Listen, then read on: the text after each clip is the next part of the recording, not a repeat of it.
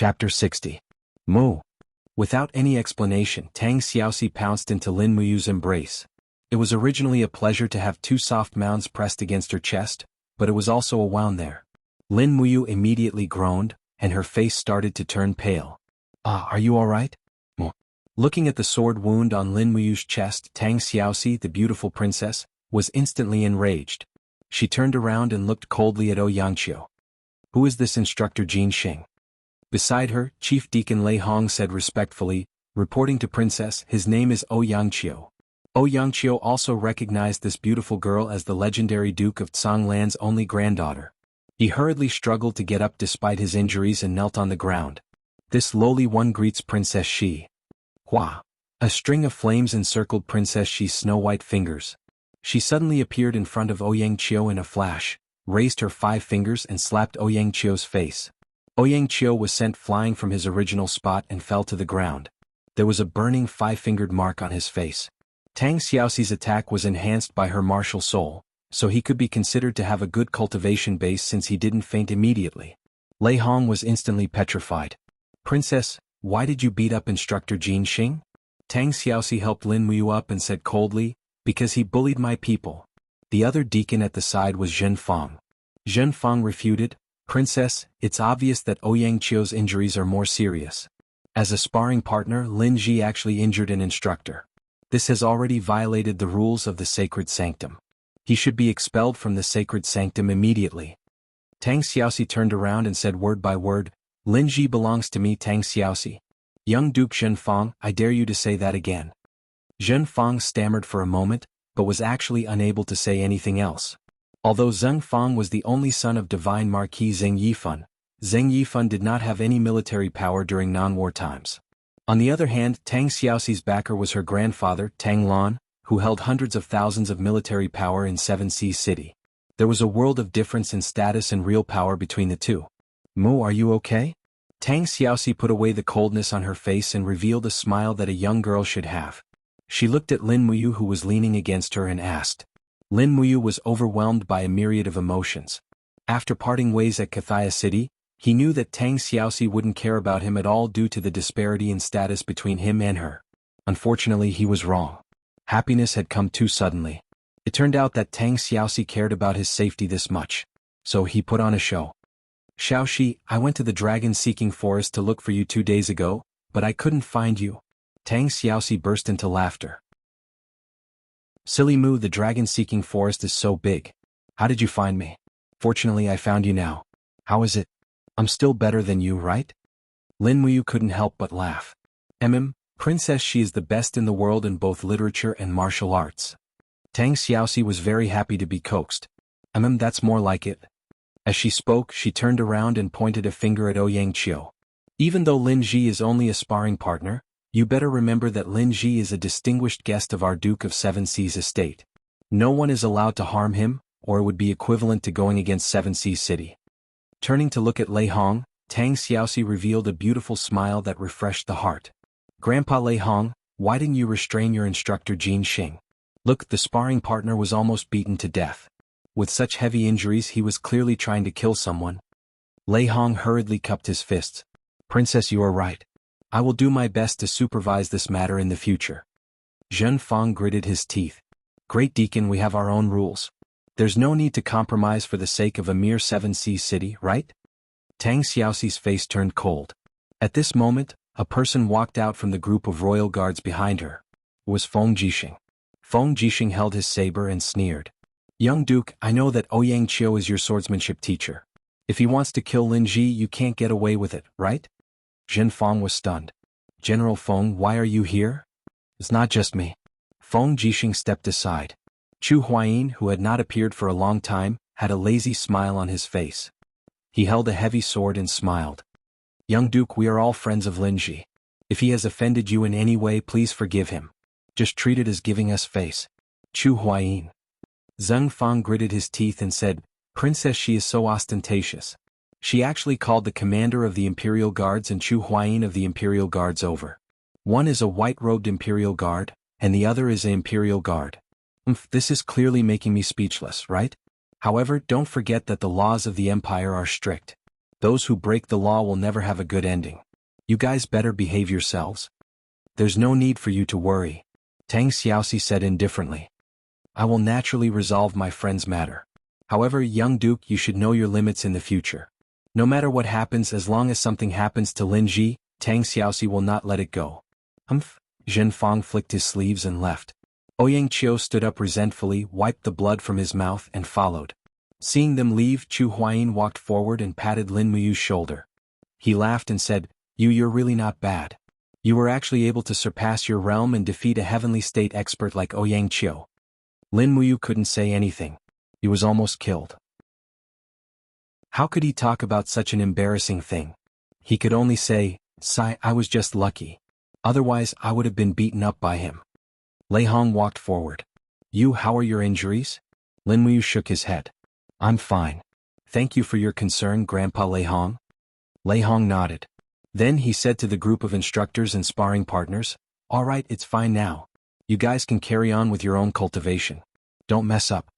The crowd dispersed. However, one thing was certain.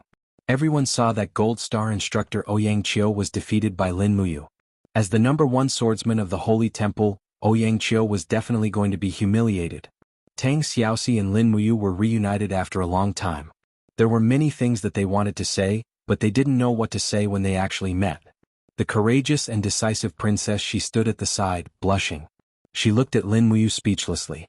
Lin Muyu looked at her adorable expression and couldn't help but laugh. Xiaoxi, your face is as red as the sunset. Tang Xiaoxi became even more embarrassed. She waved her fist and punched him. You're still talking? I thought you were dead. How could that be? I'm so lucky. Feng Jixing couldn't be bothered to listen to the two of them flirt with each other. He cupped his fists and said, The matter has been resolved. Princess, I should return to Zetian Palace Hall. His Highness has already gone back. I can't stay outside for too long. Thank you, Brother Feng. Lin Muyu said. Chu Huayin also said his goodbyes. Lin Muyu and Tang Xiaoxi sent them out of the Divine Hall. Tang Xiaoxi sent back a group of cavalry guards. She only brought a few people with her because she wanted to accompany Lin Muyu to have a good look around the capital. At night, they settled at the famous restaurant in the capital, Tingyu Restaurant. There were only the two of them. They ordered some rice wine and a table full of sumptuous dishes. This meal was treated by Tang Xiaoxi. Princess, she didn't care about money at all. Lin Muyu had been starving in the dragon-seeking forest for a few days, so naturally he would eat like a tornado. Tang Xiaoxi, on the other hand, had already eaten her fill at noon. She smiled as she watched him gobble down the food. Finally, when her stomach was almost full, Lin Muyu burped in satisfaction. She smiled and said, The food that others treat is really fragrant. Tang Xiaoxi covered her mouth and smiled. Idiot. All right. I have good news for you. I received a letter from Yu Shu at noon. Tomorrow at the latest, Chu will return to Lanyan City. Oh, Teacher Chu Chu is back? Tang Xiaoxi nodded and said, When I see him, I will naturally let him go to the Divine Hall to see you. He will also teach you some martial arts. Mu, although your advancement speed is very fast, you are still not strong enough. The Divine Hall is a place where people will swallow you whole. Without enough strength, you can only be trampled on. Lin Muyu felt the same way. I have already experienced it. Tang Xiaoxi tilted her head and looked at her with a smile. Mu, can I go to the Divine Hall to see you often? Sure, but don't make such a big commotion again. Lin Muyu scratched her head and said helplessly, Now I am afraid I am already a famous person in the Divine Hall. Tang Xiaoxi covered her mouth and laughed. Big idiot, the more famous you are, the more those people will not dare to touch you. If you are just a nameless brat, humph, with Zhenfang's nature, I am afraid he would have killed you quietly. That's true. Lin Muyu looked at her own fist. After circulating her energy, her skin was covered with energy and smiled. It is still the fist that is hard, otherwise it is useless to say anything. In the evening, after watching the lanterns for a while, she sent Tang Xiaoxi back to the residence. It was only until she saw these beauties enter the Duke's residence that Lin Muyu returned to the Divine Hall and continued to cultivate. Late at night, under the bright moon, she continued to refine her skin. But the effect of the night was not very good. It seemed that the refining of the skin had reached its limit and the skin could not absorb any more spiritual energy. If she continued to forcefully cultivate, it would only be harmful. Far away, under the moonlight, there were two old men standing, one was Lei Hong and the other was Guyang. The two of them were discussing. While they were chatting, the sound of wind suddenly swept past. Guyang asked, "What happened?" Lei Hong stroked his beard and smiled, "Chu-Chu, if you are here, then come out. Why do you need to be so sneaky?" In the small forest, Chu-Chu slowly walked out and laughed. "Lei Hong, you old man is really sharp. How is it, my student's talent is not bad, right?" "His talent is not bad, but it has not improved." Lei Hong's eyes shone brightly. "It has not improved? What happened?" Chu-Chu asked. "When he entered the divine hall, he was a battle saint, and now he is still a battle saint. What has increased is his combat experience, but his strength has not improved. His bone structure has already restricted his growth, just like many second-rate cultivators who have been stuck at a certain level for their entire lives." Lei Hong's expression was a little regretful. Chu-Chu's expression turned cold, then he smiled and said, "Don't worry, I am prepared." Lei Hong's eyes were filled with a trace of astonishment. With a leap, Chu-Chu landed not far away from Lin Muyu. He chuckled and said, "Lin Muyu, long time no see. Look what I have brought for you." Swoosh. An item wrapped in black cloth flew through the air. Lin Muyu looked at Chu-Chu in surprise and smiled. "Chu, you are here? Let's look at the gift first." Chu-Chu smiled faintly. Lin Muyu lowered her head and opened the cloth, only to find that there was a half-rotten book inside. Even the words on the book were not clear. The bamboo slips had rotted into a pile. It was obvious that Chu-Chu had rebound the book. The first part of the book had a few clear words. Forging dragon bones? Forging dragon bones? He was at a loss. Chu-Chu smiled faintly and said, "Strictly speaking, it is the Forging Dragon Bones Remnant Scroll. Currently, I can only find so much of it. You should make do with it." Chapter 61. Forging Dragon Bones. Lin Muyu held the remnant scroll and flipped to the first page. The first sentence of the mental cultivation method was engraved on it. Forging the bones and cleansing the marrow, like a dragon shedding its scales, opening the four gates, reshaping the bloodline. He was at a loss. "Grandpa Chu-Chu, what is this Forging Dragon Bones remnant scroll used for?" Chu-Chu twirled his beard and smiled. "Just by looking at the name you will understand. It is a mental cultivation method for forging the bones and cleansing the marrow. However, this mental cultivation method is similar to that of a dragon, so it is called the Forging Dragon Bones Remnant Scroll." As he said this, Chu-Chu plucked a leaf from the iron tree beside him. With a shio sound, the leaf flew 100 meters backwards and directly into a green rock. He laughed loudly. "I am teaching this kid a martial art. Do you two old fellows still want to eavesdrop? Hurry up and go drink, wait for me." Lei Hong laughed heartily. "Deacon Guyang, let us go drink first." Guyang was delighted. "Okay." After the two of them walked far away, Chu-Chu continued, "Kid, consider yourself lucky. I found this Forging Dragon Bones remnant scroll in an unknown ancient city. It records the important mental cultivation method for forging the bones and cleansing the marrow." As he said this, he looked at the confused teenager and couldn't help but laugh. "Seems like you still don't understand. How about this? I will simply explain to you why your cultivation has not improved recently and you are still a level 50 battle saint. It is actually very simple. Your strength has reached the limit of your current level. In other words, your bloodline is unable to support a stronger cultivation level. Everyone in the Empire practices martial arts, but not everyone's cultivation level is equal. This is related to the bloodline. The imperial family of the Empire, the Qin family's bloodline, is a superior bloodline, the legendary True Dragon's bloodline.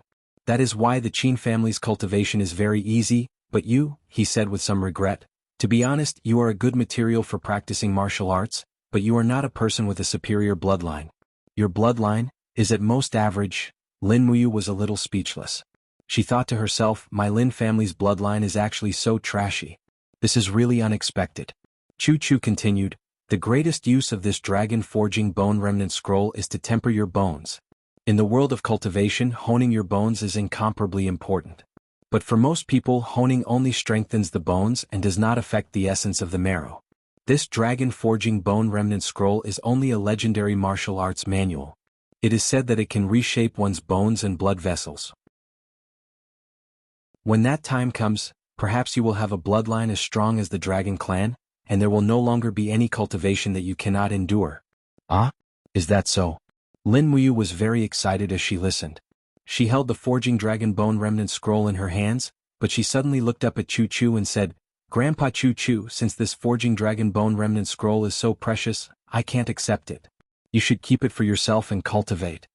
Looking at this rather simple and honest kid, Chu-Chu couldn't help but laugh loudly. Silly kid, do I, Chu-Chu, look like that kind of selfless person? If I could really cultivate it, I'm afraid I wouldn't be giving it to you. What? A light flashed in Chu-Chu's eyes as he said, forging dragon bone, as the name implies, is the Dragon Clan's bone forging technique. The pain of forging the bones and cleansing the marrow is not something an ordinary person can endure. Your grandpa Chu-Chu is so old, do you think my body can still endure this kind of pain? I'll tell you the truth, I've tried cultivating this remnant scroll before, but I almost fainted from the pain. That's why I'm giving it to you. Your mind should be able to handle this kind of pain. Lin Muyu couldn't help but feel a bit apprehensive when she recalled the pain of refining her skin. But thinking that this forging dragon bone secret technique could bring her even greater strength, and that she really needed strength, she nodded and said, "Thank you, Grandpa Chu-Chu, I will definitely cultivate diligently and not let you down." Chu-Chu smiled. "Actually, I didn't put too much hope on you, I just didn't want to see Princess She cry for you again. Xiao, she is a kind girl, don't let her down." Lin Muyu was stunned for a moment, then nodded, Then cultivate according to the forging dragon bone remnant scroll. With your comprehension, it shouldn't be difficult. Yes. Chu-Chu leapt out of the garden, most likely to go drink with Lei Hong, Guyang and the other old fellows. Lin Muyu held the forging dragon bone remnant scroll, as if she had obtained a treasure. Her cultivation had already reached the limit, and refining her skin was no longer of any use, so she immediately began to cultivate the forging dragon bone. The remnant scroll was divided into 3 parts. The first part was marrow cleansing, meaning to thoroughly cleanse the bone marrow. The second part was assimilation, meaning to find a piece of true dragon bone and assimilate it with one's own bone characteristics. The third part was rebirth. After assimilating the true dragon bone, one would begin to reconstruct one's bloodline. The most difficult part was assimilation because one had to find a piece of true dragon bone, but where would one go to find one? First, cultivate marrow cleansing.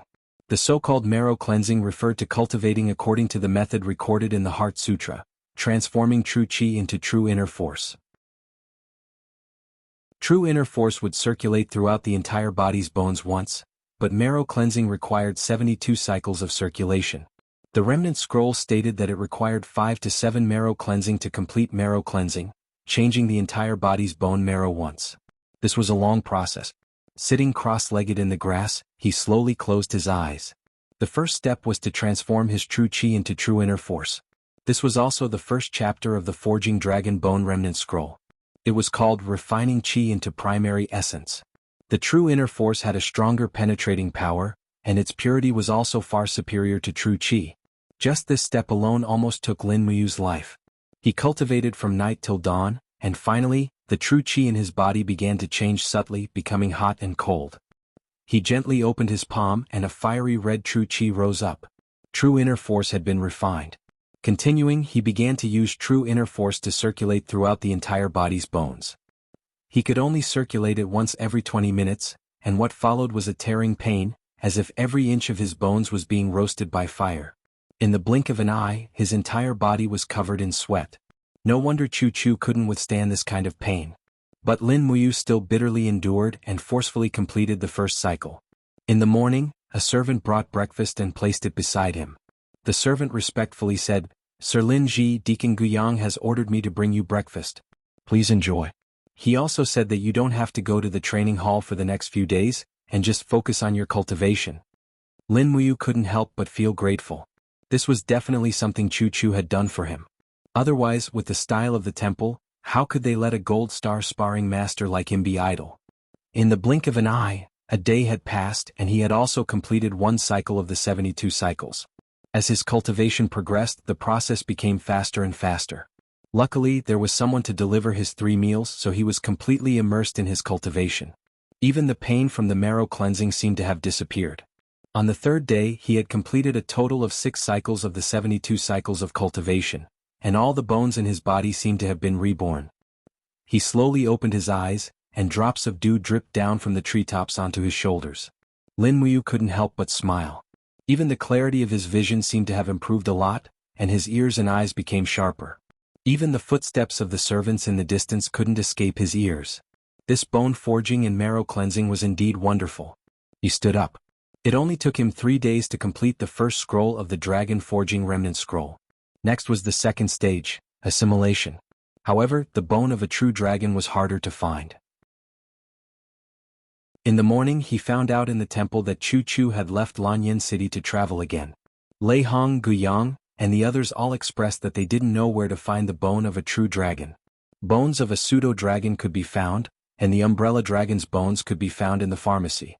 However, it was obvious that he couldn't use the pseudo-dragon's bones to assimilate. Otherwise, the quality of his cultivation would be completely different. In the afternoon, a servant walked over and said, "Sir Lin Ji, there's someone outside asking to see you. It's Princess Shi from the Duke of Seven Seas' residence." "Oh, I'll be right there." He hurriedly put on his boots and hurried out. Outside the temple, Tang Xiaoxi stood alone under the bright sunlight. Her hair flowed behind her and she wore a fiery red dress. She looked at him with a smile and said, "Mu, long time no see. Why are you free today, Xiaoxi?" He asked with a smile. "I'm free every day. I'm going to Zetian Hall today, so I came to see you on the way." She smiled sweetly. Lin Mu muttered, "Zetian Hall? It seems that there's no need to pass through the temple from the Duke's residence to Zetian Hall." He regretted it as soon as he said it. He wanted to slap his thigh and scold himself. "You finally understand why you're single?" Tang Xiaoxi blushed at his words. She glared at him and said, "Anyway, I'm going there on the way. You don't have to care about me. Let's go to Tingyu restaurant for lunch. I've made a reservation." "Okay, but it's so expensive there. One meal costs 70 Jianghu coins." "Don't worry, I'll pay." Tang Xiaoxi patted her plump chest and didn't reply. "Okay, but before I go there, I want to go to the biggest medicine shop in the Imperial City." "Okay." The two of them arrived at the medicine shop. Many people in the medicine shop recognized Tang Xiaoxi. They all respectfully greeted her, Princess Shi as well. After asking a few rooms, Lin Muyu couldn't find what she was looking for. Lin Muyu looked unhappy. "Silly Mu, what kind of medicinal herb are you looking for?" Tang Xiaoxi was a little surprised. "A kind of bone," Lin Muyu said. "Oh, what kind of bone?" "It's..." Lin Muyu was a little embarrassed and said, "Xiaoxi, how long has it been since a true dragon appeared on this continent?" "A true dragon?" Tang Xiaoxi blinked and said with a smile, "About 2,000 to 3,000 years ago. The legend of a true dragon has been around for a long time. It seems like no one has seen a true dragon in the past few thousand years." "If that's the case, then it's even harder." He was full of disappointment. "What are you looking for?" "A piece of the bone of a true dragon." "Ah." Tang Xiaoxi's beautiful eyes widened, but she suddenly seemed to think of something. She stuck out her tongue and said with a smile, "Okay, this kind of thing is really hard to find. How about this, I'll help you think of a way. Don't be anxious." "Okay." Tang Xiaoxi knew that Lin Muyu was a genius in the field of medicine refinement. She was probably looking for the bone of a true dragon to refine medicine, so she didn't ask much. She didn't know that Lin Muyu wanted the bone of a true dragon to cultivate the dragon bone forging technique. Chapter 62. In the back garden of Zetian Palace, many maids were flying kites. Qin Yin was dressed in a purple cloak with the golden emblem of the Jianhu Empire pinned on her chest. She held a dark green zither in her arms as she looked up at the kite in the sky. "Your Highness Ing." A maid greeted her respectfully from the side. Qin Yin smiled gently. "It's fine now. You may leave." "Yes." Qin Yin turned around and saw Tang Xiaoxi's beautiful eyes looking at her as if she was looking at an extremely delicious delicacy, and she couldn't help but burst into laughter. "Xiaoxi, why are you looking at me like that? I'm not here to eat." Tang Xiaoxi rubbed her hands together and smiled shyly. "Xiaoyin, I have a favor to ask of you." "Oh?" Qin Yin couldn't help but smile. "When did our Xiaoxi become so polite?" Where did your courage go when you asked for 5 pieces of golden silk wood from the palace last time?" Tang Xiaoxi's face turned red. "I might have gone a little overboard this time." "Oh, say it." Qin Yin put down her harp and generously opened her arms to hug Tang Xiaoxi's shoulders. She smiled.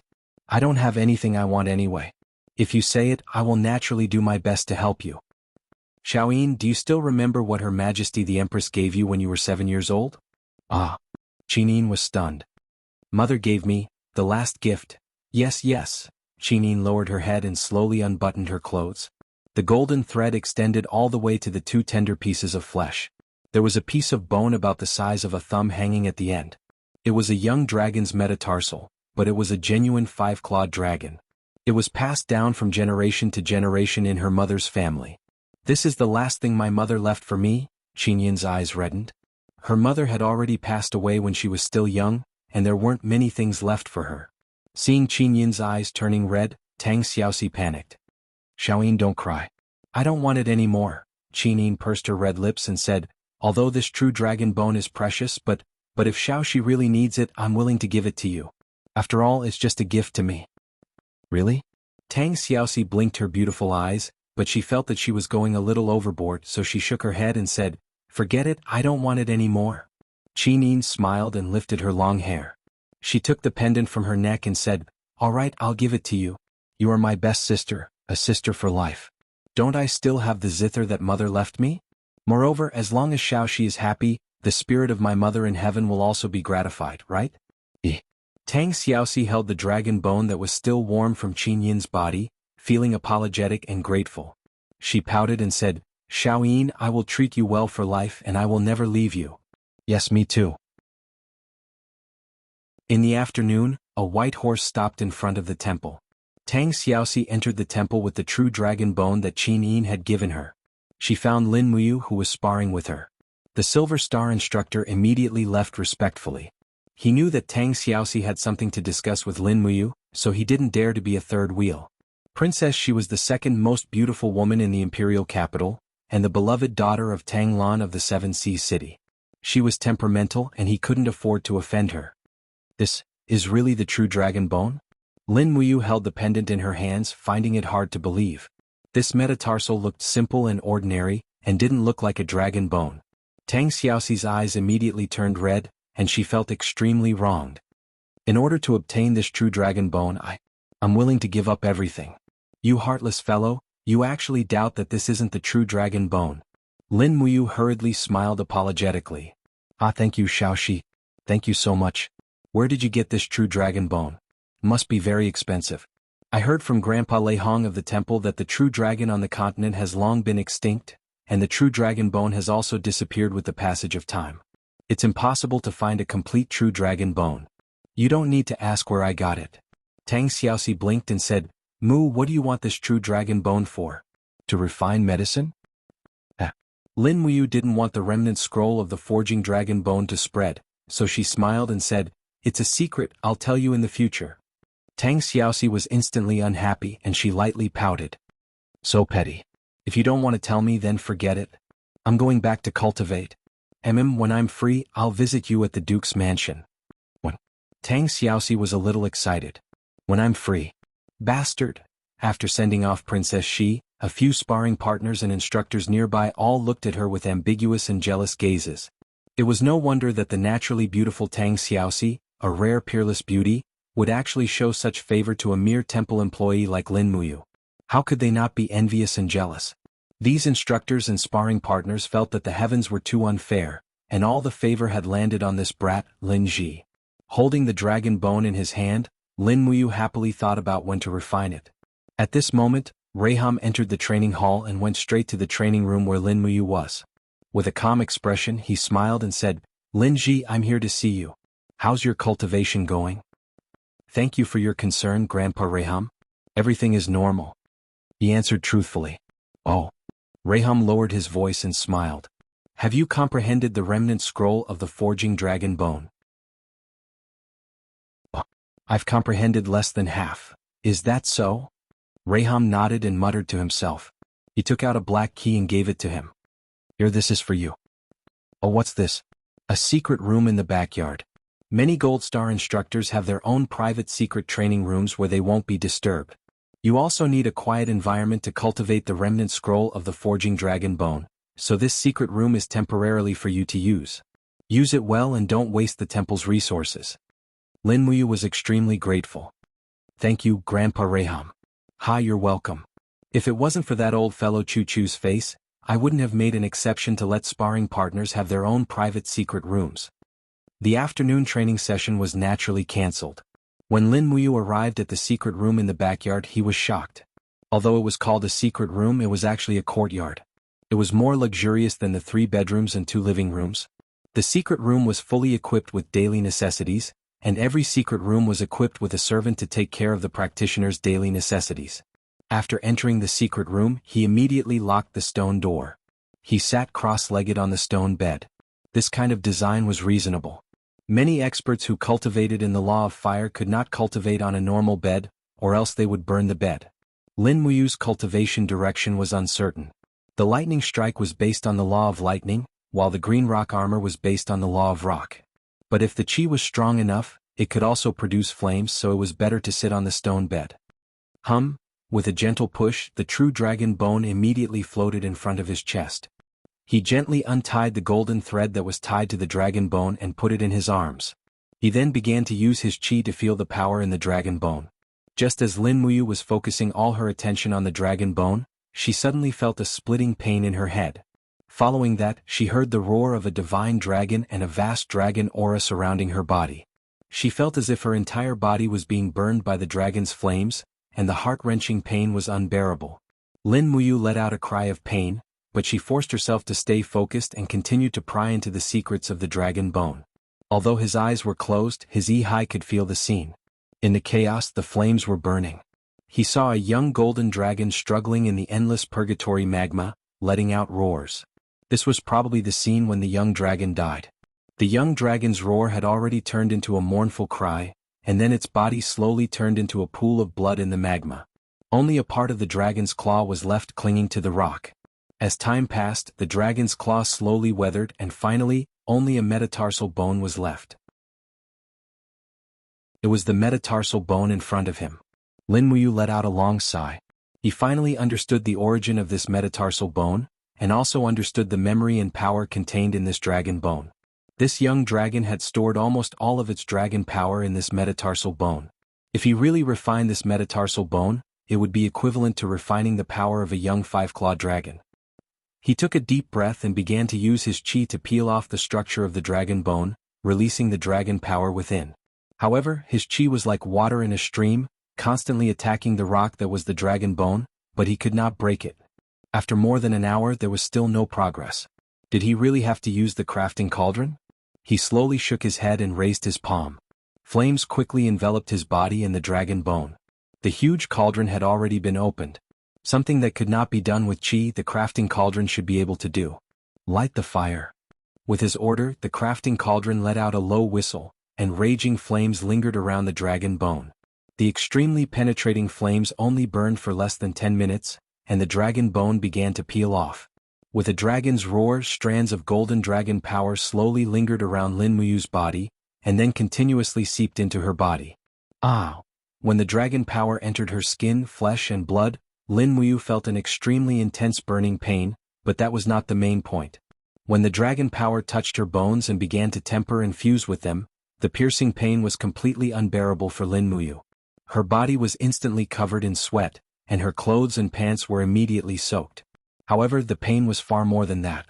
As the dragon power continued to temper and fuse with her bones, the pain became more and more intense. Finally, Lin Muyu's consciousness began to blur and she fell on her back. "Big brother, stop." A voice came into his ear. It was the elf female official Lulu. She was flying in the air, shouting at the top of her lungs. Lin Muyu suddenly woke up and found that his body was covered in flames. He hurriedly withdrew his chi and the crafting cauldron, and rolled on the ground a few times to put out the flames on his body. He stood there in a sorry state. If it was not for Lulu waking him up and letting the crafting cauldron continue, he was afraid that his body would have been destroyed. Pain could be stimulating, but it could also make people faint and fall asleep. This was too dangerous.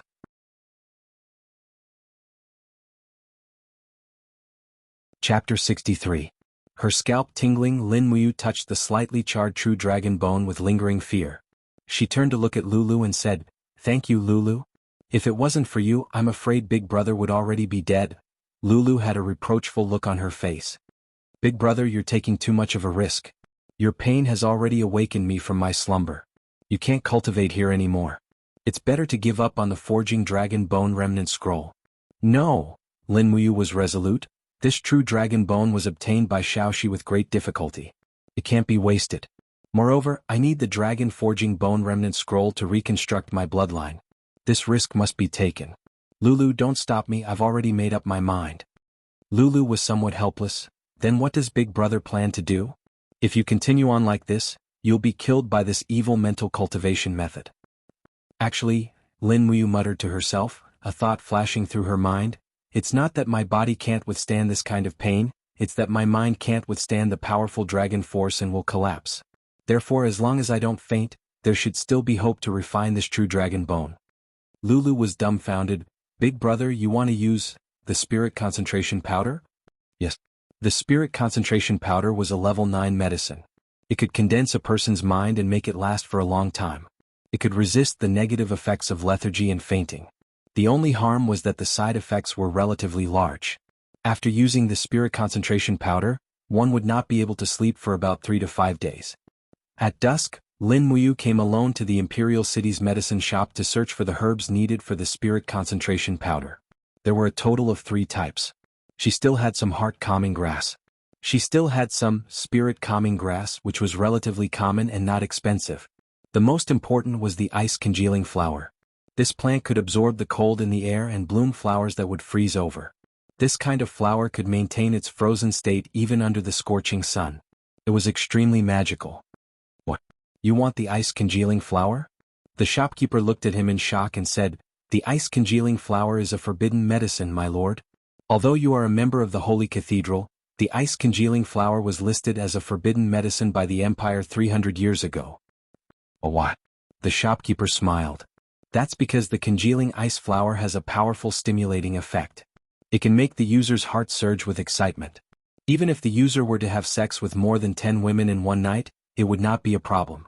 However, the side effects of the congealing ice flower are too great. In the past, it has caused the deaths of many nobles. Therefore, the Empire has decreed that the congealing ice flower is prohibited from being used as medicine." Lin Muyu frowned. "I didn't use the ice congealing flower for this. Shopkeeper, I'm a gold star level employee of the Holy Sanctum. Isn't it stated in the Empire's laws? These prohibitions can be slightly pardoned for people from the temple. Can you sell me some congealing ice flowers?" The shopkeeper was put in a difficult position. "Then, Sai, since my lord insists, I'll give you one. Our medicine shop only has 2 congealing ice flowers. However, the congealing flower is very rare, so it's very expensive. 100 Jianghu coins. Do you want it?" Lin Muyu touched her waist pouch. She had not received her salary for this month, so she only had 100 Jianghu coins on her. She nodded. "All right then, 100 it is. I'll take it." "All right." Soon, a pot of congealing ice flowers was brought out. Although it was late autumn, the congealing flower's petals were covered in a thick layer of ice. Lin Muyu picked it up and went straight to the Holy Cathedral. Along the way, she ignored the sparring masters and instructors who greeted her. She was afraid that they would notice that she was carrying a forbidden medicine. That would not be good. After entering the secret chamber, she immediately began to refine the medicinal essence. Then she began to smelt the 3 medicinal essences at a ratio of 1:8. She also used the fire refining method, using vital energy to evaporate the last impurities in the medicinal essence, leaving behind the purest portion to smelt the medicine. This method had long been lost on this continent, right? After more than an hour, the spirit concentration elixir was completed. As the effects of the spirit concentration elixir lasted for a long time, it did not matter when she drank it. In the past, Lin Muyu had only drunk the spirit concentration elixir in the game. This time she was going to drink a bottle of it in real life. It definitely did not taste good. After drinking it, it was bitter, but she instantly became very spirited. Her entire body was refreshed. The side effect was that a warm current separated from her dantian. One went straight to her brain and the other went straight to her lower body. Yes, this was the effect of the congealing ice flower. She began to refine the true dragon bone again. The light from the treasure refining cauldron shone in all directions in the secret chamber. Flames lingered and the true dragon bone trembled again. Waves of dragon roars echoed in the secret chamber.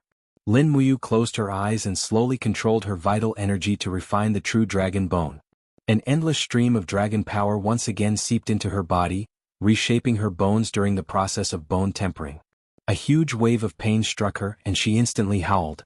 The strong impact mixed with the excitement brought by the spirit concentration elixir. As time passed, she really did not faint this time. Every inch of her bones felt cold and hot alternately. This feeling was worse than death. If it was not for the spirit concentration elixir, She was afraid that she would have fainted again. Lin Muyu gritted her teeth. Her expression was solemn, and her whole body was soaked in sweat. The thick flames formed by the dragon power lingered around her body, but it did not burn her. Instead, it tempered her bones inch by inch. The moment the dragon power seeped into her bone marrow, the real pain finally came. Woo woo, he could not help but let out a muffled groan. This was an indescribable pain that people would rather dance barefoot in flames and sharp blades than to experience this pain. This process was very long, a full 7 or 8 hours. Every time Lin Muyu almost fainted, the spirit concentration elixir would always pull him back from the brink of death. He refined the spirit concentration elixir himself, and it was actually to save himself. In the blink of an eye, an unknown amount of time passed, and the pain suddenly disappeared. The true dragon bone in the crafting cauldron also turned into some waste dust and disappeared with the wind. But it was also at this moment that Lin Muyu felt something spiritual in his blood. A strong feeling of not being satisfied if he did not spit it out took over his body. He slowly opened his palm and this power rose up. It was actually a light purple flame. This is? He was a little surprised. At this time Lei Hong's voice came from outside the door. Little brat, this is true yuan, a power derived from the true dragon's blood, also known as the true dragon primary fire. Make good use of it, it will make you an unparalleled expert. It has been hundreds of years since anyone on the continent has been able to possess the true dragon primary fire. Grandpa Lei Hong? Lin Muyu was shocked. He did not think that Lei Hong was peeping. In fact, one of the main reasons why Lei Hong arranged for him to be in a secret room was to protect him while he cultivated. Otherwise, if anything happened to Lin Muyu during his cultivation, Chu Chu would definitely not let Lei Hong off easily. Lei Hong chuckled, although this true dragon primary fire is very strong, you must not easily reveal it in front of others. If someone recognizes that you are using the true dragon primary fire, you will have countless troubles. Alright, Grandpa has watched you for an entire day, my old bones are about to fall apart. Go eat something. As for you brat, you better go find a place to vent. There is a spring flower brothel in the east of the imperial city, the girls there are not bad. You can go there. If you don't have money, just put it on the temple's tab. I'm leaving. I have already cultivated for an entire day? Lin Muyu silently muttered to himself. Using his spiritual sense, he sensed that Lei Hong's powerful strength had gone far away. It seemed like he had really left. At this time, it was as if he had been reborn. In the bone forging and marrow cleansing section, the assimilation of the true dragon bone had been completed, and he had unexpectedly obtained the mysterious power of the true dragon primary fire. But why did Lei Hong want him to go to the mysterious spring flower brothel to find girls? He was confused, completely unable to understand what was going on. But at this time, an evil fire suddenly rose from his lower body to his dantian. His entire body became hot, and with a buzz in his head, he almost completely lost his mind. His cheeks were burning hot. What was going on? Could this be the result of using the spirit concentration powder? Heavens, this was more effective than any drug. Even an expert like Lin Muyu could not resist the rising desire. He did not know how to deal with this. But at this time, something even worse happened. Dong dong dong sounds came from outside the stone door, and Tang Xiaoxi's voice sounded, Mu, are you there? Lin Muyu opened his mouth, but immediately felt that it was not appropriate. He immediately shut his mouth, but it was already too late. So you are here, I'm coming in? Tang Xiaoxi reached out and pushed and the door opened. Damn it, he actually forgot to lock the stone door. Lin Muyu regretted it so much that his intestines almost turned green. Indistinctly, Tang Xiaoxi's graceful figure appeared in the secret room, and she walked over with a smile. Mu, why is your face so red? Are you sick? He almost couldn't speak, and there were thousands of desires in his heart, but the girl in front of him was Tang Xiaoxi, a woman he absolutely could not touch. Tang Xiaoxi wore a beautiful close-fitting dress, which outlined her graceful figure extremely charming. She walked over and sat down slowly beside him and asked with concern, What's wrong? The faint fragrance of a young girl wafted into her nose. This was even more fatal. Lin Muyu's breathing became heavier and heavier. She was struggling with her desire and refused to give in. She said, Xiaoxi, hurry up and get out. I can't hold it in any longer. Are you okay? Tang Xiaoxi approached him and reached out to touch his forehead. Wow, why is it so hot? Lin Muyu inadvertently looked down and saw a pair of plump white rabbits on Princess Xi's chest, so beautiful and pure. His brain was completely out of control. Xiaoxi, He reached out to hold Tang Xiaoxi's slender waist, and his left hand climbed up her virgin peaks, and he lowered his head to kiss Tang Xiaoxi's lips. For a moment, Tang Xiaoxi was almost petrified, and her big eyes were wide open, and her long eyelashes trembled a few times.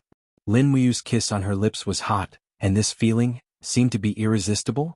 However, her chest was suddenly caught, and Tang Xiaoxi was instantly embarrassed and angry, and she pushed Lin Muyu away. "Mo, what are you doing?" However, when she saw Lin Muyu's pair of misty and lustful eyes, she suddenly seemed to have guessed something. She immediately raised her palm, and with a surge of vital energy she directly hit Lin Muyu's chest and shouted softly, "Heart-clearing incantation." A faint green brilliance flowed in her palm, and in the blink of an eye Lin Muyu's mind became clear.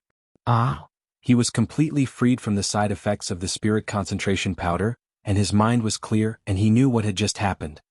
He looked at the blushing Tang Xiaoxi with a face full of remorse, and he wanted to find a hole to hide in. "Xiaoxi? I'm sorry, I'm really, too," he stammered for a long time without saying anything, but Tang Xiaoxi looked at him coldly and rebuttoned the chest button of her cloak, stood up and patted his shoulder, saying, "Idiot, you dare to use the congealing ice flower as medicine? You really don't want to live. If I hadn't learned the heart-clearing incantation when I was young, Humph, I'm afraid you would have lost your life." Of course, Lin Muyu knew what she meant. If he took away the chastity of Duke Kanglin's granddaughter, the hundreds of thousands of soldiers of Qihai City would chop him into pieces in minutes. "Thank you, Xiaoxi." He still felt extremely inferior and didn't dare to raise his head. Tang Xiaoxi burst into laughter. "You didn't do it on purpose, I forgive you. I came here to tell you that the Upper Shi Festival will be coming soon. Do you have any plans? If not, then come with me." "Upper Shi Festival? What's that?" He looked puzzled. Tang Xiaoxi looked disdainful. "You don't even know about the Upper Shi Festival, you're really sick." Well, the Upper Shi Festival is a very important festival in the customs, and it means a happy gathering. On this day, everyone will be together with their friends and family. I see that you don't have many friends, so come with me, how about it? Okay. Lin Muyu secretly rejoiced. Tang Xiaoxi was a very lovable girl, and if he offended her because of what happened today, it would be a great sin. Fortunately, she was willing to forgive him. Anyway, he was alone, and it was good to have someone to accompany him.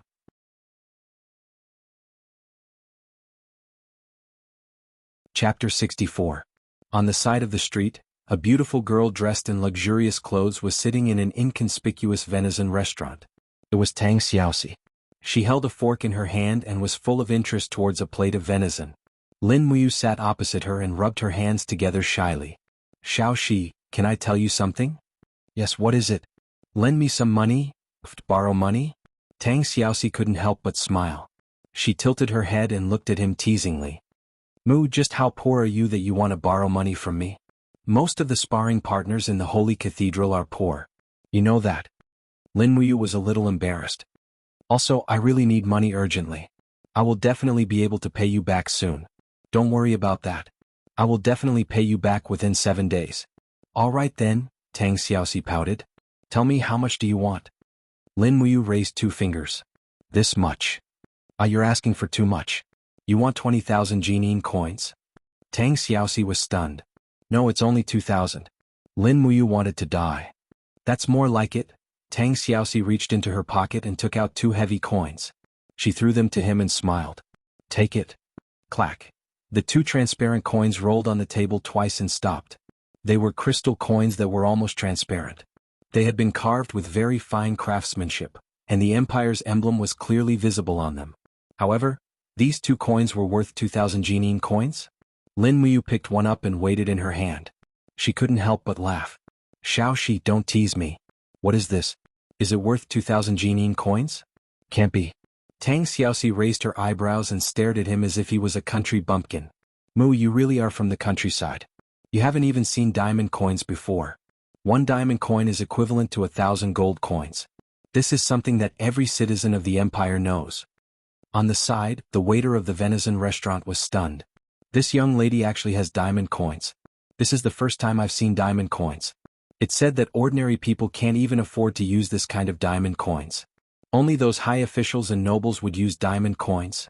Lin Muyu suddenly understood. She hurriedly stuffed the 2 diamond coins into her waist pocket and said with a smile, "Thank you, Xiaoxi. I'll return it to you within a week."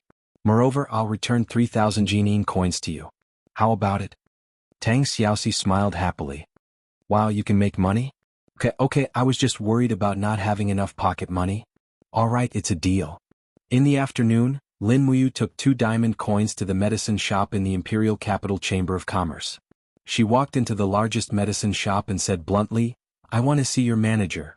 When the waiter saw the golden emblem on her chest, he didn't dare to delay and hurriedly went to invite her in. Not long after, a chubby middle-aged man walked over. He was dressed in golden embroidered clothes and cupped his fists. He smiled and said, Sir, I'm the owner of this medicine shop. I'm called Third Fatty Jean. My surname is Jean and I'm fat. I'm the 3rd child in my family, so people in the alchemy world call me Third Fatty Jean. Sir, may I know why you're looking for me? Lin Muyu looked at him deeply and said, What's your alchemy level?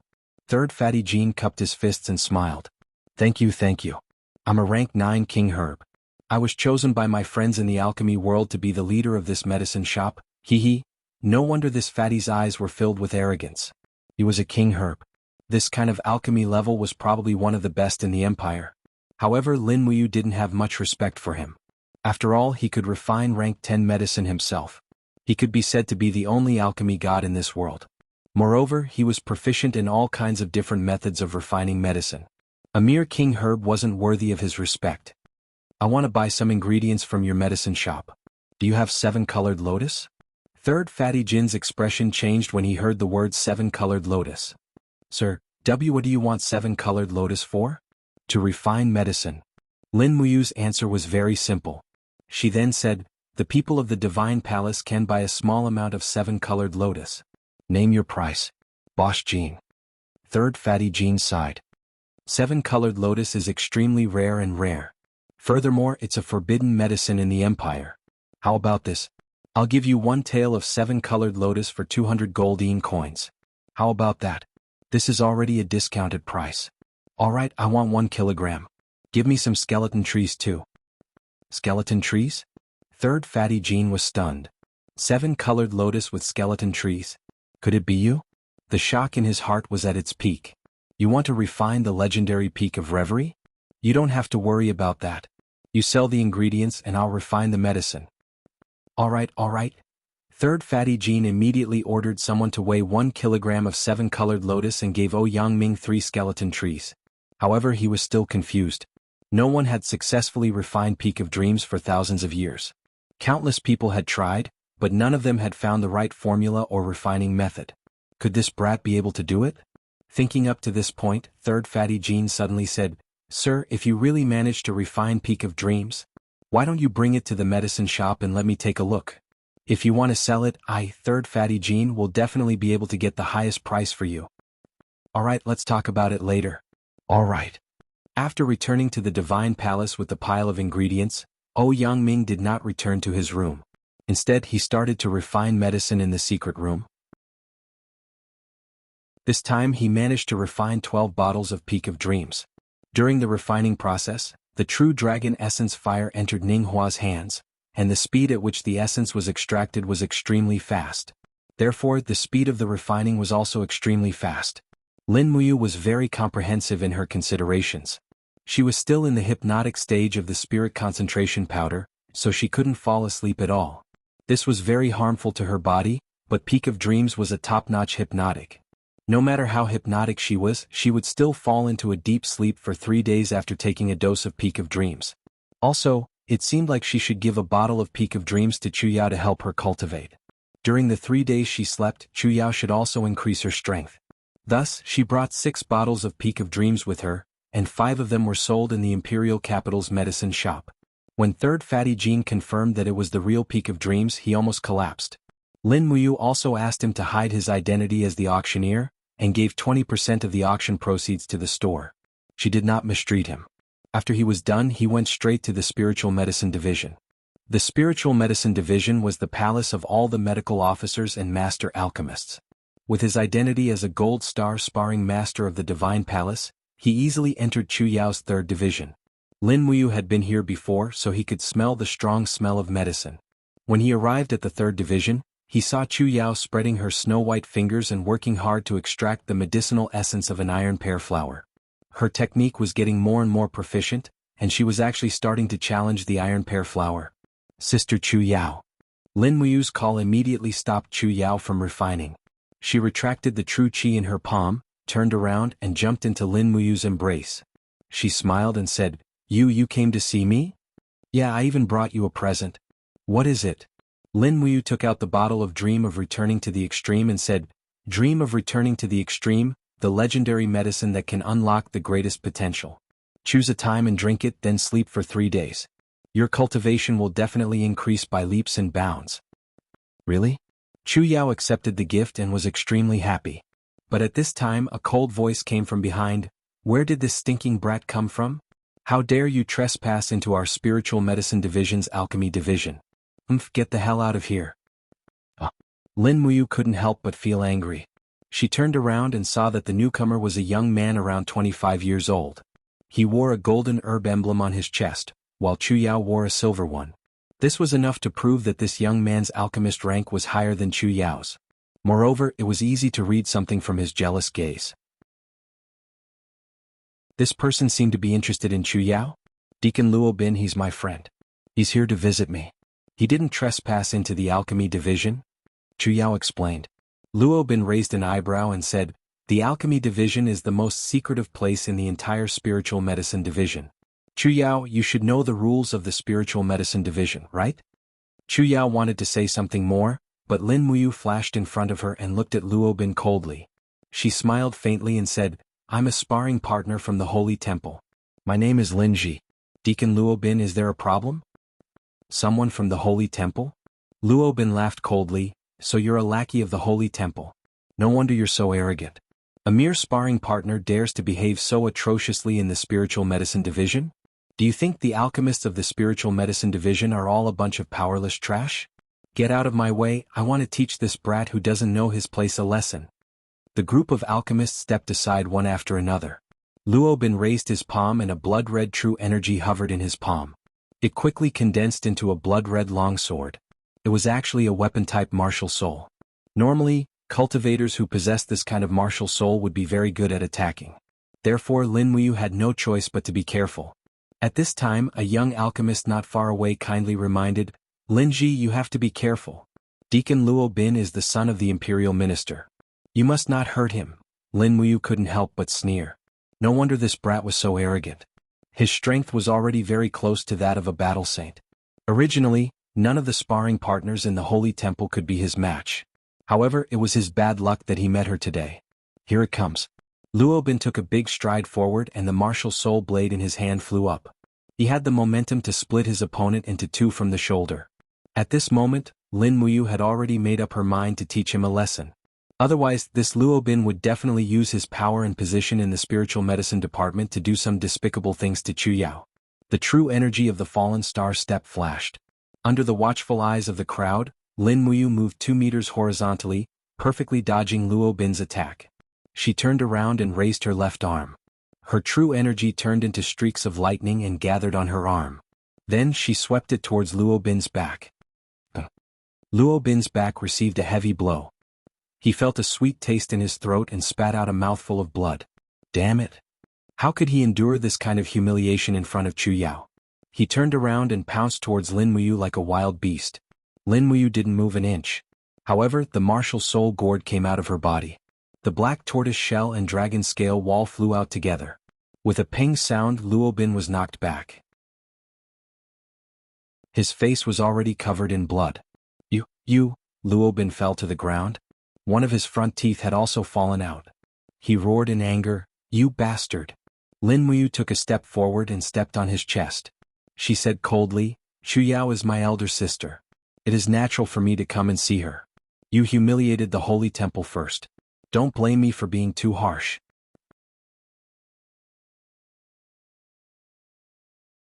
Chapter 65. You lowly commoner, you son of a bitch. Luo Bin struggled to get up from the ground, his eyes filled with venom as he said fiercely, Just you wait, the minister's office will not let this go and the spirit medicine department will not let you off either. Just you wait. As he spoke, Luo Bin turned around and left, and the crowd of alchemists also dispersed with a sigh. You've caused trouble? Chu Yao looked at him reproachfully and said, We've just arrived at the capital. How could you offend someone like Luo Bin? His father is the minister, and he's in charge of all sorts of government matters. If we offend him, how will we continue to live in the capital? Lin Muyu felt a bit guilty and rubbed her nose, saying, I just can't stand his arrogant attitude and I can't stand him fantasizing about you. When Chu Yao heard the last sentence, she felt her heart beat wildly, and she couldn't help but burst into laughter, as if the spring wind had melted a pond of water. She said, All right, I know you're doing this for my own good, but I really can't stay in the spirit medicine department. You should hurry back to the temple, at least the people in the temple can protect you. Hurry back. Sister Chu Yao, are you all right? Lin Muyu asked with concern. She was worried that Luo Bin wouldn't be able to find her and would make a move on Chu Yao. Chu Yao shook her head with a smile. Don't worry, I'm just a weak little girl, and I'm also a silver needle level alchemist in the spirit medicine department. My name is already on the books, so he probably can't do anything to me. Moreover, the commander of the Imperial Army, Feng Jixing, and my brother came to visit me last time, and I've met with the attendants of the spirit medicine department. At least Luo Bin will give Feng Jixing some face. That's good. Take the dream returning peak as soon as possible, and then find a safe place to sleep for 3 days. Your cultivation will definitely improve a lot. I'm going back to cultivate as well. Alright, go ahead. Looking at Lin Muyu's handsome figure in the distance, this young man's temperament was also subtly changing as his cultivation improved. Now, the confidence he exuded was enough to move a young girl like Chu Yao. Moreover, they had been together for a long time, so it was inevitable that feelings would be born. Chu Yao let out a soft sigh and remained silent. Hundreds of thoughts were running through her mind, but she also thought about the relationship between Tang Xiaoxi and Lin Muyu. The fact that Tang Xiaoxi had entered the holy temple to protect Lin Muyu had long been known by the entire city. It must be known that the Grand Deacon of the holy temple, Lei Hong, and Duke of Tsanglan, Tang Lan, were close friends. There were even rumors that Lei Hong was Duke of Tsanglan's subordinate. Because of the relationship between Tang Xiaoxi and Lin Muyu, Lei Hong would naturally protect Lin Muyu in every possible way. After thinking about it, Chu Yao could only continue to refine medicine. Rushing back to the holy temple, he did not go straight to the secret chamber, but instead went to the main hall of the holy temple. 2 guards carried their weapons and asked, Sparring Master, what are you doing here? I want to see Grandpa Lei Hong. Wait for us to report. Yes. Not long after, Lei Hong walked out of the holy temple drowsily and asked with a smile, What's wrong, kid? Lin Muyu said, I want to sleep and cultivate for 3 days, so I hope that Grandpa Lei Hong can send someone to guard outside my secret chamber. Otherwise, I'm worried that my enemies will hurt me while I'm asleep. Lei Hong squinted his eyes. Didn't you just take the spirit concentration powder? I know the effects of the congealing flower, how can you still sleep? Anyway, I can sleep. It seemed that Chu Chu did not mention to Lei Hong about the dream back to the peak. That was good. Lei Hong nodded. Okay, I will let Deacon Guyang cultivate outside your secret chamber for the next 3 days. Don't worry, no one in the holy temple will harm you. Many thanks, Grandpa Lei Hong. Returning to the secret chamber, he was relieved this time. He took out a bottle of Dream back to the peak, opened the cap and took a sniff. There was a hint of sweetness in the fragrance of the rainbow lotus. He raised his head and drank it. The next moment he felt dizzy and drowsy. As expected, the effects of Dream back to the peak were stronger than the spirit concentration powder, and he was forced to sleep. This sleep was very long. In the dream he felt like he had experienced a catastrophe. His whole body was burning and his bones felt like they were on fire. The extremely hot flame burned every inch of his skin. Golden light flashed in front of his eyes, and he saw a 5-clawed dragon with golden scales dancing in the air. One of the dragon's whiskers was shaking, and a pair of cold eyes was looking at him as if he was the king of the earth. Ah! He suddenly woke up from the dream. It was early in the morning, and he could hear the bell ringing for breakfast in the holy temple. Clenching his fists, Lin Muyu took a deep breath. He could feel a vast power circulating in his body. He knew that his cultivation had improved a lot even without measuring it with any instrument. He raised his fist and Zhen Qi was enshrouded in it. He smiled and with a slight push of his Zhen Qi, it quickly turned into a light purple flame. It was the true dragon primary fire. The destructive power of this fire was very strong, and it could not be used inappropriately. Lin Muyu even suspected that the destructive power of the true dragon primary fire could easily defeat an opponent of the same cultivation level, or even kill them directly. Stepping out of the secret chamber, Guyang was taking a morning breath. The so-called morning breath was to breathe in and out the natural qi in the morning. This was Gu Yang's cultivation method. He only did this once a day and Gu Yang would not miss it. Opening one eye, Gu Yang glanced at Lin Muyu and said with a smile, "Lin Ji, your cultivation has improved. This old man won't send you off. You can go and have your breakfast before going to the temple." "Thank you, Master Gu Yang, for protecting me." Lin Muyu cupped his hands and bowed respectfully. Gu Yang smiled and did not reply. In fact, this kid's cultivation was indeed very good, but he was humble and cautious, without any arrogance. There were fewer and fewer young cultivators like him. Looking at so many young warriors in the holy temple, Zhen Fang was too arrogant because of his noble background, while Zhao Jin, Ouyang Qiu and the others were too murderous and arrogant. Lin Muyu, who had started as a sparring partner, seemed to have a much higher state of mind than these people. The sea can accommodate hundreds of rivers, and those who have a broad mind will eventually reach a higher level of cultivation. "Master Lin Ji." A servant called out from afar and said with a respectful smile, "Great Deacon Lei Hong is calling you to the holy temple." "Okay." Lin Muyu did not eat and went straight to the holy temple. Far away, Lei Hong sat on the seat of the great deacon and said with a smile, "Lin Ji, you're here. Go to the testing device and see how much your cultivation has improved." "Yes." With a leap, he landed on the bright and transparent disc, and with a low shout, he activated his true qi. Immediately, his true qi was injected into the device under his feet, and a spirit stone beside him quickly leaped up, 5 long and 7 short. "Battle Saint, not bad, not bad." Lei Hong stroked his beard and said with a satisfied smile, "All right, go, the morning training is about to begin, your body has fully recovered, right?" "I have recovered, thank you, Grandpa Lei Hong." "Go." "Yes." After finishing his meal, the time was just right, and when he arrived at the training hall, a group of sparring partners revealed a cheerful smile. "Master Lin Ji is here." "That's great." After her bloodline was reconstructed by the dragon forging bone remnant scroll, Lin Muyu's aura had also changed a little. Although she was amiable and approachable, there was a kind of awe-inspiring feeling that made a group of sparring partners feel reverence. "Lin Ji, you finished your closed-door training?" A young Copper Star sparring partner said with a smile. Lin Muyu knew this person, and although she did not know his real name, his nickname was Little Bean Sprout. His strength was not bad, but he seemed to be a little off today. His face was full of bruises, and his nose was crooked as if the bridge of his nose was broken.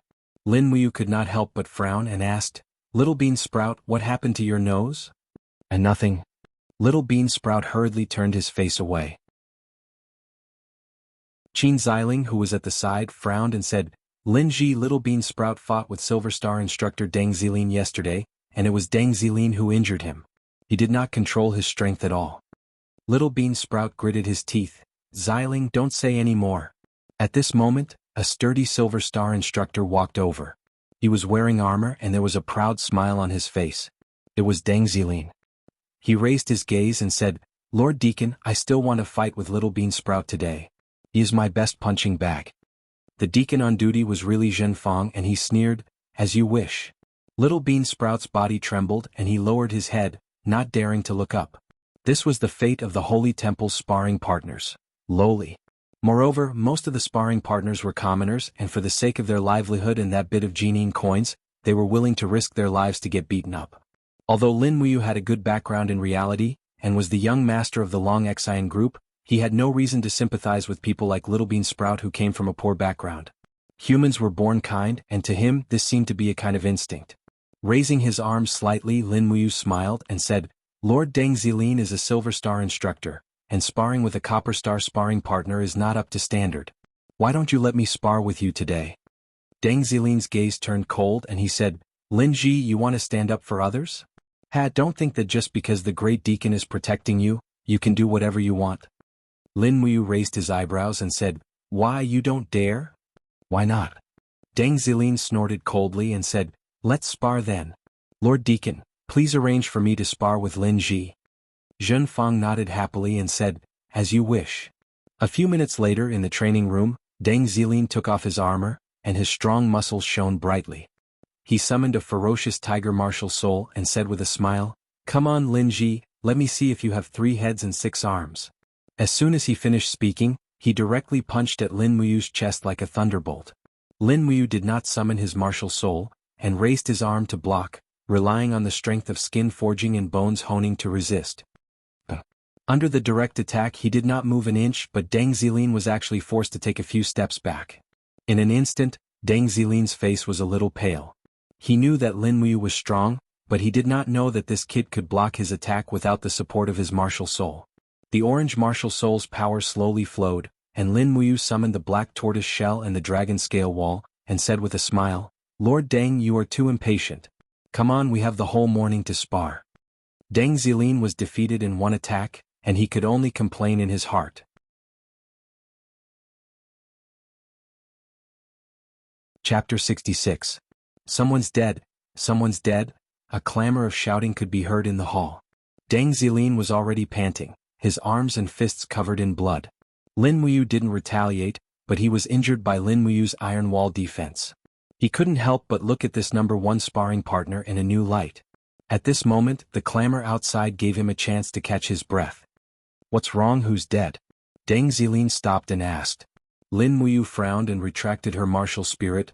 "I don't know, let's go out and take a look." A corpse lay quietly in the hall of the training hall.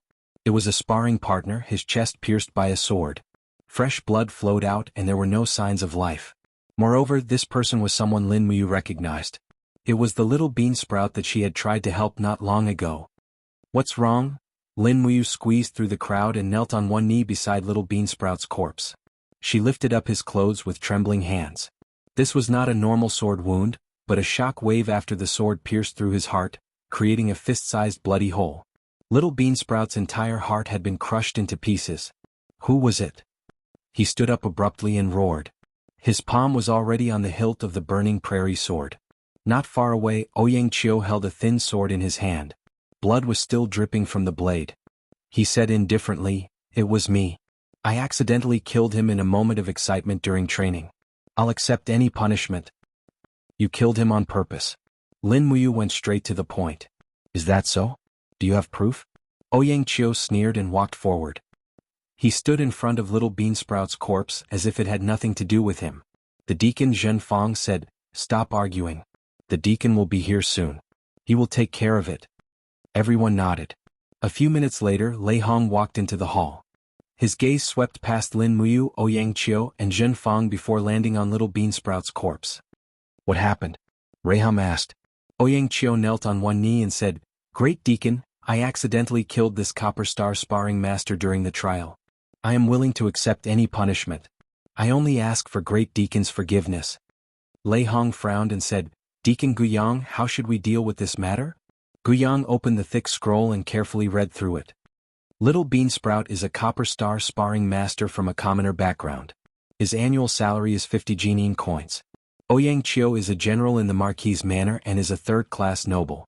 According to the Empire's laws, if a noble accidentally kills a commoner, he only needs to compensate the commoner with 10 years of his income in order to be pardoned.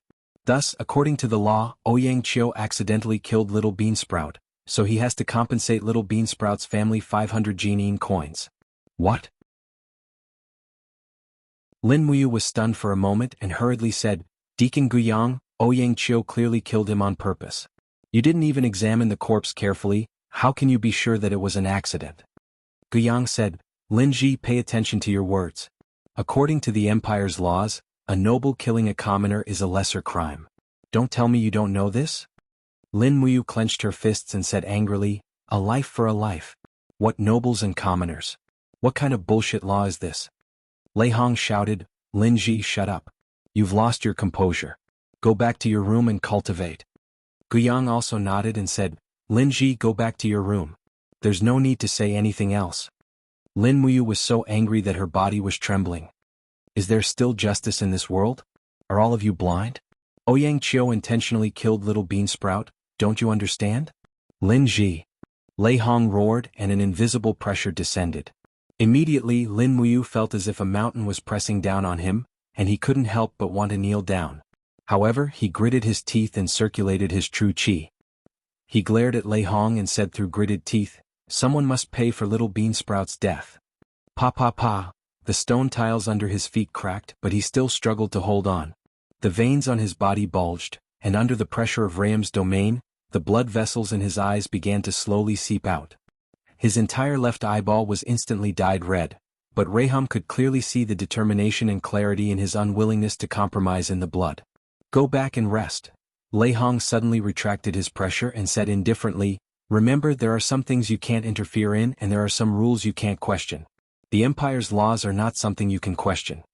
Lin Muyu's whole body was trembling, and he was panting heavily.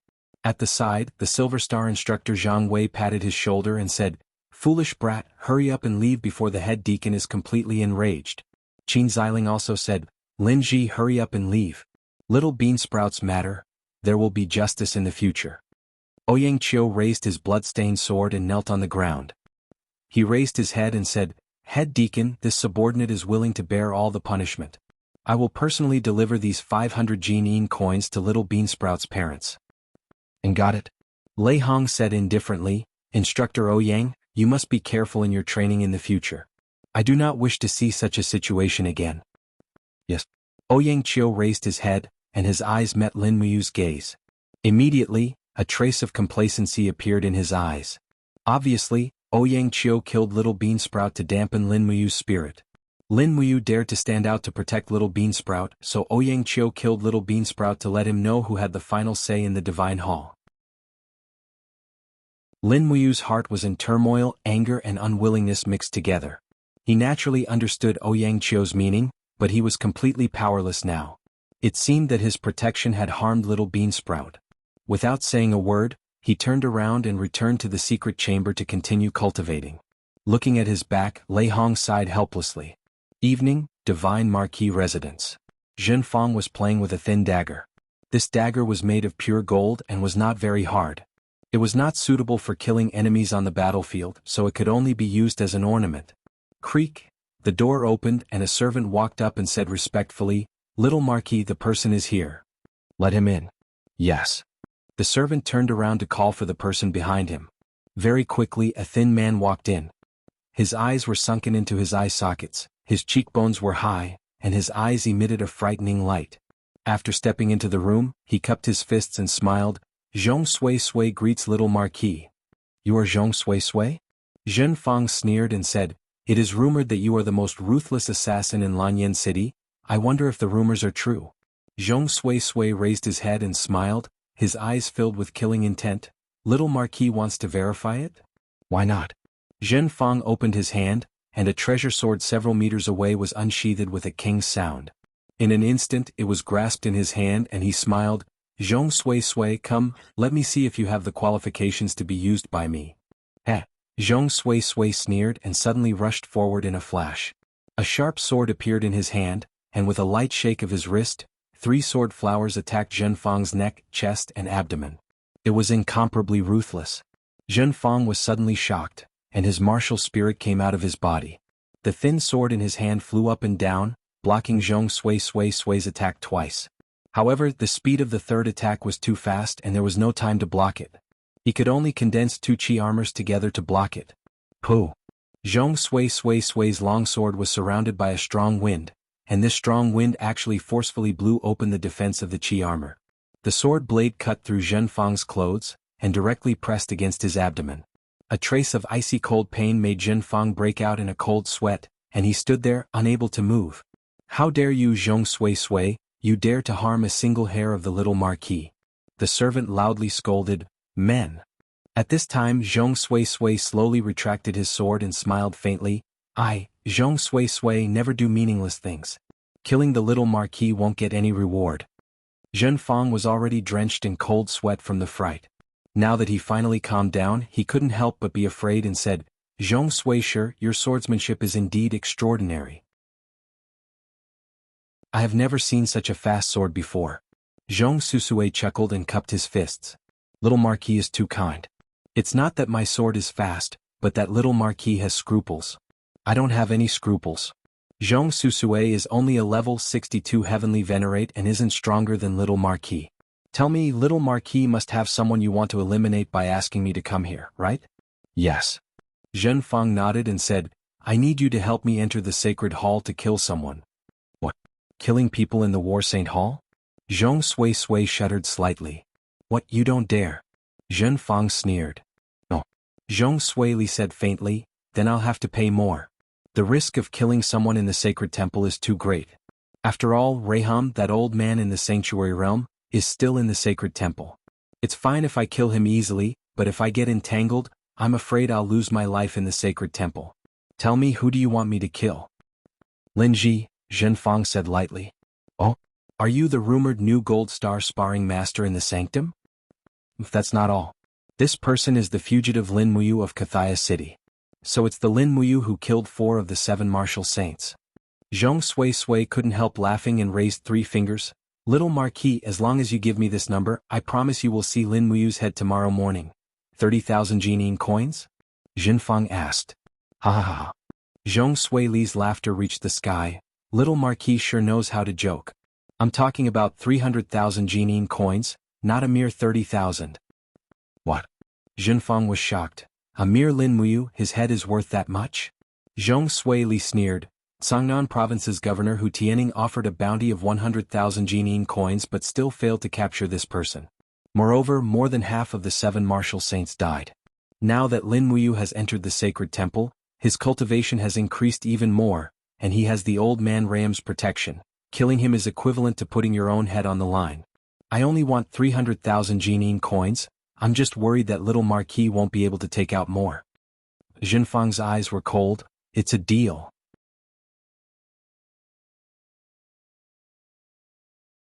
Chapter 67. In the secret room, the young man's body was surrounded by flames. Lin Muyu's forging dragon bone remnant scroll had been cultivated to the 3rd realm, rebirth. This also meant that after the bone tempering, his bone marrow was slowly regenerating, and the regeneration of his bone marrow would reshape his bloodline. In fact, his bloodline had already begun to silently transform, and even he himself could feel it. Now, when he cultivated, the speed at which his chi circulated in his bloodline could be said to be a world of difference compared to the past. His instantaneous explosive power had also been greatly enhanced. After the reshaping of his bloodline, whether it was speed or strength, they were completely new. Slowly opening his eyes, he stretched his arms and then walked to the stone door. He wolfed down the dinner that the servant had brought and continued to cultivate. King? The burning prairie sword was unsheathed. Under the infusion of chi, the sword's blade slowly emitted a fiery light. This long sword from Yi Liang was indeed a treasure. The wind-riding sword technique flowed like water. With his talent and comprehension, he had already mastered the technique. In fact, Lin Muyu's current swordsmanship was considered to be above average. Unless he encountered a top-notch expert with extraordinary swordsmanship, he would still be able to withstand 1 or 2 blows from her. Pa pa pa! Lightning surged on the blade of the sword. With a low shout, he instantly unleashed a lightning strike. The blade of the sword and the lightning split the air into 2. The speed was so fast that it even created a temporary vacuum in the path of the slash. The feeling of the air being compressed was very strong. Yangqiu's ferocious smile appeared in his mind, and his sword art gradually became a little messy. He thought of Yangqiu's secret art, myriad sword art. It was an ability to use chi to control the sword, and it was considered the best sword art. Unfortunately, he knew nothing about it. He suddenly smiled as he thought of the mysterious owner of the Wanxing weapon shop, the Sword Elder. It was obvious that the Sword Elder was also an extraordinary swordsman. His mastery of using chi to control the sword seemed to be above that of Ouyangqiu and Zhenfang. If that was the case, perhaps learning the Sword Elder's imperial sword technique was also a way to become stronger. However, the Sword Elder had an eccentric personality and was obsessed with collecting swords. He might not be willing to teach him the sword technique. The way of the sword was ever-changing, but if one couldn't master controlling the sword with chi, it would always be a pity. After all, when it was necessary in battle, controlling the sword with chi could play an amazing role. Forget it, I'll go back to the Sword Elder and test him. After practicing the wind-riding swordsmanship 5 times in a row, Zhang Xian heaved a sigh of relief and returned to the stone bed to cultivate his jinqi. The jinqi in his body was still not strong enough. Outside the window, the moon was bright and the stars were sparse. In the blink of an eye, it was almost midnight. Rustle? With a soft sound, he opened his eyes and looked towards the stone door. There seemed to be a flash of chi. Could it be that Grandpa Lei Hong had come to spy on his cultivation again? Thinking of Lei Hong, Lin Muyu felt angry and funny at the same time. In fact, Lei Hong was more like a naughty child. He was happy to bet with his peers like Chu Chu and Gu Yang, and he also took special care of Lin Muyu. Although Zhang Xian was almost injured during the day, it was not Lei Hong's fault. Lei Hong was the great deacon of the temple and one of the 6 white-robed royal guards of the Qin Empire. Naturally, he would strictly uphold the laws of the empire. Lin Muyu came from a civilized society, so he would naturally be angry. However, in the eyes of Zhang Wei, Qin Xiling, and Lei Hong, an instructor killing a sparring partner and a noble killing a commoner seemed to be a very normal thing. Thinking of this, Zhang Xian began to understand Grandpa Lei Hong. He closed his eyes and continued to cultivate. The true qi in his body slowly flowed through his veins. Even the naked eye could see the faint image of a fiery red true dragon circling around his body. Unknowingly, his veins were being tempered and reshaped again and again. Of course, Lin Muyu was still unaware of the changes that were happening to him. He completely relaxed his mind and allowed the true qi to circulate within his body. Another huge advantage of the dragon forging bone remnant scroll was unlimited cultivation. Every time the true qi circulated within his body, his strength would increase by a little. Repeating this process as long as he continued to cultivate according to the mental cultivation method, his strength would naturally become stronger and stronger. Just as he was about to enter a state of deep sleep, the voice of the female elf official Lulu suddenly sounded in his ears. "Big brother, be careful." Suddenly, a chill came from above his head. Lin Muyu was startled awake from his cultivation. An endless killing intent came from above. Without thinking, he turned sideways and rolled off the stone bed. Flames surged behind him. The attacker's sword directly pierced through the stone bed, splitting it into pieces. Weng, Lin Muyu quickly summoned his martial spirit. As if facing a great enemy, he released the dragon scale wall, mystic tortoise shell, and all the other martial spirit skills. He opened his palm and pulled out the burning prairie sword. Under the instigation of his true qi, the burning prairie sword emitted a strong fiery light, illuminating everything in front of him. The attacker did not say anything. He raised his sword and launched another attack. Ho! His martial spirit was a fox. However, it was not Tang Xiaoxi's fire fox. Instead, it was a kind of fox with black fur. It was extremely sinister and soundless. This also made Lin Muyu suddenly realize why he was caught off guard and did not sense this person's aura. So it was the advantage of his innate martial spirit. This person's martial spirit could conceal his own aura. 5 consecutive sword flowers bloomed. In an instant, 5 sword thrusts erupted. This person's sword was too fast. However, after Lin Muyu had gone through the bone tempering and marrow cleansing, even his eyesight had improved a lot. He could see clearly. With a shake of the burning prairie sword, King, he deflected 3 attacks. The remaining 2 were all eaten by the mystic tortoise shell. Poo-piu. 2 holes appeared on the mystic tortoise shell. Lin Muyu also felt a pain in her chest. The moment she came into contact with the sword, her martial spirit had already been injured. But, with a low roar, countless gourd vines drilled out from the cracks of the stone and attacked the opponent. The attacker clearly had extraordinary skills. He did not retreat. His long sword was filled with the luster of Do Qi. With a loud roar, the sword light wreaked havoc, engulfing the surroundings and chopping all the gourd vines into pieces. After Lin Muyu attacked, the angle of the lightning strike's attack was actually seen through. It was directly blocked. The attacker smiled complacently. With a swing of his sword, the steel sword actually produced a suction force. It brought the burning prairie sword downwards while it swept the sword in the air. Lin Muyu hurriedly lowered her head. A chill swept past the top of her head, even cutting off a few strands of her hair. Damn, this person's sword was fast and fierce. She held the burning prairie sword tightly and retreated. She used the falling star steps to dodge, but behind her was a field of coldness. The attacker's fierce sword landed on the mystic tortoise shell. The mystic tortoise shell finally broke. Sword domain. Amidst the attacker's low roar, the ground under Lin Muyu's feet seemed to have become a purgatory abyss. Streaks of sword qi wreaked havoc in the surroundings. It was as if millions of sword qi were waiting for her next move. If she was the slightest bit careless, she would end up being dismembered by tens of thousands of swords. This was probably a higher level of using qi to control the sword, right? In this desperate situation, Lin Muyu stepped on the ground with one foot and leaped up. While in the air, she dodged the sword qi attack and raised her hand to throw a flying dagger. Using a hidden weapon to attack? Despicable. The attacker dodged the demonic noise dagger, but the sword domain was also broken. Sword qi absolute track.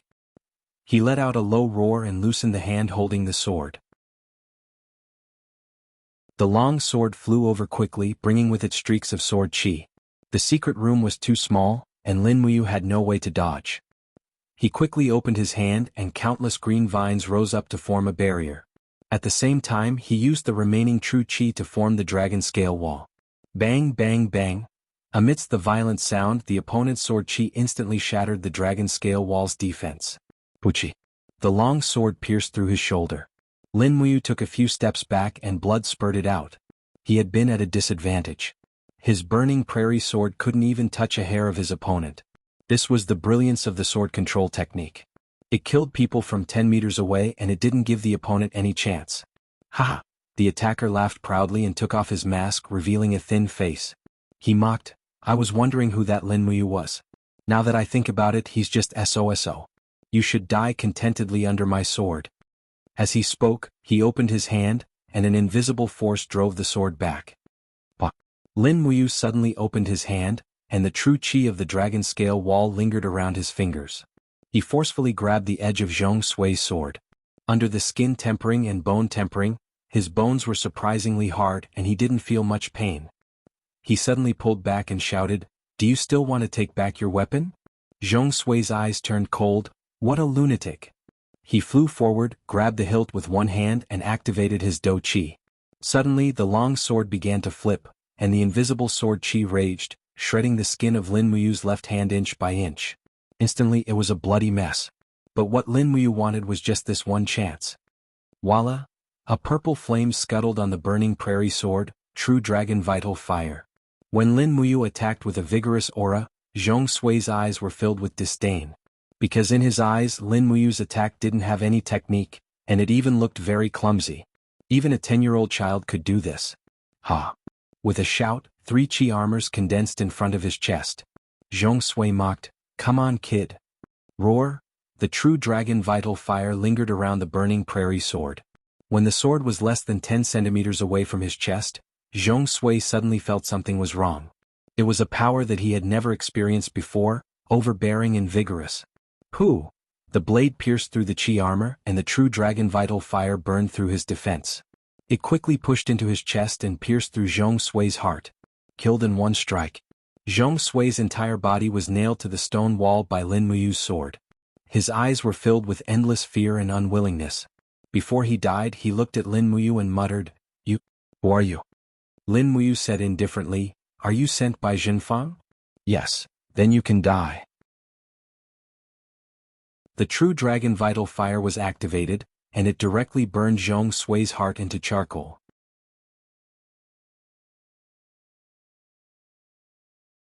Chapter 68. It was a pity that Zhong Shuxi's swordsmanship and Do Chi were above Lin Muyu's, but he had underestimated his opponent and underestimated Lin Muyu's ability to counterattack. In the end he was killed by true dragon essence fire. Lin Muyu softly leaned against the bed and took out a bottle of healing medicine and poured it on the wound. She didn't call for help and just sat there to recover her energy. She had to quickly heal the wound or else it would be terrible if there were any internal injuries left. In the morning the holy temple was in an uproar. A top-notch assassin had infiltrated the holy temple to assassinate a Venus training partner and was instead killed by the training partner. This news quickly spread throughout the holy temple and even more than half of the imperial capital. This was no small matter. What kind of place was the holy temple? It was the symbol of the empire's strongest power. Now, someone actually dared to enter the holy temple to kill someone. This was simply too daring. Peng? Lei Hong's palm landed on the blue embossed table. His face was full of anger as he faced a group of deacons, instructors and training partners. His voice was abnormally cold as he said, "The holy temple is heavily guarded. Just who let this assassin in?" Zheng Fong stood there expressionlessly. Guyang said, "Great deacon, we have found out. This assassin is called Zhong Shuxi and is a notorious bounty hunter in the Lanyan city. As long as he is given enough Jinin coins he is willing to do anything.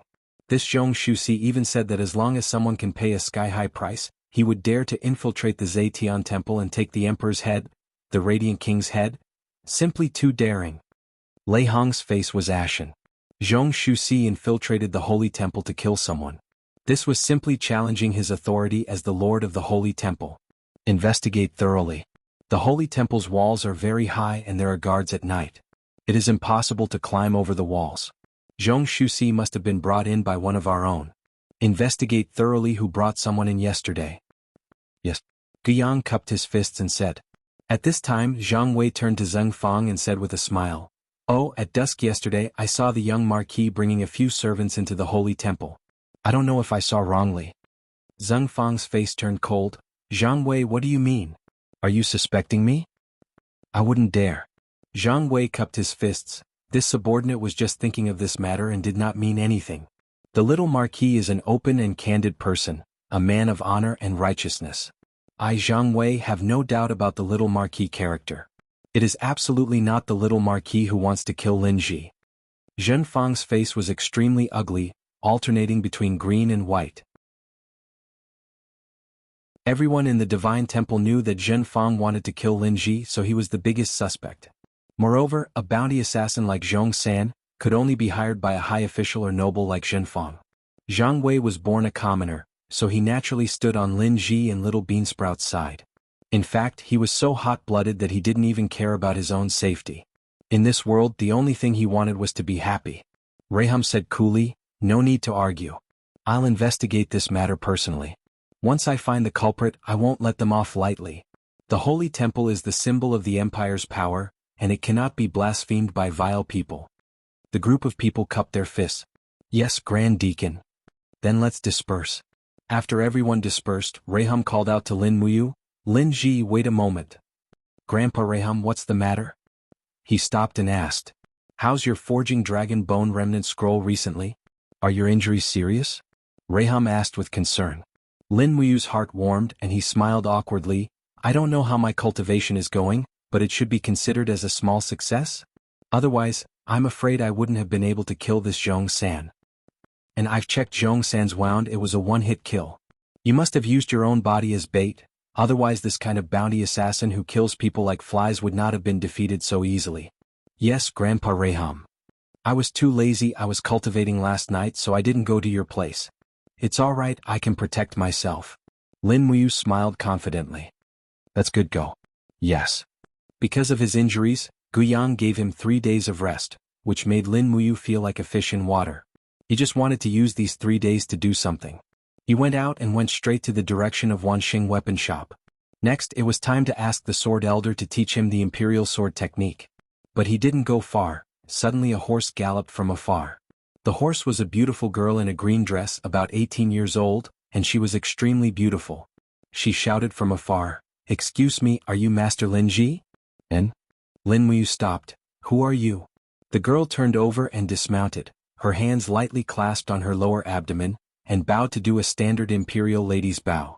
She smiled and said, My name is Jin Xiaotang, I'm Jin Ziju's daughter from the imperial medicine shop. Hehe, I'm also the deputy leader of the imperial business. Master, the auction for the Peak of Dreams that you consigned to the medicine shop has been completed, I'm here to find you. Oh, it's Miss Jean. Lin Muyu beamed. In his eyes, this Jin Xiaotang had turned into a gold-plated beauty. She was here to give him money. Jin Xiaotang was very polite. She smiled and bowed, saying, Master Lin, the 5 bottles of Dream of Extreme Peak that you sold were sold for 4,500, 5,200, 5,400, 5,500 and 5,700 gold coins. After deducting 20% of the transaction fees, you will receive 21,040 gold coins.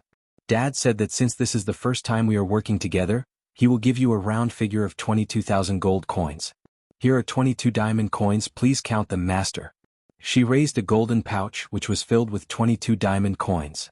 Lin Muyu's heart leaped with joy as she felt like a nouveau riche. This feeling was amazing. After accepting the bag, Lin Muyu said happily, Thank you, Miss Jean. Jin Xiaotang shook her head with a smile and took out a bright, transparent card from her bosom. She said, Since the transaction has exceeded 20,000 Jinin dollars, according to the rules of the trading house, this diamond card is a gift to you.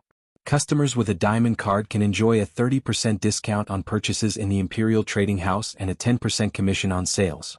In addition, the diamond card has a balance of 10,000 Jinin dollars and an overdraft limit of 50,000 Jinin dollars. This card is specially infused with the power of a spirit beast to control the amount, so it can be used in any large trading house. Please accept it, Master. Lin Muyu accepted the card, but her heart was as clear as a mirror. She smiled and said, I'm afraid a mere transaction of 20,000 gold coins is not enough to get this card, right? Jin Xiaotang burst into laughter and said with a smile, Master is indeed smart. Actually, only a transaction of 500,000 gold coins can get a diamond card, but Master is a little special. Why am I special? Because you are the only person who can refine dream of the extreme. You are the only one in the world of alchemy.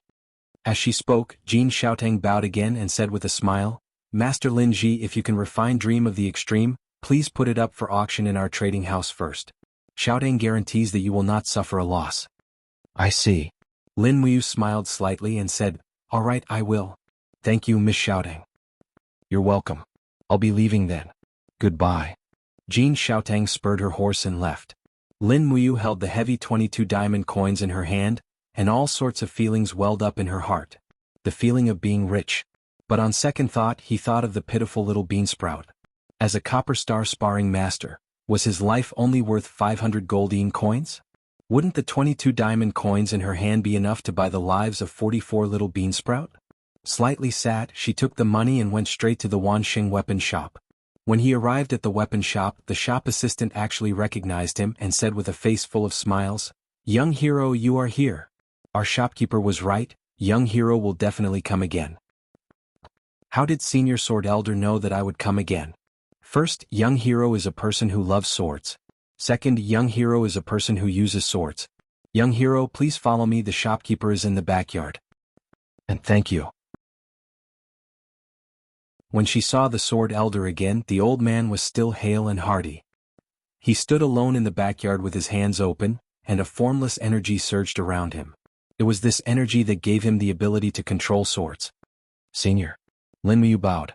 As a member of the Holy Temple, it seemed that other forms of etiquette were not appropriate. The Sword Elder slowly turned around and with a radiant face he said with a smile, Young hero, we meet again. Last time you came to broaden your horizons, I wonder what you are here for this time? I want to learn from Senior the art of controlling swords with chi, Lin Muyu said respectfully. Learn swordsmanship? The Sword Elder could not help but smile and said, This old man has not taught for many years, young hero, please go back. Lin Muyu was unmoved and said, There must be a reason for not teaching, this junior would like to hear the details. The Sword Elder felt a sense of novelty and said with a smile, All right then. As he said this, the Sword Elder put his hands behind his back, and sword energy surged around his body. His green robe slightly swayed and he smiled, This old man is not willing to accept disciples for 3 reasons. First, I do not accept ordinary people as my disciples. Second, I do not accept people who are competitive, and third, I do not accept people who are not proficient in swordsmanship. Young hero, as long as you can break my 3 restrictions, I can consider accepting you as my disciple. Lin Muyu was slightly stunned. This was really a strange old man, and the threshold for accepting disciples was quite high. After thinking for a while, he said, First, this junior does not think that I am an ordinary person. What do you mean? The so-called natural talent must be useful. Even if one is mediocre in life, they should be able to accomplish something. Not to mention, with my talent, I will inevitably have a magnificent achievement. If I were an ordinary person, I would not have come to ask the Sword Elder to teach me. Well said. What a good natural talent must be useful. The Sword Elder nodded in appreciation and said, You have passed the first point, and the second point, how do you prove that you are not a competitive person? Lin Muyu took a deep breath. The reason I want to become strong is because I do not want to see the many injustices in this world. I want to become strong because I want to change this world. Change this world? The Sword Elder could not help but laugh. Do you have the ability? Boy, I can try and exhaust my strength. Lin Muyu clenched her fist, her eyes were firm and clear. Good. The Sword Elder laughed. This second point is considered as you have passed, but the third point, are you a person who is proficient in swordsmanship? This, Lin Muyu was a little embarrassed. This junior has only learned some superficial swordsmanship. Show me. Yes.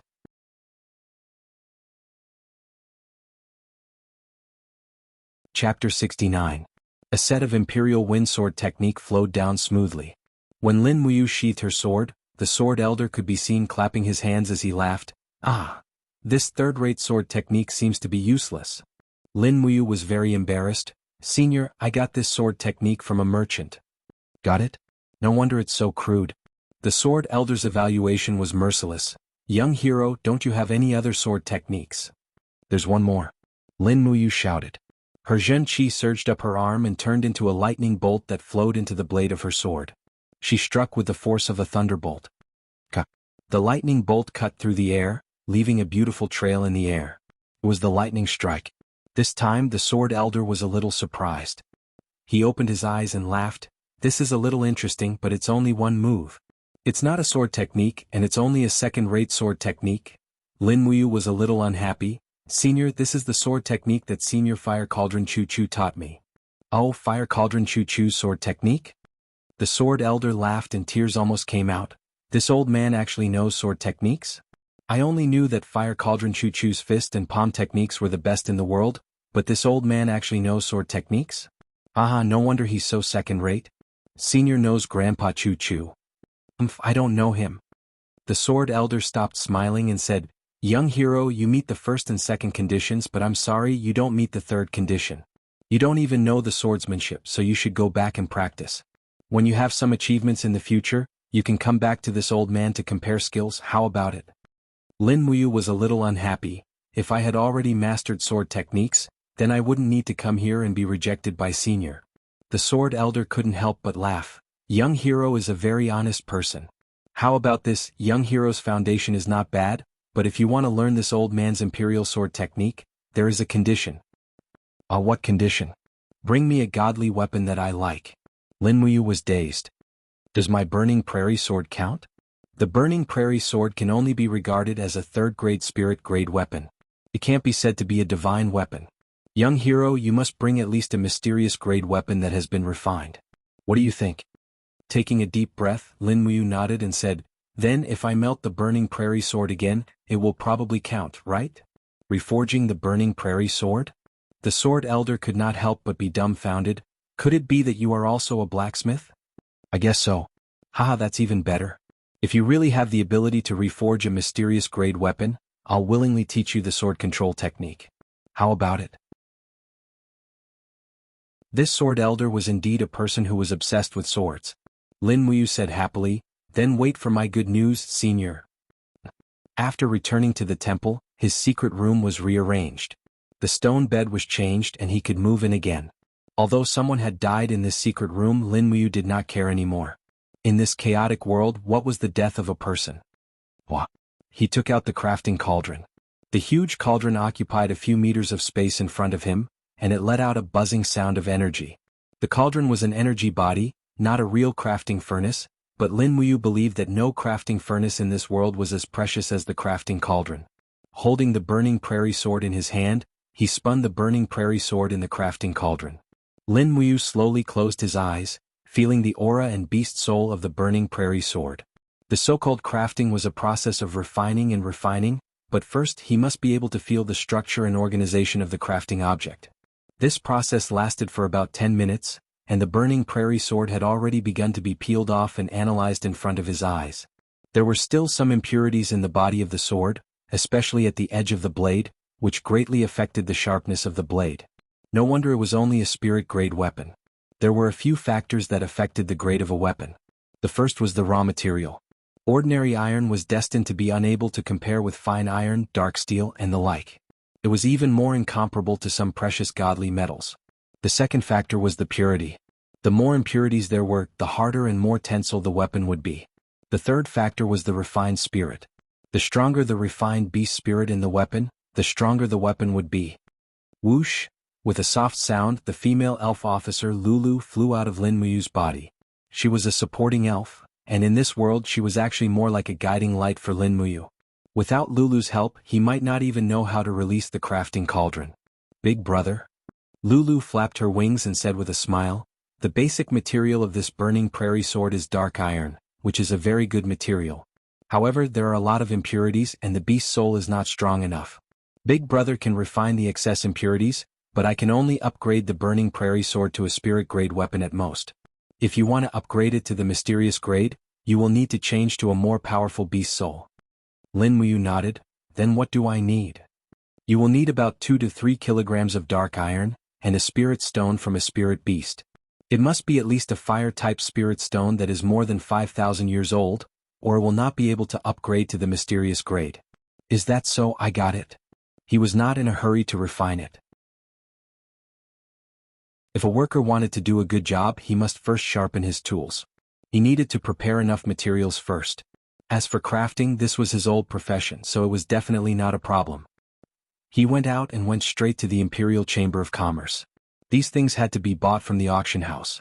At this time, it was too late to go out of the city to look for spirit beasts in the dragon forest. Moreover, he most likely could not defeat spirit beasts that were more than 5,000 years old. Instead of wasting time, he might as well use the 22 diamond coins in his pocket to do something else. In the Imperial Chamber of Commerce, when Lin Muyu took out the diamond card, the shopkeeper immediately welcomed him with a smile. A distinguished guest is here. How may I help you? I want to see Miss Jean Xiaotang. Oh, I will go and call Miss Jean right away. Please wait for a moment. Okay, thank you. A few minutes later, Jean Xiaotang, who was dressed in green, walked out of the back hall gracefully and said with a smile, Lin Ji, I did not expect that we would meet again so soon. Welcome to our Chamber of Commerce. How may I help you? I want to buy some materials. Oh, what do you need? Let's talk as we walk. Okay. The two walked side by side on the small path of the Chamber of Commerce. People were coming and going all around them. Lin Muyu said, I want 3 kilograms of dark steel. Jean Xiaotang blinked her eyes and said with a smile, It seems that Great Master wants to forge weapons? Yes. Then Xiaotang will choose some highly purified dark steel for Great Master. No need, I can purify it myself. Lin Muyu calculated carefully. The higher purity dark steel in the Chamber of Commerce would definitely be expensive. After all, this was a place where people would eat people without spitting out their bones. Jean Xiaotang was a little surprised. All right then, if Great Master does not mind the process of refining dark steel too complicated, what else do you need? Spirit stones. Oh, what kind of spirit stones do you need? Jean Xiaotang turned around with her hands behind her back and said with an exuberant smile, Our Imperial Chamber of Commerce may not have much else, but we have all kinds of spirit stones. Lin Muyu thought for a moment and said, I need a spirit stone from a fire-type spirit beast that is more than 5,000 years old. Do you have it? More than 5,000 years old? Jean Xiaotang was startled. To be honest, spirit stones that are more than 3,000 years old are already very rare. As for 5,000 years old, let's go take a look, maybe we can find it? The two followed this path to the end and arrived at the spirit stone shop. Spirit stones were the crystallization of the spirit of wild beasts, also known as beast cores or beast cores. The chances of obtaining beast cores after killing spirit beasts were not very high, so spirit stones that were thousands of years old were very rare. Eldest Miss. A shopkeeper said respectfully. Jean Xiaotang nodded and asked, Shopkeeper Zhou, do you have fire-type spirit stones that are more than 5,000 years old? 5,000 years old? The shopkeeper was also startled, then looked at Lin Muyu beside Jean Xiaotang and said with a smile, Yes. We do, but it is not very cheap. We have a 9,000-year-old fire dragon spirit stone that has been the treasure of our shop for half a year. I wonder if young hero is willing to buy it? 9,000 years old? Lin Muyu was startled and said with a smile, It must be very expensive, right? It's all right. How much? 19,000 Jianghu coins will do. Good lord? Lin Muyu was stunned. She only had 22,000 Jianghu coins in total. This was the same as before the revolution. Jean Xiaotang seemed to read Lin Muyu's mind and said with a smile, Lin Ji, have you forgotten that you are a diamond VIP of the Chamber of Commerce and can enjoy a 30% discount? That will be more than 13,000 Jianghu coins. I will help you round off the odd numbers and make it 13,000 Jianghu coins. How about it? Do you want? Lin Muyu thought about it and nodded. All right, 13,000 it is. He took out 13 diamond coins and felt his heart ache. He could not buy the forbidden medicine 7-colored lotus in the near future. Even if he was a member of the Holy Temple, he was actually overtaxed. If he bought it too often, it would not be good for him to be invited to the Minister of War's residence for tea.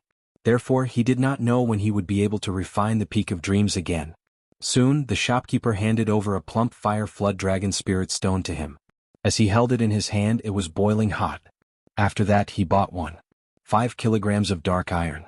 Although dark iron was rare, it was not that rare. Therefore, he only sold it for 10 Jianghu coins per kilogram. After some thought, he bought another 50 kilograms in one go and brought it back as a test subject. Because he had not forged weapons in this world, he needed some experience. He did not want to damage the burning prairie sword on his first try. He bought a few more spirit stones. They were all the hundreds of years old ones. They were cheap and practical. His longing for the art of weapon forging was like a young girl's yearning for love. By the time he returned to the holy temple, it was already dark. He hastily ate something and hid in a secret room to start forging weapons in secret.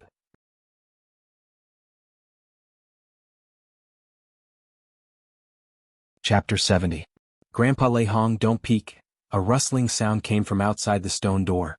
Lin Muyu didn't need to look to know that Lei Hong was guarding her. Lei Hong laughed without blushing. You bought so much dark steel. Are you going to forge a weapon? It's a pity that you don't even have a furnace.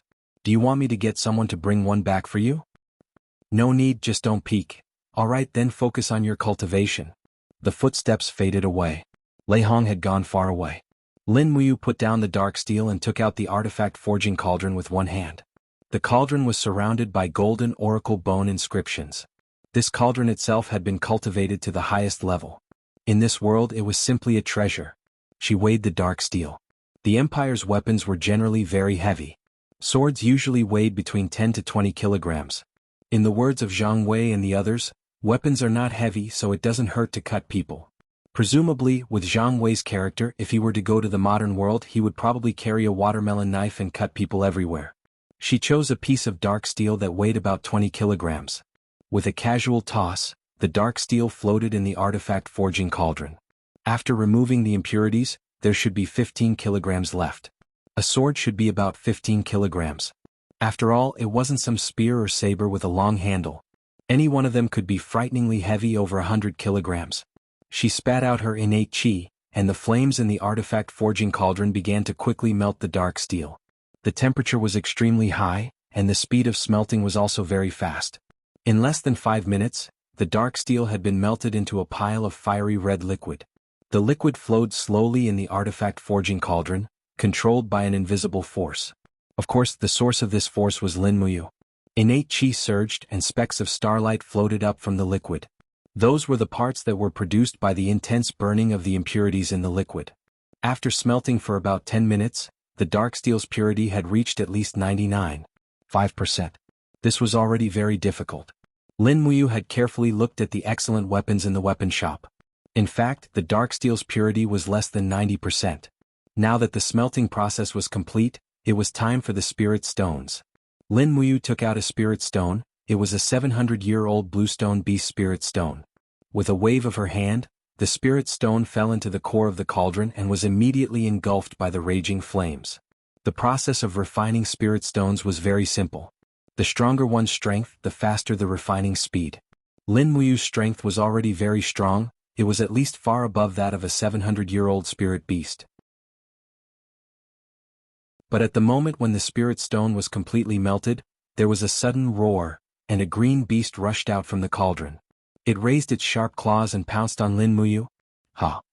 He was stunned and hurriedly summoned his martial spirit. The moment the black tortoise shell appeared, the fierce beast's sharp claws surged on the black tortoise shell. His chest was slightly hot, but he wasn't injured. Lin Muyu let out a low shout, and true energy came out of her body, directly blasting the fierce beast spirit into the crafting treasure cauldron. Roar, roar!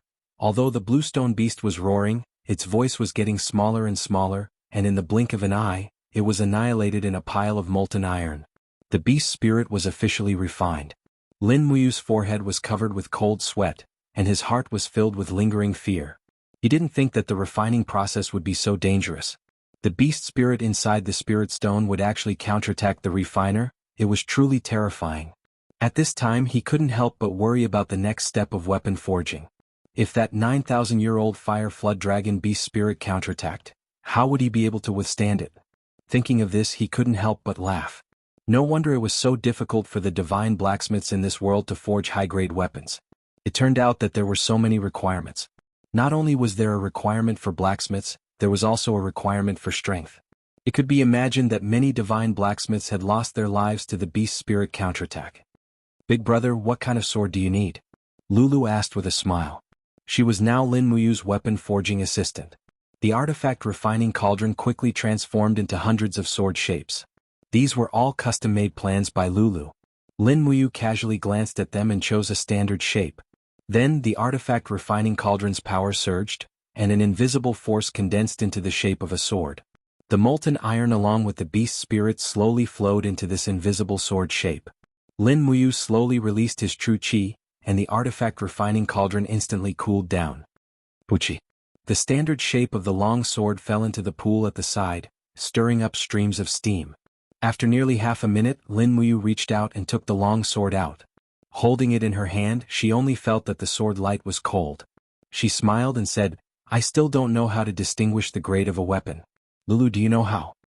The little elf puffed out her small chest and said with confidence, "Big brother, this is a 7th grade spirit grade weapon.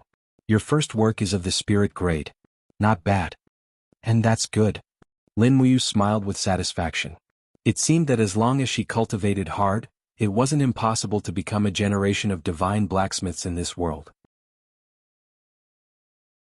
Even if she couldn't complete a divine weapon like Star, at least a mysterious grade weapon would be at her fingertips. She continued to forge 4 more swords. Among them, 3 were 7th grade spirit grade and 1 was 6th grade spirit grade. After all, the materials weren't good enough, but it was still not bad. These black iron were all legendary 100-year black iron. They couldn't be considered precious and could only be forged at this level. Finally, it was time to reforge the Burning Prairie sword. She carefully placed the Burning Prairie sword into the crafting cauldron.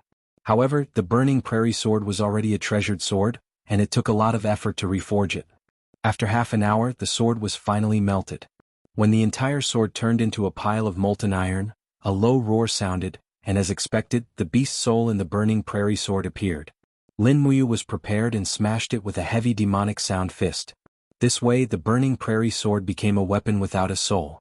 But it didn't matter, the Fire Dragon Spirit Stone was already prepared.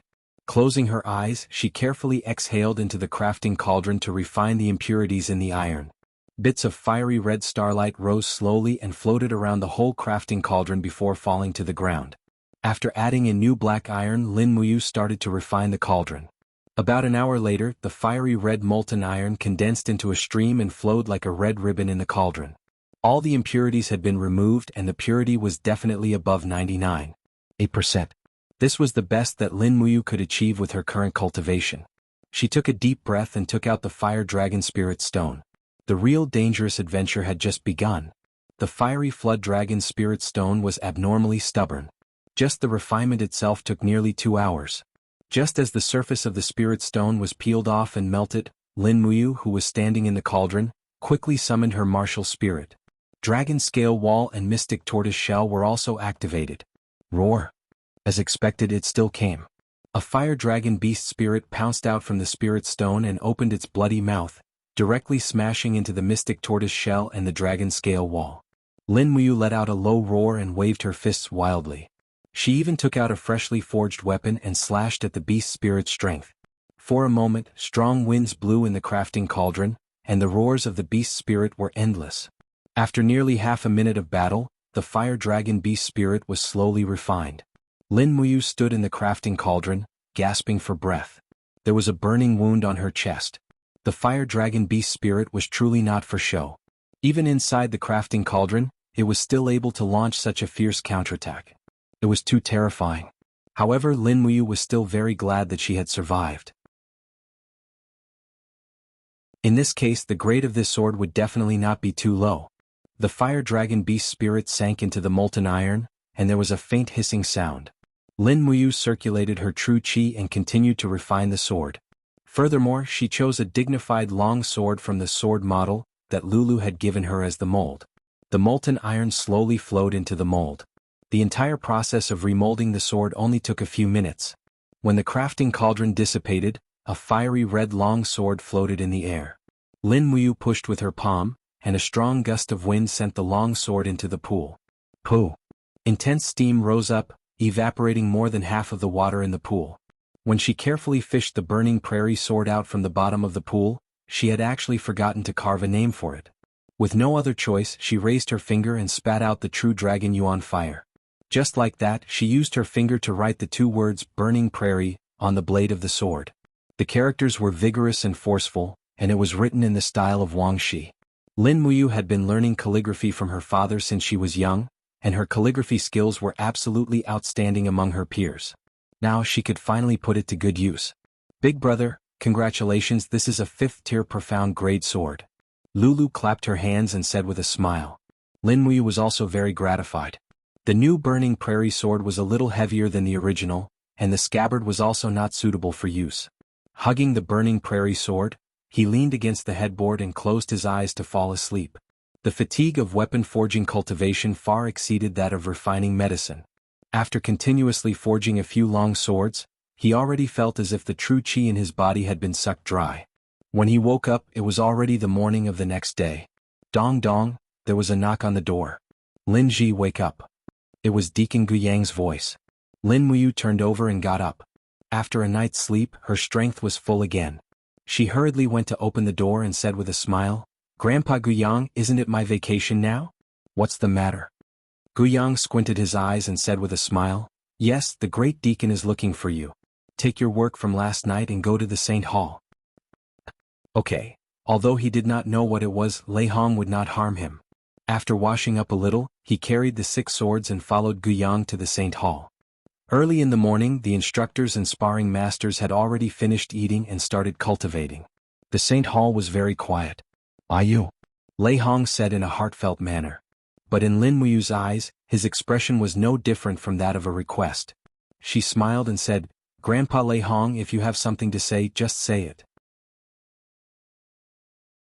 Okay, Lei Hong smiled embarrassedly. Actually, grandfather has been guarding your cultivation last night and saw that you forged some very good weapons, so… Cough cough. Next, Deacon Guyang, you tell him. Guyang had a helpless look on his face. What the great deacon means is, although the Saint Hall has received financial support from the Empire, the weapons in our arsenal are actually third-rate goods. You have seen for yourself, the weapons of the instructors are often broken and damaged. In fact, they are all ordinary superior weapons. There are no spirit-grade weapons at all. So after seeing that you can forge spirit-grade weapons, the great deacon is very pleased. Lin Muyu already saw through it and said with a smile, So the 2 grandpas want to use the name of the Saint Hall to buy the swords I forged, right? Yes. Guyang rubbed his hands and looked like a profiteer. But we are a family, you have to give us an insider price. Lin Muyu?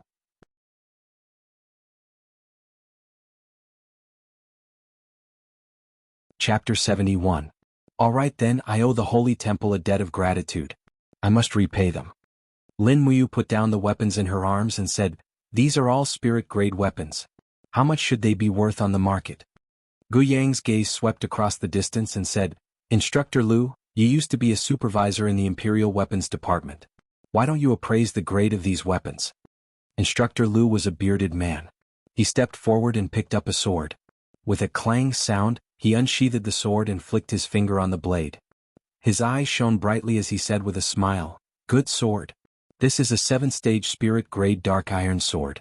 Its market price is about 7001200 Jianghu coins. It's a treasure that many noble childs are eager to get. Lin Muyu turned to Lei Hong and smiled, Then sell them to the Holy Temple at half price. These swords will be sold for 500 Jianghu each. Grandpa Lei Hong, what do you think? Lei Hong nodded happily. Yes, Deacon Guyang, allocate 2,500 Jianghu from the Holy Temple to Lin Ji. Remember to place these swords on the top floor of the weapons pavilion. Only Silver Star and Gold Star instructors can use these weapons. Guyang cupped his fists. Yes, great deacon. Lin Muyu left the Holy Temple after receiving the money. She bought a new scabbard and went straight to the Wanxing weapon shop. Her heart was filled with joy. She had fulfilled her promise with the Sword Elder and reforged the Burning Prairie sword into a 5th-grade mysterious grade demigod weapon. Now the Sword Elder should be teaching her superior sword techniques as promised, right? Early in the morning, the Wanxing weapon shop had just opened for business. When Lin Muyu stepped into the shop, she saw the Sword Elder standing on top of a branch in the distance. He was wearing a white robe and had the demeanor of an immortal. His feet were stepping on the tender leaves of a branch, and a long sword was slowly flying around his body. He was absorbing the spiritual energy in the morning light, and his breathing had the demeanor of a grandmaster. Only the heavens knew who this Sword Elder was, but at least Lin Muyu was almost certain that this Sword Elder's cultivation was definitely not below Lei Hong or Chu Chu's. Perhaps in the entire empire he was also one of the strongest. It was just that he lived in seclusion and no one cared about him. Lin Muyu did not rush forward to interrupt. Instead, she held the burning prairie sword and silently stood on the stone path, watching the sword elder cultivate. After more than an hour, the sun was already high up in the sky. The spiritual energy in the morning light had also gradually dissipated. The sword elder finally slowly opened his eyes and looked at the youngster who was not far away. He smiled and said, "Young hero, have you fulfilled your promise?" "Yes." Lin Muyu leaped forward with the prairie fire sword in her hand. She knelt down on one knee and presented the treasured sword, saying, "Shifu, please accept it." The sword elder could not help but smile. He reached out to hold the burning prairie sword and pulled it out with a keng sound. Suddenly, he felt the flame on the blade surging and the faint sound of a fire flood dragon could be heard. Moreover, the sword's arc was simple and beautiful. It had the charm of a master's work. His finger lightly swung the blade and felt the sharp force. He could not help but smile and said, "5th level mysterious rank. It really is a good sword. Did you use a 9,000-year-old fire flood dragon beast spirit?" Lin Muyu was stunned. "Shifu, you even know this?" The sword elder laughed. "If I could not even know this, how could I be your Shifu?" "Ha, that's true. Get up, I will accept you as my disciple." "Thank you, Shifu." Lin Muyu stood up, her face filled with endless joy. The sword elder looked at this new disciple and muttered, "The way of the sword is vast and boundless. If you want to learn the true imperial sword technique, you must cultivate a sword heart. Without a sword heart, you will not be able to communicate with the sword. Do you understand?" Lin Muyu was confused. "I don't really understand," the sword elder smiled. "It's no wonder. Your previous attainments in swordsmanship were not even superficial. To put it bluntly, the average imperial sword technique in Jianghu uses qi to control the sword. Using qi to control the sword's flight, but our sect's practice is to use the heart to control the sword. To put it simply, it is to communicate with the sword spirit within the blade, and become one with the sword. Therefore, even if the blade leaves your hand, it will change according to your will." "Is there a difference between using qi to control the sword and using the heart to control the sword?" Lin Muyu asked with an awkward smile. The sword elder could not help but laugh. He did not answer but instead asked, "When facing a battle, is your mind faster or your qi faster?" Lin Muyu instantly understood. "I understand, Shifu. Using the heart to control the sword is the best in the imperial sword technique." The sword elder lightly stroked his white beard. His expression carried a trace of arrogance as he said, "That's right. When you master using the heart to control the sword, you will find that using qi to control the sword is extremely clumsy." "And thank you, Shifu. When do we start?" "Haven't we already started?" "Aha, forgive this disciple for being slow-witted." "That's right." The sword elder suddenly interrupted. "What's wrong, Shifu?" The sword elder coughed and smiled. "You can follow me to learn the imperial sword technique, but you won't be learning it for free. Before you learn it, you need to buy a mysterious grade sword and 2 spirit grade swords from my Wanxing weapon shop. Is that okay?" Lin Muyu immediately cupped his hands and said, "Of course. And then let's start." The first step, you must first understand the heart of the sword. The sword was originally just an ordinary iron, but because of the sword's owner, it has a spirit. The sword follows your heart. There is no sword in your hand, but there is a sword in your heart. The sword elder talked about the Heart Sutra of the Sword Tao and let Lin Muyu memorize it first. Then he taught her a set of true qi. After a series of teachings, he flicked his sleeves and said, "I'm going to meditate in the inner room. You will cultivate in this courtyard. Within 3 days you must comprehend the heart of the sword. Otherwise, you won't be qualified to continue learning the heart of the sword." Lin Muyu nodded, not really understanding. She turned around and sat on the stone steps in the courtyard. Then, she quietly entered into the comprehension of the Heart Sutra of the Sword Tao. The sword elder turned around and flew into the inner room. He sat there quietly. The housekeeper beside him was already more than 60 years old. He was holding an incense tripod and whispered, "Sword elder, isn't it too difficult for this child to comprehend the heart of the sword in 3 days? You should know that even with your perception, it took you 5 days and 5 nights to comprehend the heart of the sword." The sword elder faintly smiled. "Everything is fate. I'm used to living like a wild crane. I don't want to accept disciples. This child has some perception. Whether or not he can learn the heart of the sword depends on his fate. You only need to send him 3 meals. Yes.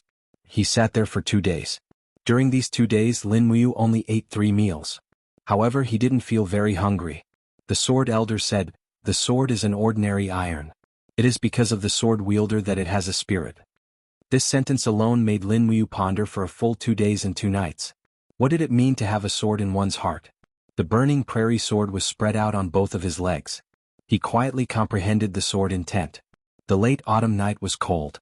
Waves of cold wind brushed past his face. He closed his eyes and didn't say anything.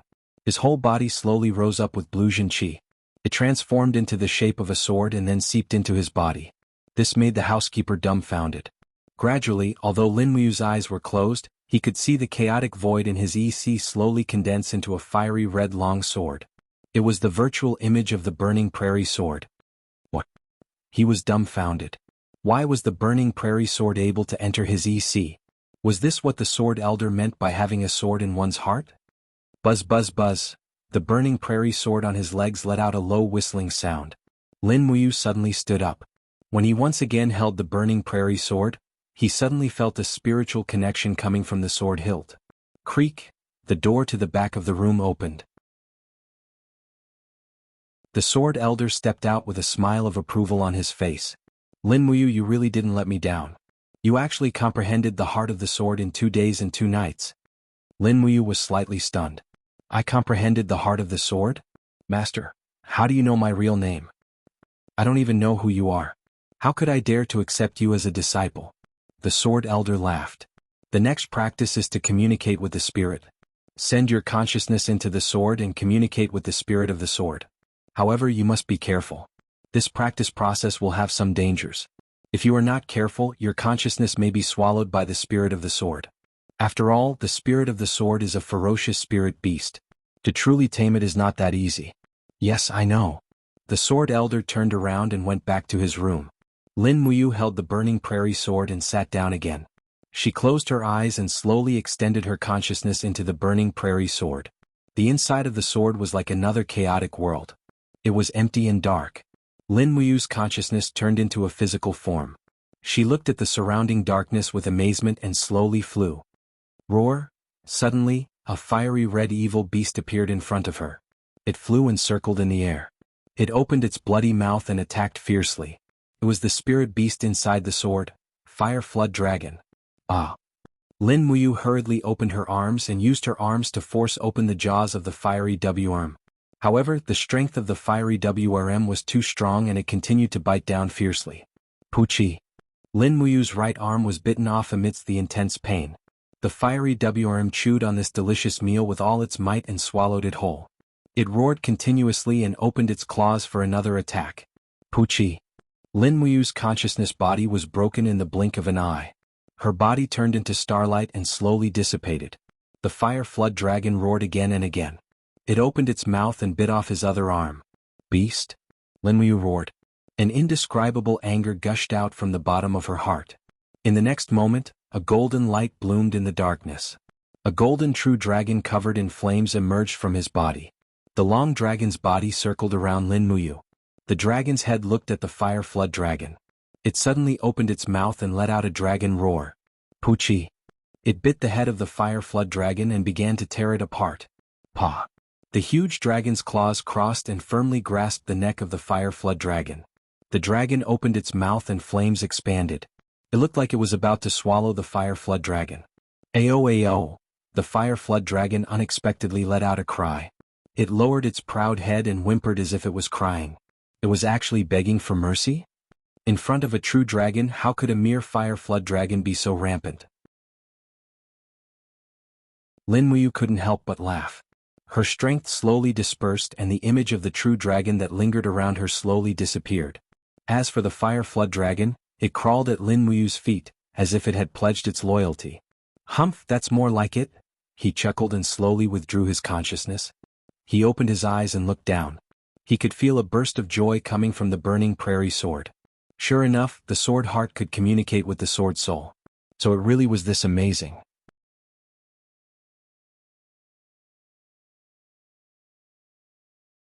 Chapter 72. Master, I did it. Lin Muyu jumped up in ecstasy. The sword elder walked out of the room and laughed. Good, your talent is indeed rare. Master, what should I learn next? Are you going to teach me a set of imperial sword technique? Lin Muyu asked, full of hope. Sword technique? The sword elder couldn't help but laugh. He twirled his beard and said, "You using your heart to control the sword doesn't have any sword technique. As long as you can defeat your opponent, any move is your sword technique. Even I don't have any sword techniques. The only thing I can teach you is a few scattered moves." "Master, please tell me." "Watch carefully."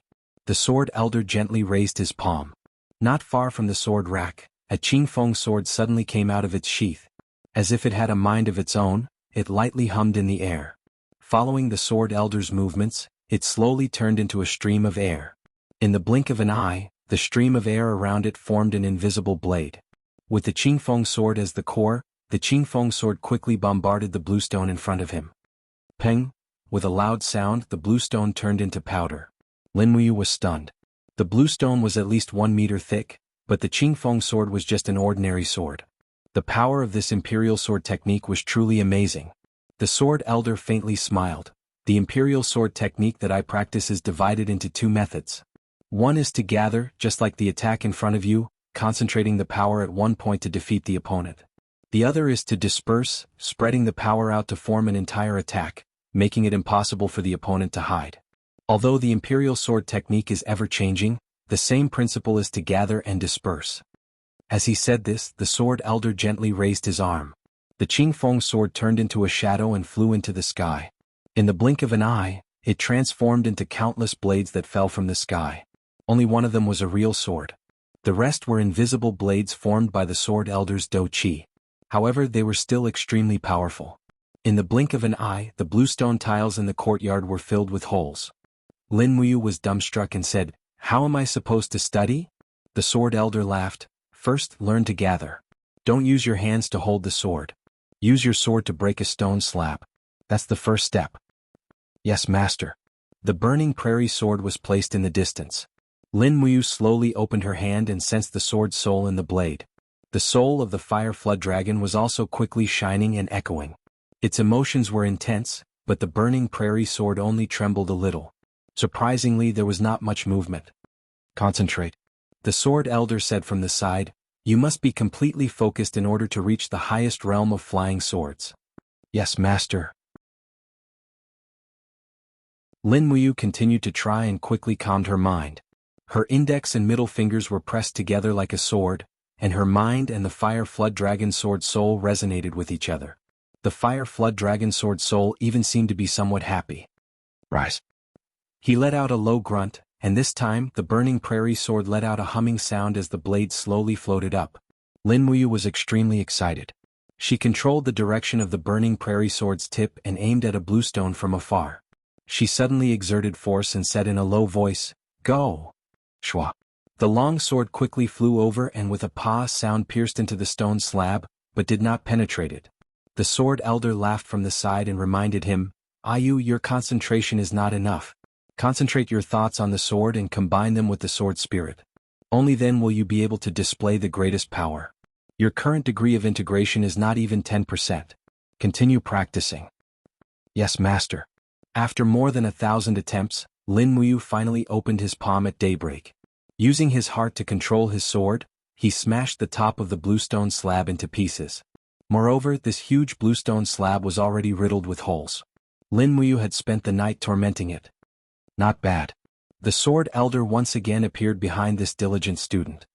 He smiled and said, Your imperial sword technique has reached small success. Thank you, master." "Don't be too proud. It is only small success. You still have a lot to learn." After saying that, the sword elder muttered to himself, "Speed and strength are the key to the imperial sword technique. However, this is only the basic imperial sword technique. Next, this old man will teach you an even more brilliant, attack method." Gem? The sword elder flicked his sleeves and suddenly, a wooden sword that was not far away flew up against the wind. It was aimed directly at another stone slab not far away. The sword elder smiled and said, "Ayu, do you think that this wooden sword can pierce through stone?" Lin Muyu could not help but be speechless. Would piercing through stone, isn't that a bit too much? Really? The sword elder laughed and suddenly shook his arm. Suddenly, the wooden sword whistled and rotated with the sword as the axis. Its speed became faster and faster. Suddenly it flew out. Stone chips flew in all directions and hit the stone. Sure enough, the stone was pierced through. Damn! Lin Muyu's mouth was wide open. She was extremely shocked. The Sword Elder smiled slightly. This is the spiral. The power of the spiral can increase the penetrating power. In this world, there are many people who know how to use the Imperial Sword technique. However, the number of people who know how to use the power of the spiral can be counted on one's fingers. Next, you will learn the spiral. Yes, Master. In the blink of an eye, another day passed. Lin Muyu's cultivation speed made even the Sword Elder sigh. This kid was indeed a genius at learning the sword. Buzz buzz buzz, a cyclone wrapped around the burning prairie sword. The fire dragon sword spirit happily cried out. The sword body rotated at a high speed and jumped in the air in a spiral trajectory. With a ping sound, it smashed into a green rock and directly disintegrated it. Not bad. The Sword Elder gently stroked his beard and smiled with satisfaction. Next, you will use the wooden sword to complete this attack. Lin Muyu wanted to die. How much strength did he need to use the wooden sword to complete this task? However, he did not give up. He quickly picked up a wooden sword. This time there was no longer the sword spirit. He could only rely on his chi to control the wooden sword. This small wooden sword was suspended in the air. Lin Muyu's arms flew up and down. His chi drove the wooden sword to spin faster and faster. The wooden sword turned into a pile of wood chips. The green rock remained motionless. The Sword Elder calmly said, "Housekeeper, go and buy another 100 wooden training swords." "No, buy 200. "Yes, Sword Elder." In the blink of an eye, another 2 days passed. Buzz buzz buzz.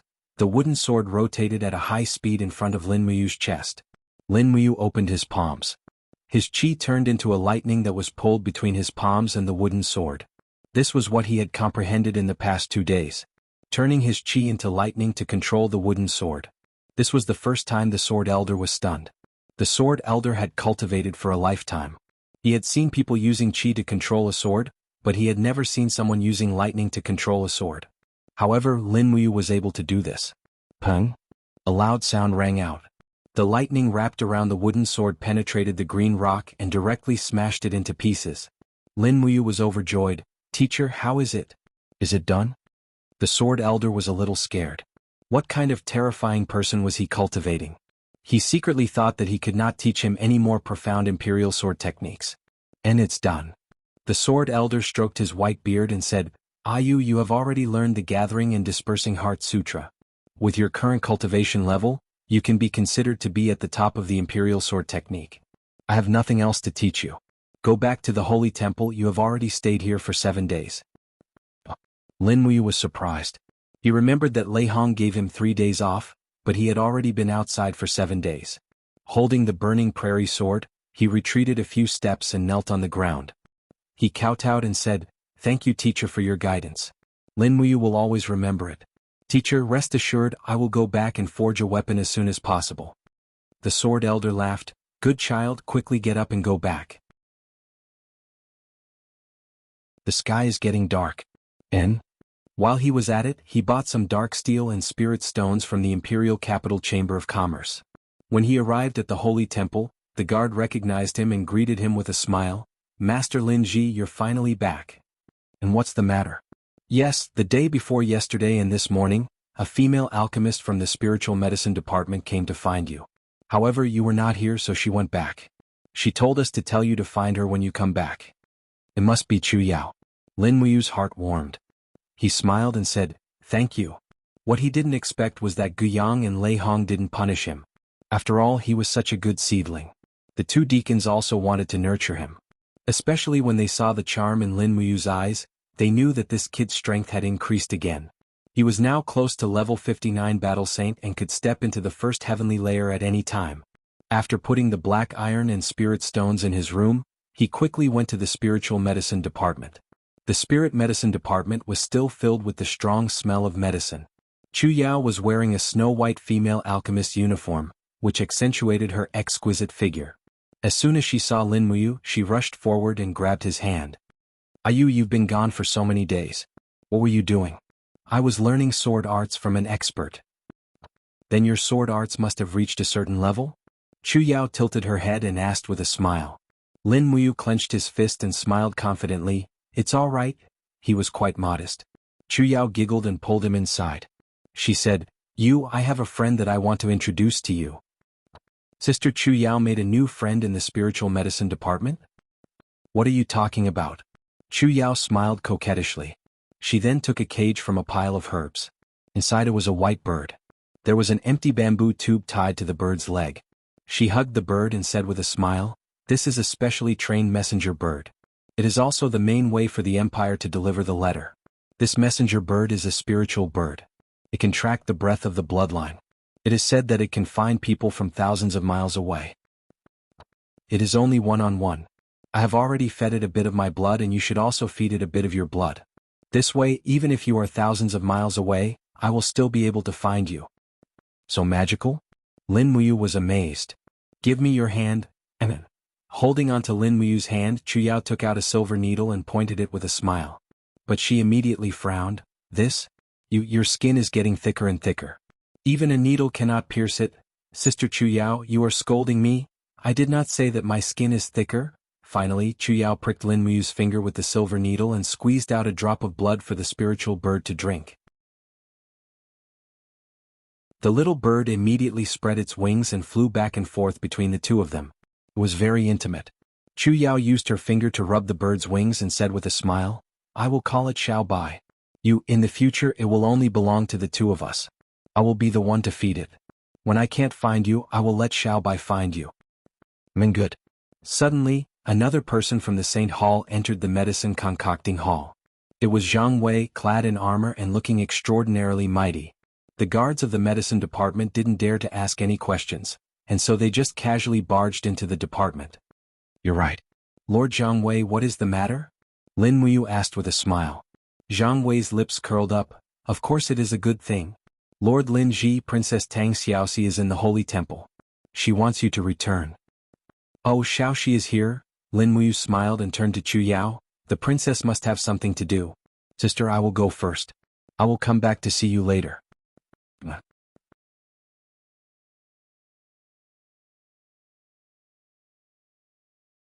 Chapter 73. In the southeast corner of Lanyan City's Zetian Palace, there was a small military camp. Soldiers dressed in dark blue imperial military uniforms were training with long spears in their hands. Horses galloped as a group of cavalrymen passed through the camp, holding blood-red patrolling flags in their hands. Other than the shouts of training, there was no sound in the camp. It was a scene of desolation. Military police camp, the place in charge of military law in the entire imperial capital. On the road paved with green and blue bricks, a patrolling duty officer flew in with a letter in his hand.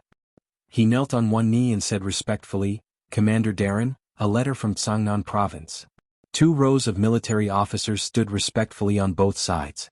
Behind the main officer's desk, a youth with sword-like eyebrows and starry eyes was looking at the map on the paper roll.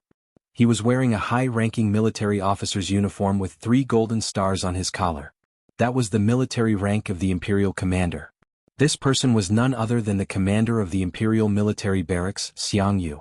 At a young age, he was able to sit in the commander's position and was in charge of the military law of the entire army. Moreover, his identity was quite deep as he was the descendant of the imperial god of war, Xiang Wentian. It was because of this that almost everyone in the imperial army was somewhat afraid of him. Of course, Xiang Yu's most feared part was his bloodbath spear. Xiang Yu's cultivation was inherited from Xiang Wentian, and he could be said to be the most intelligent and brave general in the imperial army. Another letter from Tsangnan Province? Xiang Yu asked with a slight smile. "Could it be that Jojo still wants me to arrest that Lin Muyu?" The duty officer shook his head. "This subordinate does not know." Xiang Yu took Yu's letter and scanned through it. He could not help but frown and said, "Tsangnan Province has mobilized tens of thousands of troops and still could not find him. They also suspect that Lin Muyu has already infiltrated the imperial capital. What does everyone think should be done?" A high-ranking officer cupped his fists and said, "Commander, why don't we conduct a carpet search in the imperial capital?" "No." Xiang Yu waved his hand. "Firstly, this is too much of a large force. Once His Majesty is alarmed, we may not be able to bear the consequences. Secondly, even though our military barracks is in charge of the 3 armies, our military strength is after all limited with only 2,000 people. It is impossible to conduct a carpet search. Not only would it be a large force, it would also be futile." "Commander, do you have any brilliant moves?" The corners of Xiang Yu's mouth curled up and he said with a smile, "Can't say brilliant move. You guys follow me, we're making a trip to the Imperial Army's main camp. Haven't seen Commander Feng Jixing for a long time. I was just thinking of exchanging pointers with him. It just so happens that Feng Jixing's 30,000 Imperial Guards are in charge of this matter. We must capture Lin Muyu as soon as possible. Otherwise, Uncle will keep nagging us. The Deputy General had a smile on his face. Lord Commander is brilliant. This subordinate admires you. Holy Palace. The afterglow of the setting sun shone on the buildings of the Holy Palace, casting the statue of the god of war, Xiang Wenyan, on the top of the Holy Palace on the ground. It was extremely long, as though it was about to cover the entire side palace. Lin Muyu passed through the main hall and went straight to the side palace. From afar she saw Tang Xiaoxi dressed in a fiery red dress. Tang Xiaoxi's martial soul was the fire fox, and her dress was also inclined towards red. As a result, even when she was wearing a snow-white dress, it would be embellished with fiery red-purple flowers as accessories. Moreover, princess, she was not lacking in money. Her dress seemed to change every day, and it was simply the envy of all the noble ladies in the imperial capital. Tang Xiaoxi saw Lin Muyu at a glance. She ran over gracefully with a happy smile on her face. Why are you only back now? Lord Jianghu has been out for so long. Lin Muyu laughed awkwardly. I had some matters to attend to. Moreover, why didn't you tell me that you were coming? Zhang Wei scratched the back of his head and laughed. Princess, I went to the trading company once and then to the weapon shop, but I couldn't find Lord Lin Ji. In the end, I only found him in the spiritual medicine department. Tang Xiaoxi laughed lightly. Then I'll have to trouble Lord Zhang Wei. You should quickly go and rest. Leave him to me. Zhang Wei looked at Lin Muyu with an ambiguous smile. He lightly bumped his fist on her chest and laughed. Lord Lin Ji has to take good care of Princess Shi. Don't forget our holy palace's etiquette. Lin Muyu glared at him, then watched as Zhang Wei laughed and left. Xiao Shi, why are you looking for me this time? Lin Muyu asked. Tang Xiaoxi grunted and said, have you forgotten? There are only 3 days left before the Upper Shi Festival. The Upper Shi Festival is one of the most important festivals in the Empire. Didn't we agree to celebrate the Upper Shi Festival together? Have you really forgotten? No, I really haven't. Tang Xiaoxi had a look of, I'd be a fool if I believed you. She said, anyway, you must go. I have already booked the top floor of the Tingyu Pavilion. I have also invited many good friends. Imperial Guard Commander Feng Jixing, Imperial Guard Chu Huaying, and Imperial Guard Commander Qin Lei will all be attending. You must go. All right. Lin Muyu agreed. Tang Xiaoxi pouted. Why do you look so unhappy? I knew it. You are worried that the beautiful pharmacist Chu Yao from the spiritual medicine department doesn't have an invitation, right? Don't worry, I have given Chu Huaying 2 invitations. You will pass one to Chu Yao. You only have Sister Chu Yao in your heart, right? Lin Muyu looked at her like a girl fighting for attention and couldn't help but laugh. Xiaoxi, you are a princess. How can you be calculative with Sister Chu Yao? She's just a pharmacist. All right, no matter what, you are in the right. Tang Xiaoxi crossed her arms in front of her chest, squeezing her breasts. She pouted and said, Mu, what have you been busy with these days? It seems that your cultivation has improved again. Let me see the results of your cultivation these days. How about it? Lin Muyu was stunned. Do I really want to see? Yes. All right then. The Xiaoxi wants to see, I will let you see. I have created a few moves that I haven't named yet. Help me think of a name. Yes, I brought some food. I'll watch your demonstration after I eat. Tang Xiaoxi cheered. Tang Xiaoxi brought some delicacies and a bottle of fresh and elegant wine. After eating a little, Lin Muyu took her to her cultivation room. Tang Xiaoxi's guards followed closely behind. They were all young and strong martial artists between the ages of 20 to 35. They looked at Lin Muyu fiercely as if saying, if you dare to kidnap the princess, we will fight you to the death. When they arrived outside the courtyard, Tang Xiaoxi turned around and said to the guards, okay, I will go in with Mu. You guys wait outside. One of the guards cupped his fists and said, Princess, this doesn't seem very good. Tang Xiaoxi raised her eyebrows. What's not good about it? Will Mu eat me? The bodyguard had a helpless look on his face. He was afraid that this kid would eat this delicacy of his. However, he did not dare to say it out loud. He only said respectfully, yes, we will wait outside. If the princess doesn't come out, we will not leave. Okay. Tang Xiaoxi happily followed Lin Muyu into the courtyard and closed the door behind her. It It was a taboo to peek at someone else's cultivation in the empire because it was suspected of stealing someone's skills.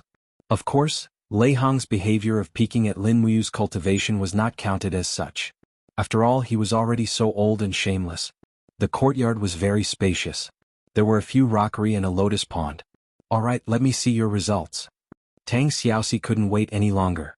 She leaped over and sat on a section of the railing as she said with a smile. Lin Muyu nodded. The heart of the sword flashed in his mind. He raised one hand slightly. Suddenly, the burning prairie sword on his back came out of its sheath with a clang. It hung in the air and let out a faint sword sound. This was the basic ability of using the heart to control the sword.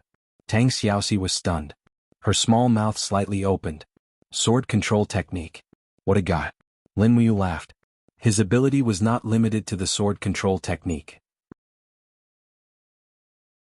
Thinking of this, she suddenly let out a low grunt. True Qi surged and turned into lightning that seeped into her palms. The lightning formed countless dazzling chains that connected the burning prairie sword and her palms. Lin Muyu controlled her strength and speed and suddenly launched an attack. Suddenly, the burning prairie sword pierced into the distance with lightning speed. Peng! A stone pillar suddenly split into two. This attack was simple and violent. It was a technique created by Lin Muyu by combining the lightning strike and sword of lightning techniques. Its specialty was its speed and strength. It was able to launch a sudden attack within a second. Most people would not be able to defend themselves in time. Furthermore, he had been practicing this technique in secret. Even the Sword Elder did not know about it. The Sword Elder was worried that this kid would surpass his master. However, he did not know that in some aspects, this kid had already surpassed him. Wow! Tang Xiaoxi opened her small mouth and said, Mu?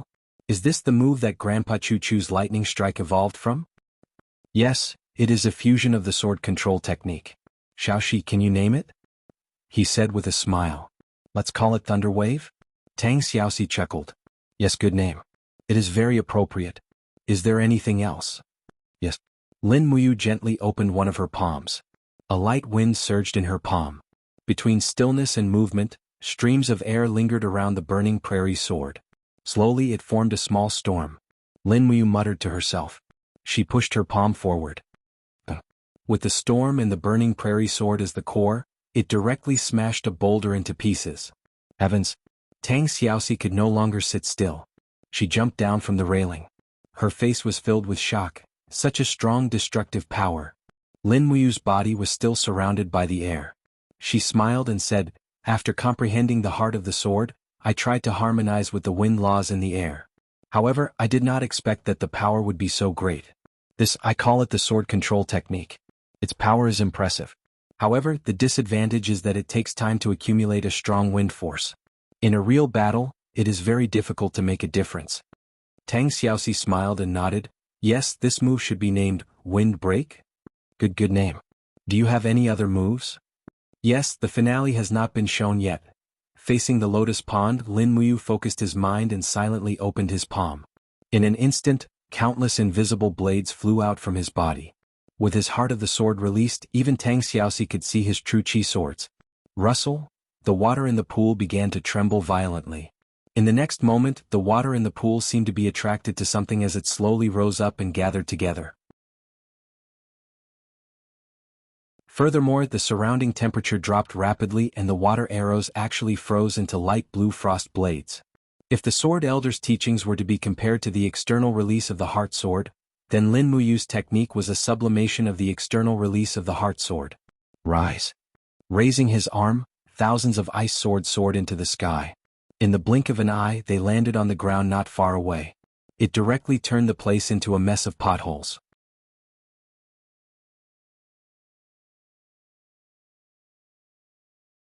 Chapter 74.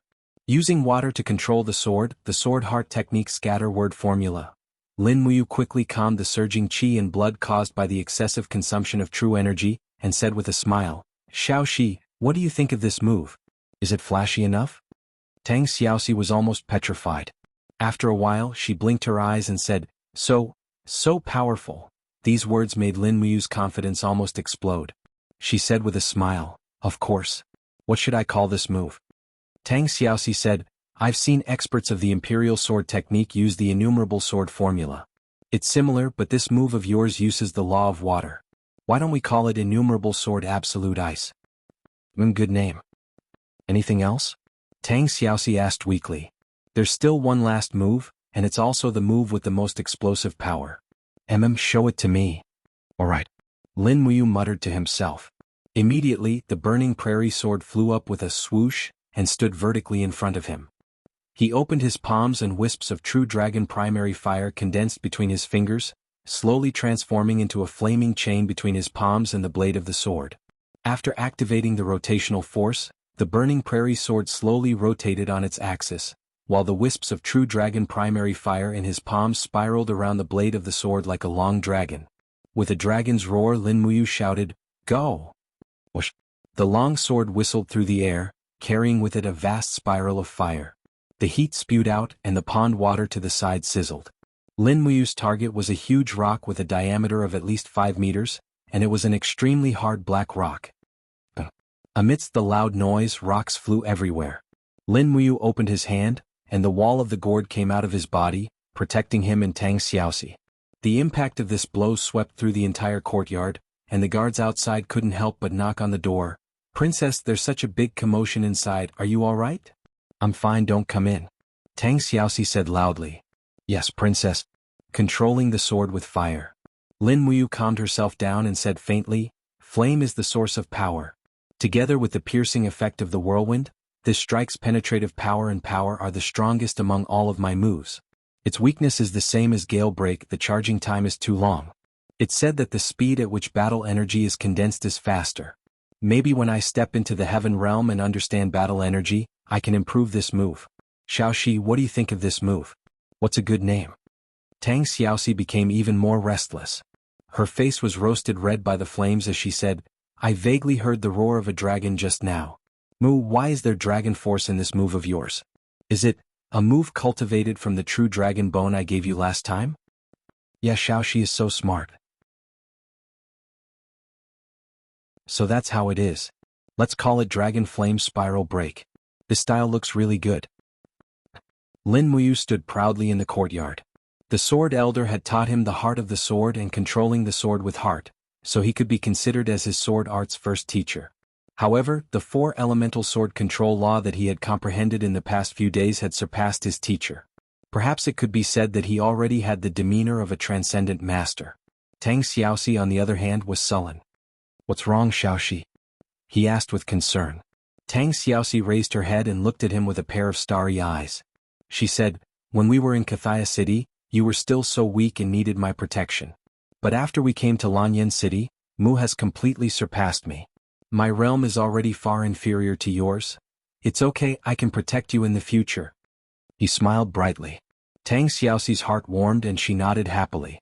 However, she couldn't show it too obviously, so she pouted and said, "Mu, are you about to step into the heaven realm? My current cultivation is Battle Saint, just one step away, but I still can't break through." Lin Muyu shook her head and said, "I probably need another opportunity. I plan to find a day to cultivate in the dragon-seeking forest. If I meet a suitable spirit beast, it can help me break through and step into the heaven realm." "Yes, I want to go with you. Also, you must remember our promise. The Shangxi festival will be held 3 days later. This is the invitation, you must come." "Okay." After sending off Tang Xiaoxi, Lin Muyu secretly let out a sigh of relief. Xiaoxi was approachable, smart, and cute. She was definitely a very good girl, but his status was too different from hers. Moreover, he was currently a wanted criminal. He had a deep feeling that she was out of his league. He didn't want to be a gigolo. Even if he had any status in this world, he had to rely on his own fists to make a name for himself. He didn't want to think about anything else and obediently went to forge a new sword. This could be considered as his tuition fee for the Sword Elder, right? After all, the Sword Elder was a businessman. He definitely wouldn't lose out on this point. At night, the stars shone brightly. The Imperial Army camp was brightly lit. The cavalry galloped in front of the Central Army tent. The 10 Kiliarchs on duty at night had already led their subordinates to patrol the capital. In the central tent, Feng Jixing was holding an oil lamp and holding a bamboo scroll in his hand. On the bottom of the scroll, there were 4 big words, 7 scrolls of victorious tactics. This was the military strategy passed down from generation to generation by the founding hero of the Great Qin Empire, Xiang Wenian, who was known as the god of war. Every general of the empire would study the 7 scrolls of victorious tactics, but it was unknown how many people could truly comprehend the profound meaning within. Rustle, the curtain was lifted and a captaincy cupped his fists and said, "Lord Commander, the people from the military police battalion have arrived." Military police battalion? Feng Jixing raised his head and looked. The light from the oil lamp flickered slightly, illuminating his handsome face. What are the people from the military police battalion doing at the Forbidden Army? Who led them? It's the commander of the military police battalion, Jianghu. Jianghu? Feng Jixing frowned and stood up. He brushed his battle robe and said, "Follow me to welcome them." Yes. Outside the tent, Jianghu walked over with dozens of military police battalion generals. From afar, he cupped his fists and said with a smile, "Brother Feng, long time no see. You are still as handsome as ever." Feng Jixing smiled and cupped his fists and said, "Subordinate Feng Jixing greets Lord Jianghu." Jianghu smiled and said, "You and I are both commanders of the empire. There is no need to be so formal." Even so, Feng Jixing still gave a military salute. Although the total number of military police battalion was only 2,000 people, they had the most power in the imperial army. Even he, the commander of the 30,000 imperial army, had to be respectful to Jianghu. "I wonder what important matter Lord Jianghu has come to the imperial army camp this time?" Feng Jixing asked.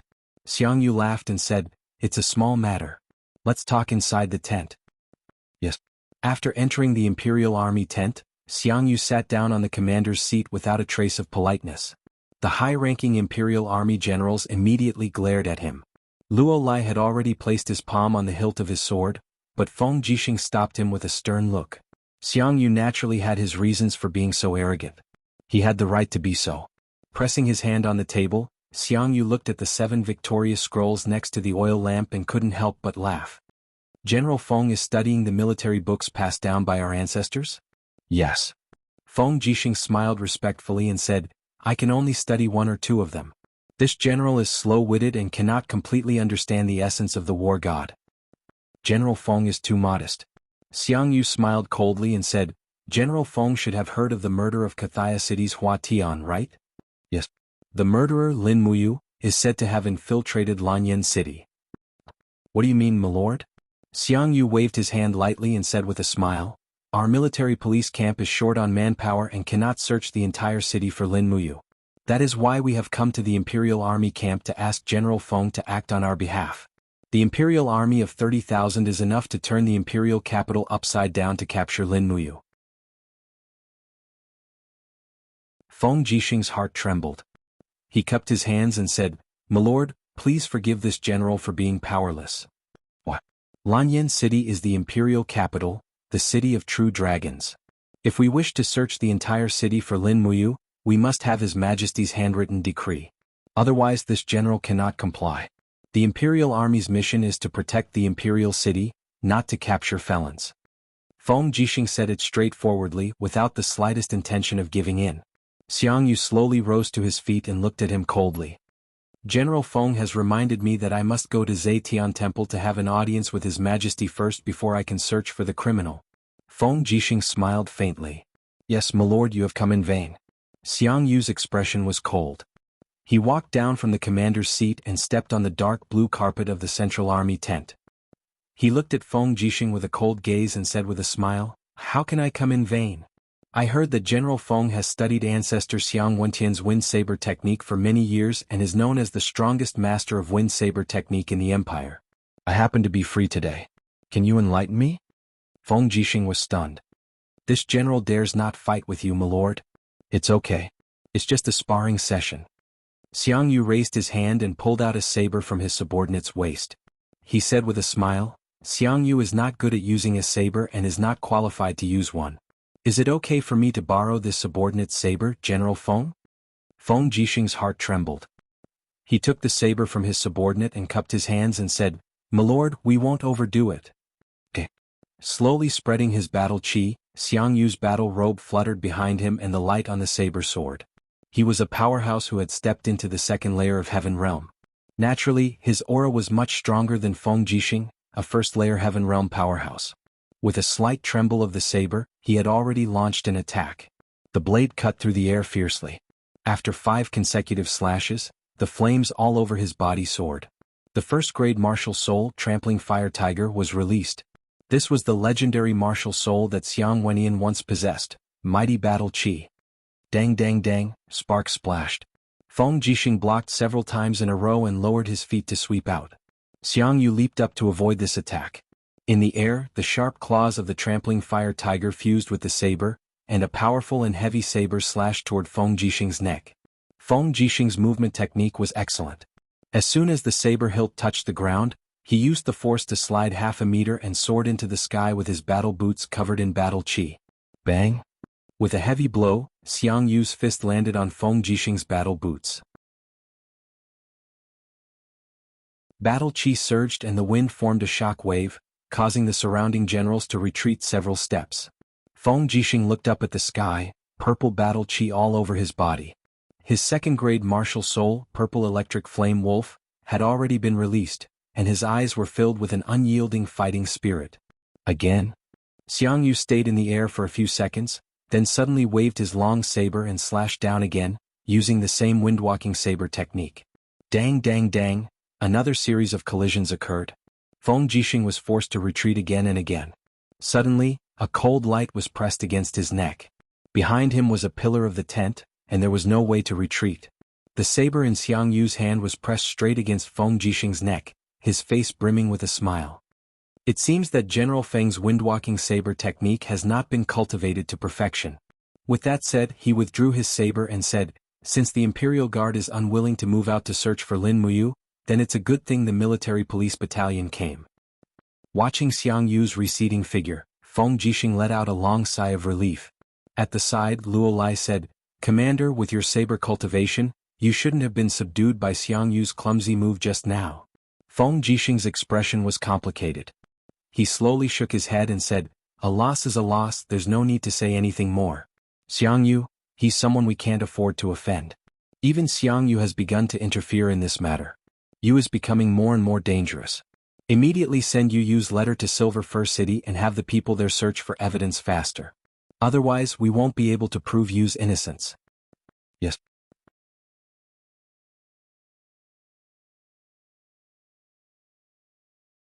Chapter 75. 3 days passed by in the blink of an eye. The banquet was held at night, so Lin Muyu did not go there early. Instead, he cultivated the imperial sword technique in the courtyard of his residence in the sacred hall. The flames in the prairie fire sword were faintly discernible. The body of the sword was suspended in the air, controlled by an invisible force. Lin Muyu stood a few meters in front of the longsword. She closed her eyes and slowly opened her right palm to sense the lightning elemental energy in the air. The tiny and violent lightning elemental energy gathered into strands of purple lightning energy that swam between her fingers like a group of naughty children. Lin Muyu could not help but laugh at the sight of it. His compatibility with the laws of lightning was becoming more and more perfect. Among the 4 types of imperial sword technique, he seemed to be the most adept at using lightning. Very few people could withstand a lightning strike. However, he had never displayed the power of the imperial sword technique and the true dragon essence fire in the sacred hall. Just like what Lei Hong had said, in this world, one must learn to hide one's edge. Otherwise, the tallest tree in the forest would be destroyed by the wind. As his cultivation increased, the defensive power of the martial soul gourd alone was enough for him to look down on everyone in the sacred hall. He could even fight against a gold star instructor like Ouyang Qiu without being at a disadvantage. It was also because of his existence that the status of the sacred hall's sparring partners had risen a lot. It could be seen from the attitude of the servants and guards towards the sparring partners. After all, the position of the sparring partners in the sacred hall was punching bags. However, the appearance of Lin Muyu covered this punching bag with a layer of armor and thorns. His appearance made the group of instructors no longer look down on the sparring partners. The group of instructors led by Zhang Wei had even treated the gold star sparring partner Lin Muyu as a good teacher and helpful friend. Knock knock. There was a knock on the door. A servant said respectfully, "Lord Lin Ji, it's time. According to Princess Xi's instructions, it's time for you to set off for the Tingyu Tower. The coachman has already prepared a fine horse for you." "Thank you." Lin Muyu opened his eyes. The divine light in his eyes disappeared, and a smile appeared on his handsome face. He looked harmless, as if he had returned to the playful and scolding kid. Carrying the burning prairie sword on his back, he went out. As expected, there were more than 100 fine horses in the riding training grounds of the Holy Sanctum. Usually they were only provided to instructors and sparring masters to practice riding skills. Today, due to his relationship with Tang Xiaoxi, there was actually a horse for him to use. Immediately, Lin Muyu felt as if he had soared through the ranks and was using the public transport. He mounted the horse and performed an imperial military salute to the coachman, smiling respectfully. "Thank you, I'll be back on time to send the horse back. Please don't worry." The coachman was flattered and hurriedly said, "What are you talking about, sir? Please feel free to use them. Deacon Guyang has instructed that all Gold Star instructors and Gold Star sparring masters can choose their favorite warhorses from the stable. You don't have to be so polite." "Yes, thank you very much." Lin Muyu smiled and slowly spurred the horse forward. The coachman stood there in a daze. He could not imagine that a Gold Star sparring master from the Holy Sanctum would treat him so respectfully. After all, the disparity in their statuses was too great. However, Lin Muyu was already used to it. He came from a good family, the son of Long Xang Group's CEO cum chairman Lin Shun. Could be said that he grew up with a golden spoon in his mouth. Lin Shun was a gentle and docile person, so Lin Muyu grew up to be a humble person. In the eyes of others, he was a second-generation rich kid, but those who really interacted with him knew that he had a good upbringing and was humble. Even when he was facing a waiter, he was still very respectful. There was an old saying that a person's upbringing depended on his attitude towards the waiter. This saying seemed to be reflected in Lin Muyu. However, the coachman was someone from another world. Since he was young, he had been influenced by the concept of hierarchy. In his mind, Lin Muyu was a high and mighty Gold Star sparring master, a legendary lord. Lin Muyu's humility would only make the coachman feel fear. As he passed by the side hall, someone called out to him, "Lin Ji, don't be in such a hurry to leave." He turned around and saw Jiang Wei walking over with a white general's robe in his hands. He said, "You are a Gold Star sparring master from the Holy Sanctum. How can you wear such a shabby outfit to attend Princess Tang Xiaoxi's last Eve festival banquet? Come, the Grand Deacon asked me to give you this armor. All the Gold Star sparring masters of the Holy Sanctum wear this to meet the Emperor." Lin Muyu was stunned and quickly got off the horse. She looked at the general's robe in Jiang Wei's hands. It was actually made up of silver chainmail and a white general's cloak. She looked at her own green robes and could not help but feel ashamed. After being in the Holy Sanctum for so long, she did not seem to pay attention to her image. "All right then, thank you, Sir Jiang Wei. You're welcome. Quickly change." "Okay." He entered the side hall and put on the Gold Star sparring master's uniform. When he walked out, Jiang Wei's eyes lit up and he could not help but clap. "That's amazing. Sir Lin Ji, I Jiang Wei have never seen anyone who fits this general's robe better than you. If Princess Shi sees this, she will definitely look at you in a different light." Lin Muyu looked down and indeed felt that he looked exceptionally energetic and handsome after wearing this uniform. With the Gold Star sparring master badge pinned to his chest, it was simply perfect. "Then I'll go to the banquet. Goodbye, Sir Jiang Wei. Go. Don't forget the helmet." This uniform actually came with a helmet. It was a silver-gray battle helmet. Lin Muyu only clipped it under his armpit. It inevitably looked a little redundant when he put it on. Furthermore, this uniform was actually the uniform that the members of the Holy Sanctum wore when they participated in battles. The armor already made him feel a little uncomfortable. If he put on the helmet, he would feel like he was going to the battlefield to kill the enemy. The armor weighed nearly 10 kilograms. Fortunately, Lin Muyu's cultivation was much higher than before, so he did not feel that it was heavy. He spurred his horse out of the Holy Sanctum's main gate. From afar, he could see Chu Huaijin, who was wearing the armor of the Imperial Guards, standing in front of the Spiritual Medicine Department's main gate. He was leading 2 horses. It was obvious that he was here to pick up Chu Yao. "Brother Chu Huaijin." Lin Muyu spurred his horse over and dismounted. He smiled and said, "You're here too." Chu Huaijin couldn't help but smile. "You is here. Wait a moment, Yao will be out soon." As he spoke, Chu Huaijin looked at his attire and couldn't help but laugh.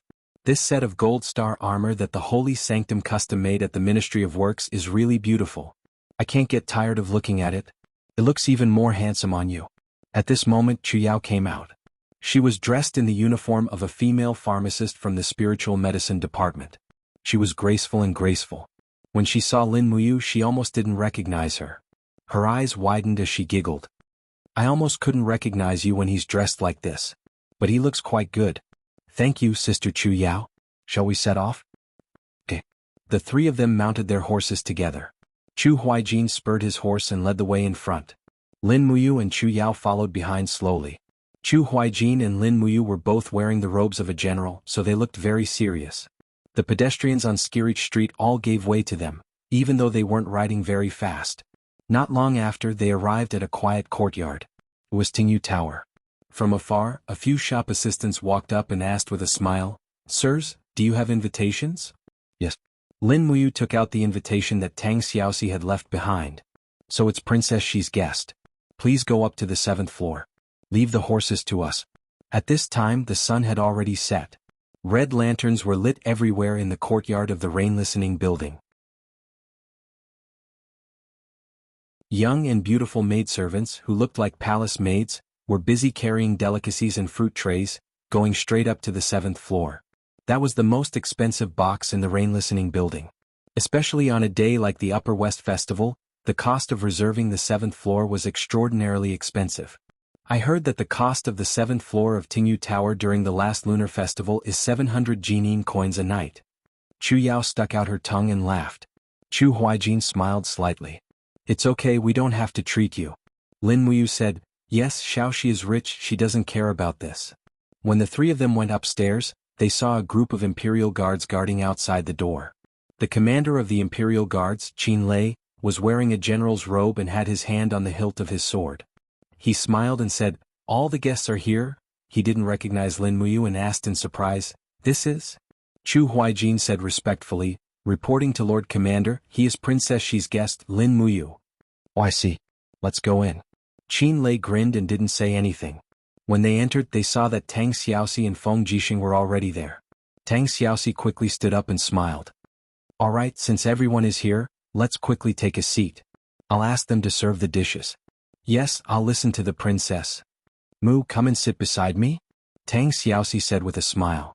Lin Muyu was a little embarrassed, but Chu Huaijin smiled and gave him a look. He could only walk over dejectedly.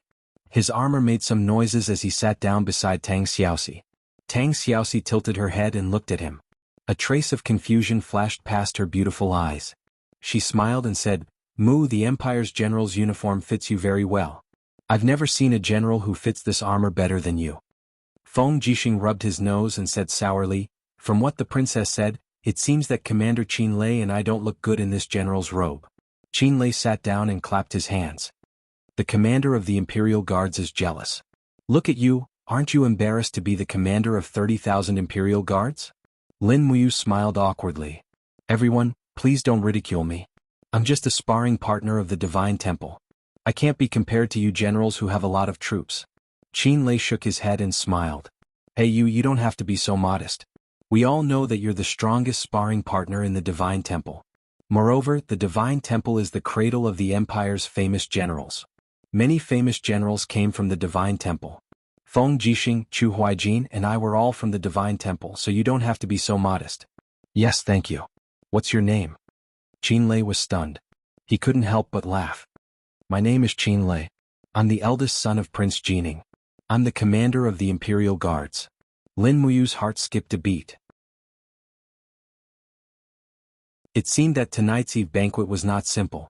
The people that Tang Xiaoxi invited seemed to be more powerful than the other. This Qin Lei was the son of a prince. He was definitely one of the top figures in the empire.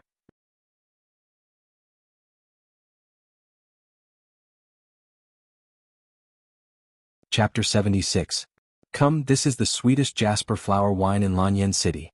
Have a taste." The maid poured a cup of wine, and the fragrance of the wine filled the air. Feng Jixing held the cup and smiled. "Let's drink 3 cups first. After that, it's time for the performance." Lin Muyu was stunned. There was a performance? She picked up the wine cup and drank it in one gulp. She immediately felt as if a stream of sweet spring water flowed into her throat.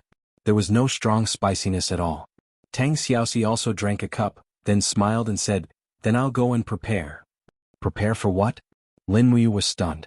Tang Xiaoxi held onto his shoulder and stood up. She smiled and said, "You'll know in a while." Thus, Feng Jixing, Lin Muyu, Chu Huayin, Qin Lei, and Chu Yao sat at the table and drank another 2 cups of wine. At this time, a few attendants carried a huge drum and placed it in front of them. Lin Muyu suddenly thought of something and smiled. Is it a big encouragement? Feng Jixing couldn't help but smile. No, it's a long-sleeve dance. Oh. You look to the right and you'll know, Feng Jixing said. Lin Muyu turned around and saw that Tang Xiaoxi had changed into a new set of clothes. It was still red like fire, but this set of clothes had long, wide sleeves. It was the kind that perfectly outlined Tang Xiaoxi's slender waist and perky butt. As she walked, the long sleeves swayed. There was indeed an indescribable sense of beauty. Releasing her firefox martial spirit, Tang Xiaoxi leaped onto the surface of the drum. Her body was very light, and with the support of the firefox she felt like she was floating in the air. Lin Muyu stared at her in a daze. She couldn't help but say, a light body that can dance on the palm? This is probably what it feels like, right? Chu Huayin couldn't help but smile. A light body can dance on the palm? Ayu is really erudite and multi-talented. This sentence is so beautiful when I think about it. I'm just borrowing it, ha. At this time, Tang Xiaoxi waved her long sleeves and said with a smile, this is a long-sleeve dance that I just learned not long ago, so I'm not very familiar with it. I don't know if it will work well with Xiao Yin's song of the autumn goose. Xiaoyin, shall we begin? However, he heard a sweet voice from behind the bead curtain. Let's begin. In the next moment, a melodious sound of the zither sounded, and Tang Xiaoxi gently danced her graceful figure, like a beautiful fairy floating on the surface of a drum. The sound of the zither was melodious, complementing Tang Xiaoxi's movements, really like a beautiful swan goose flying in the sky.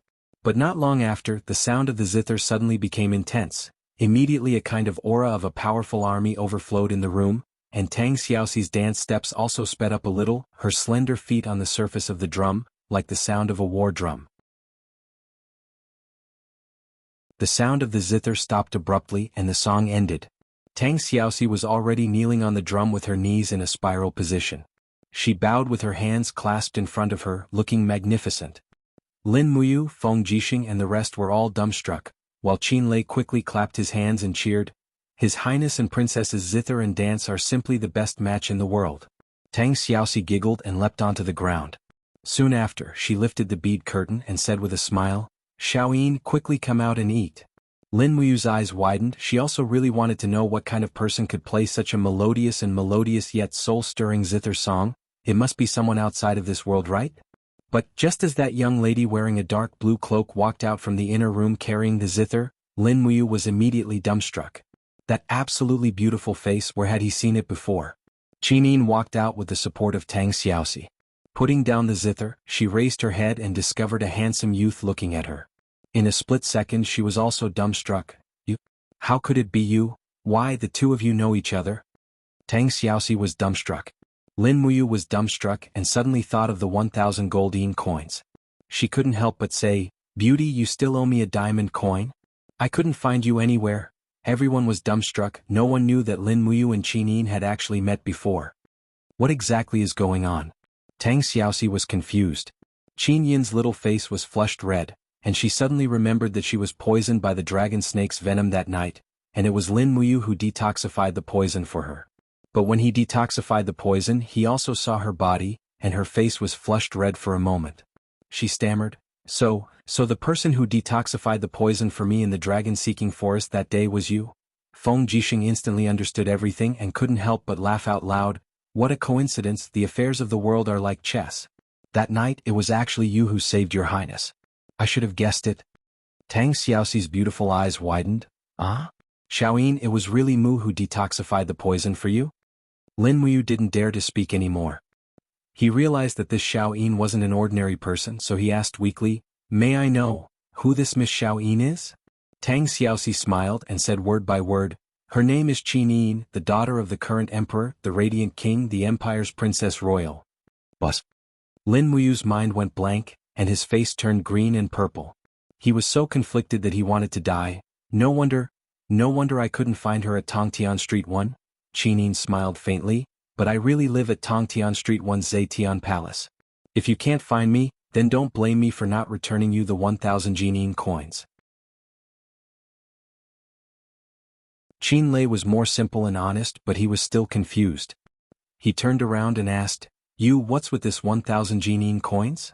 Lin Muyu even wanted to die. asking the Empire's princess for 1,000 Jianghu coins to save his life, unless he didn't want to live anymore. He raised his wine cup, smiled shamelessly and said, "It's nothing. Let's drink this cup of wine, and these past events will be written off like passing clouds." Feng Jixing had long guessed the mystery behind this and he was speechless. You really can do what you say." Lin Muyu was so embarrassed that he wanted to find a hole to hide in. At this time, Qi Nin also saw Lin Muyu's awkwardness, so she stood up and walked leisurely to his table with her wine cup. She slowly knelt down and raised her wine cup with a refreshing smile on her face. "No matter what, you saved my life that night. This cup of wine is my thanks to you, thank you." Lin Muyu was at a loss of what to do when the beautiful princess knelt in front of him just a step away. He hurriedly raised his cup and said, "I am an apothecary, and it is my duty to treat and save people. Moreover, it was fate that I met your highness that day. There is no need for your highness to thank me, this actually makes me feel a little ashamed." Qi Nin burst into laughter and said in a peerless manner, "Since General Feng calls you you, then can I also call you you? Of course, please go ahead, your highness." Qi Nin drained the cup of wine in one gulp and her long snow-white neck was very attractive. Lin Muyu also raised his cup and drained it in one gulp, a myriad of feelings welling up in his heart. He hadn't thought that he would be so close to the ruler of this world. The Empire's princess was sitting right in front of him, and even the fragrance of Qin Yin's body wriggled into his nose. This feeling was too wonderful. So many people had been dreaming for so many years, and now he had realized it. Tang Xiaoxi tilted her head and looked at the blushing Lin Muyu. She asked with a smile, "Mu, are you nervous?" "Don't worry, Xiaoyin isn't fierce."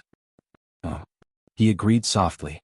At this time, Qi Nin stood up and walked gracefully back to her seat. She said with a smile, "Father had originally wanted me to accompany him in Zetian Hall for the last lunar festival, but I couldn't refuse Xiaoxi's kindness and had no choice but to come. It was a good thing that I saw Xiaoxi's long sleeves dance and I also saw Lin Muyu who saved my life. I was so happy that I couldn't put into words." At this time, Chu Yao stood up and gave a courteous bow saying, "Your Highness, today is a coincidence. This little girl, Chu Yao, would like to ask for justice for me and Ayu." Qi Nin was slightly surprised. "Sister Chu Yao, what is it?" Chu Yao recounted the tragedy that had happened in Silver Fir City. Qin Yin's eyes widened. She had lived in Zetian Hall since she was a child, so she had no idea that the outside world was so dangerous. At first, her beautiful face was filled with shock, but then it turned into anger. She slammed her fist on the table with a loud bang, and the god-binding chains appeared around her. How despicable! How can a bastard like Hua Tian be the city governor of Silver Fir City? Feng Jixing cupped his fists and said, "Your Highness, I have already sent someone to investigate this murder case in Silver Fir City. I believe that it won't be long before we gather enough evidence to prove you and Yao's innocence." Qin Yin nodded, and a smile finally appeared on her beautiful face. She promised, "Sister Chu Yao, don't worry. General Feng will definitely clear your names. Even if he can't, I will still be here." "Thank you, Your Highness." Chu Yao nodded with a smile. After 3 rounds of wine, Feng Jixing, Chu Huaying and Qin Lei were all slightly tipsy.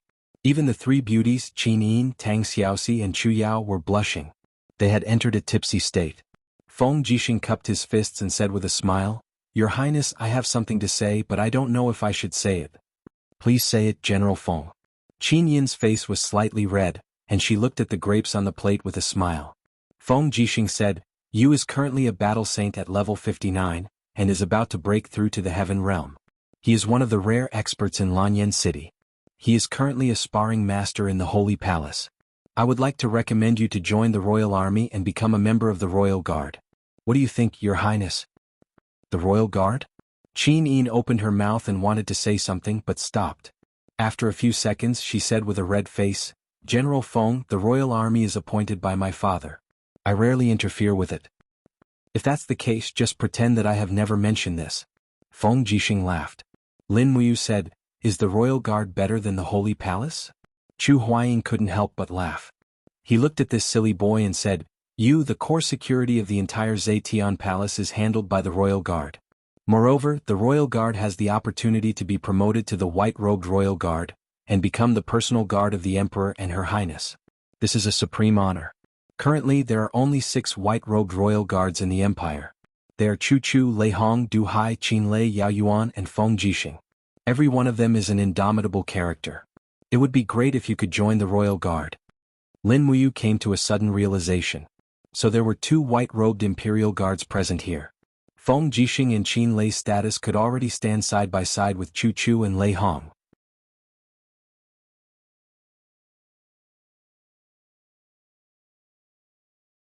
Chapter 77.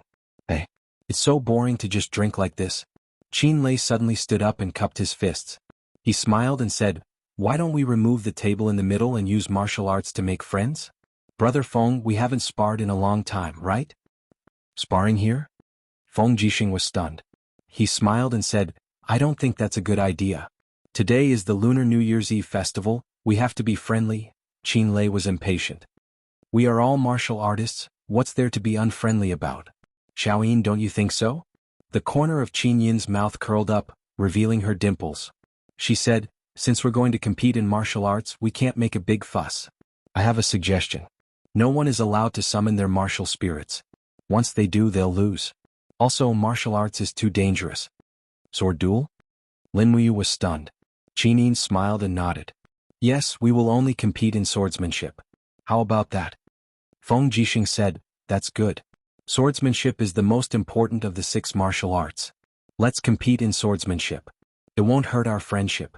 My swordsmanship is only third-rate. I hope that everyone will give in to me." Qin Lei, Feng Jixing, Chu Huayin, and the others were all high-ranking soldiers. Their main weapons were spears, sabers, and other long-handled weapons. However, everyone had a sword. This was a must. The attendants quickly removed the table in the middle, leaving an empty space. Feng Jixing leaped up and with a kang, he pulled out the shiny longsword at his waist.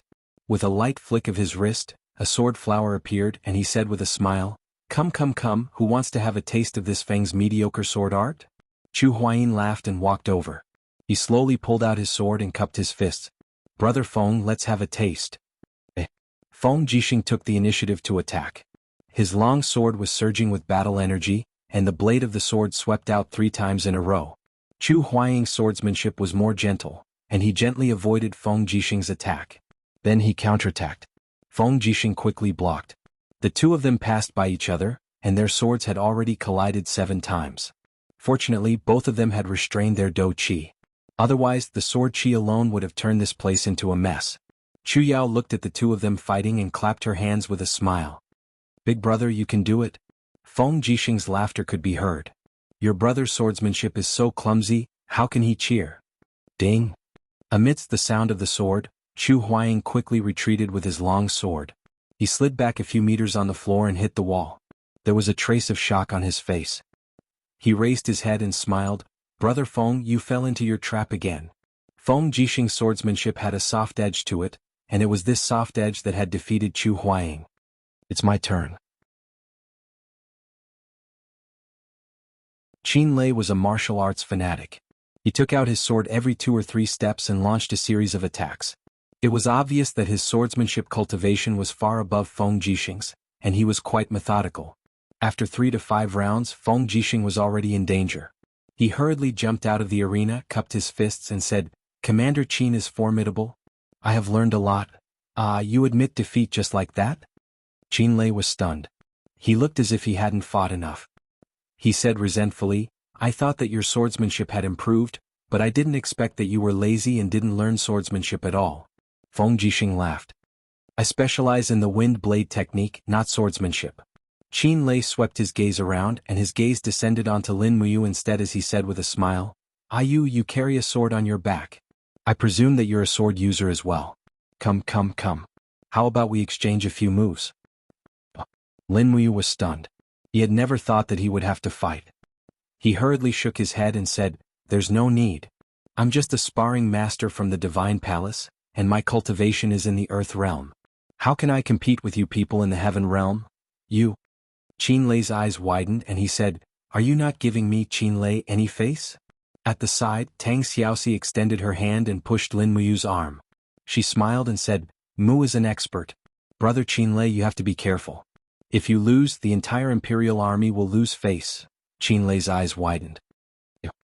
Lin Muyu had already been forced to do something beyond his ability. He could only stand up and step into the arena. He emphasized, Don't use your martial soul, right? Yes, draw your sword. N. Lin Muyu stood majestically on the spot. His right hand was placed horizontally in front of his chest. Streams of chi enshrouded him, and the prairie fire sword behind him unsheathed itself with a clang. He raised his hand and grabbed it. Streams of flames appeared on the sword's blade. Good sword, what a handsome sword technique. Qin Lei couldn't help but feel that it was interesting. He had seen many experts in the imperial sword technique, but none of them had the imposing manner that Lin Muyu in front of him had. Even Qin Yin widened her beautiful eyes and looked at Lin Muyu. She completely didn't think that this shameful fellow who loved money as much as his life would actually have such an extraordinary imposing manner when drawing his sword. I'm coming. Qin Lei shouted and rushed out from the sword. Even with a light leap, the sword light was like a roulette spinning and chopping down 4 times in a row. Lin Muyu couldn't retreat. He held the sword hilt with both hands to block. He only felt that his arms were about to be shaken off. After the 4 consecutive shakes, he didn't even have time to react after he finished blocking. Qin Lei roared and raised his battle boots to kick out. I have to block or else I'll lose. In the time it took for a spark to fly off a flint, Lin Muyu raised his battle boots and met Qin Lei's kick with a pang. However, it was obvious that the opponent's do chi was stronger, causing him to continuously retreat a few steps. However, at the moment when he was forced to retreat, a lightning light flew out from his right hand with a pa-pa. The prairie fire sword had already left his hand and was in the air. Whoosh! The purplish-blue lightning light wrapped around the prairie fire sword and blasted straight towards Qin Lei. Lin Muyu didn't use his full strength and only used 50% of his strength. He was also afraid that he would injure Qin Lei. What? Qin Lei was stunned. He hurriedly raised his iron fist and condensed 3 layers of chi armor to block. Peng! The lightning light shot out in all directions. Qin Lei had underestimated Lin Muyu's strength and was continuously forced to continuously retreat a few steps. His face immediately flushed red. With a low shout, he concentrated a large amount of do chi into the blade of his sword and leaped up. From a high position he gave another attack. This bull was planning to use strength to restrain the opponent. This attack was really too strong. Even the bitingly cold do chi blew to the point that Lin Muyu almost couldn't open his eyes. Opening his palm, a light breeze was silently generated. It was precisely the prelude to the prairie fire sword. Ha! When Lin Muyu raised his palm, the prairie fire sword, as if it had a mind of its own, followed along and welcomed the attack, sweeping up a bitterly cold storm in a small area. The weapon in Qin Lei's hand was only made of ordinary iron and couldn't be compared to the prairie fire sword, which was a 5th-tier mystic rank sword. Adding on the power of the sword soul, with a sharp whistling sound, the gale break collided with Qin Lei's attack storm. Peng! Another loud sound, the energy exploded. Qin Yin, Feng Jixing, Tang Xiaoxi, Chu Yao and the rest were all stunned. Qin Lei's face was full of shock. He had never thought that this little brat's prairie fire sword technique would be so strong. It wasn't like the weak and powerless attacks of those sword users he had met in the past. Lin Muyu's fighting spirit was even higher. He really wanted to see the power of the quadruple elemental sword technique, and Qin Lei, this level 72 Heavenly King stage powerhouse, was practically a rare touchstone. Wong! The blade whistled and spun. Lin Muyu's palms spread out horizontally. Raging flames sustained the prairie fire sword. However, this attack he didn't use the true dragon essence fire, only using ordinary fire. The long sword whistled, spiraling flames encircling it. Like a sharp arrow, it shot towards Qin Lei. Qin Lei was startled.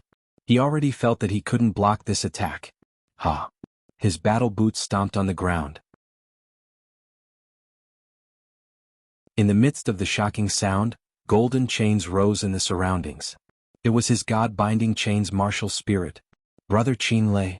Qin Yin suddenly stood up. His eyes were full of anxiety. The God-binding chains was known as the first-grade martial spirit with the most destructive power in the world. This wasn't a joke. The slightest mistake could cause Qin Lei's opponent to lose his life. Lin Muyu had saved his life before. To let him die in front of him was something Qin Yin couldn't do. The flames exploded. The spiraling flames of the prairie fire sword collided with the God-binding chains. Qin Lei retreated a few steps. His chi and blood surged and his fighting spirit surged. He didn't care about Qin Yin's scolding anymore. With a wave of his long sword, the God-binding chains encircled the long sword and struck towards Lin Muyu. Standing firmly on both feet, the overwhelming true chi surged. Lin Muyu summoned the dragon scale wall and the black tortoise shell at the fastest speed. At the same time he used the prairie fire sword to control the prairie fire which bounced back. The true dragon essence fire quickly encircled the blade. Since the true dragon essence fire could easily injure people, then it should be safer to use it for defense? A loud sound, as if the entire 7th floor of the Tingling Rain building was about to be overturned. Ijij. Lin Muyu knelt on one knee on the ground, panting heavily. The dragon scale wall and the black tortoise shell had already been shattered. The prairie fire was propped up on the floor. If it wasn't for the protection of the true dragon essence fire, perhaps she would have already been killed. Qin Lei held the long sword and stood there with a pale complexion. His God-binding chain's martial soul had actually been completely shattered at that moment. The damage to his martial soul would inevitably injure his body. He felt a sweetness in his throat and spat out a mouthful of blood.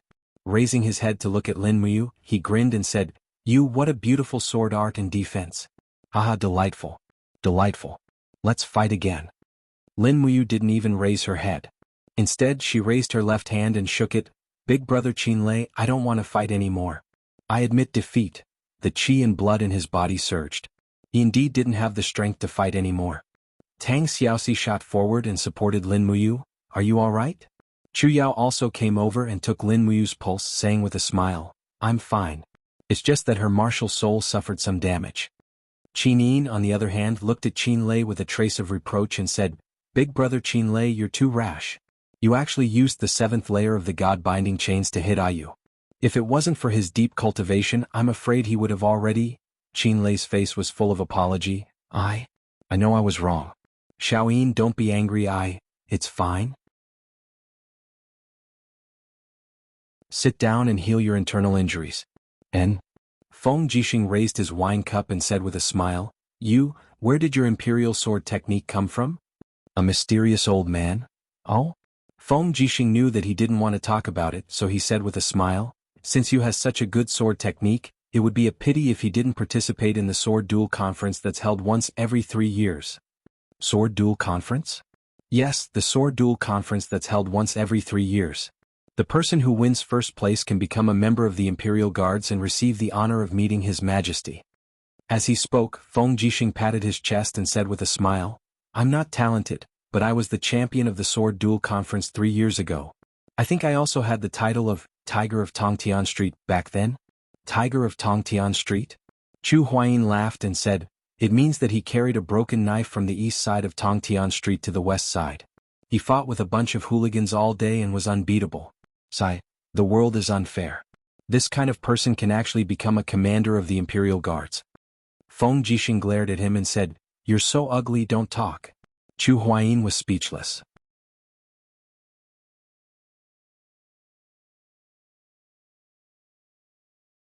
Chapter 78. Qin Lei led more than 30 Imperial Guards to escort Qin Yin and Tang Xiaoxi back to the mansion. Feng Jixing was drunk, carrying his precious sword and leading his own war horse. He turned over and leaned on the horse's back. He turned around to look at Lin Muyu and asked with a smile, You drank so much, can you still ride a horse?" Lin Muyu grabbed the reins and clamped the helmet under her armpit. She said with a smile, "I can. Brother Feng should be more worried about whether you can ride a horseback or not."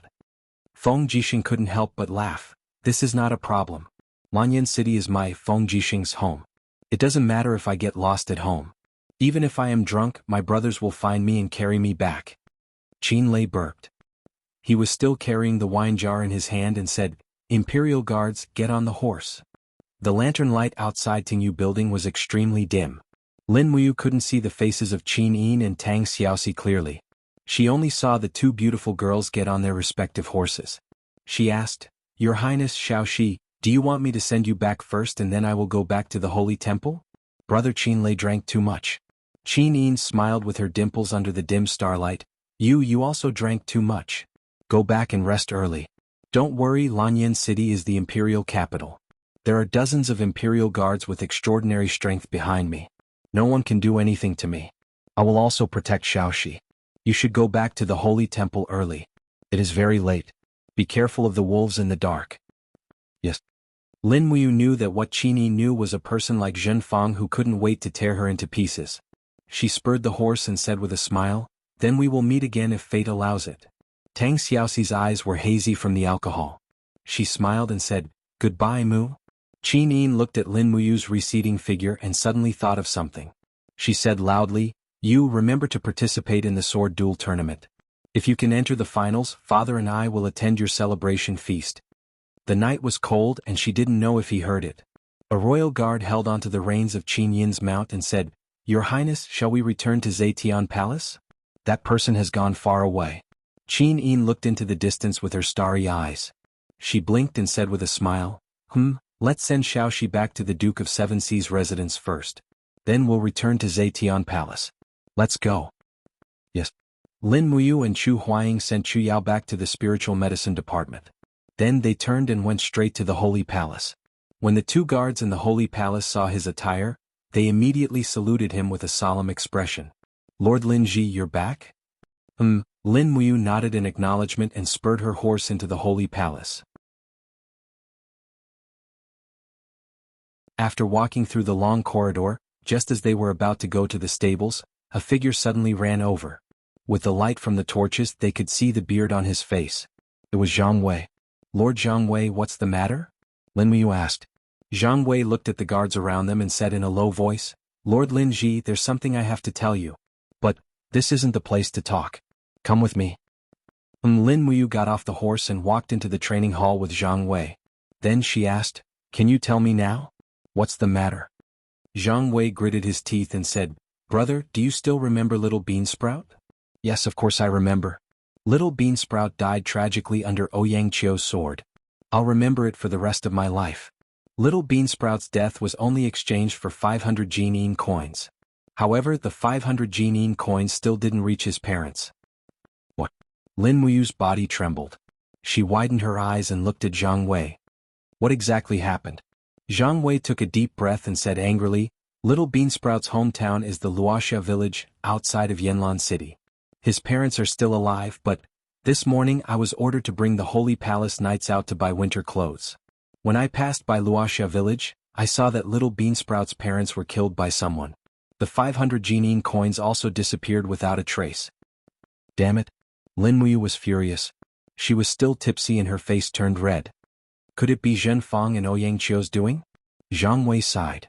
"Most likely, the two of us have already offended the Divine Marquis residents. It's expected that Zhen Fang would kill Little Beansprout's parents to vent his anger.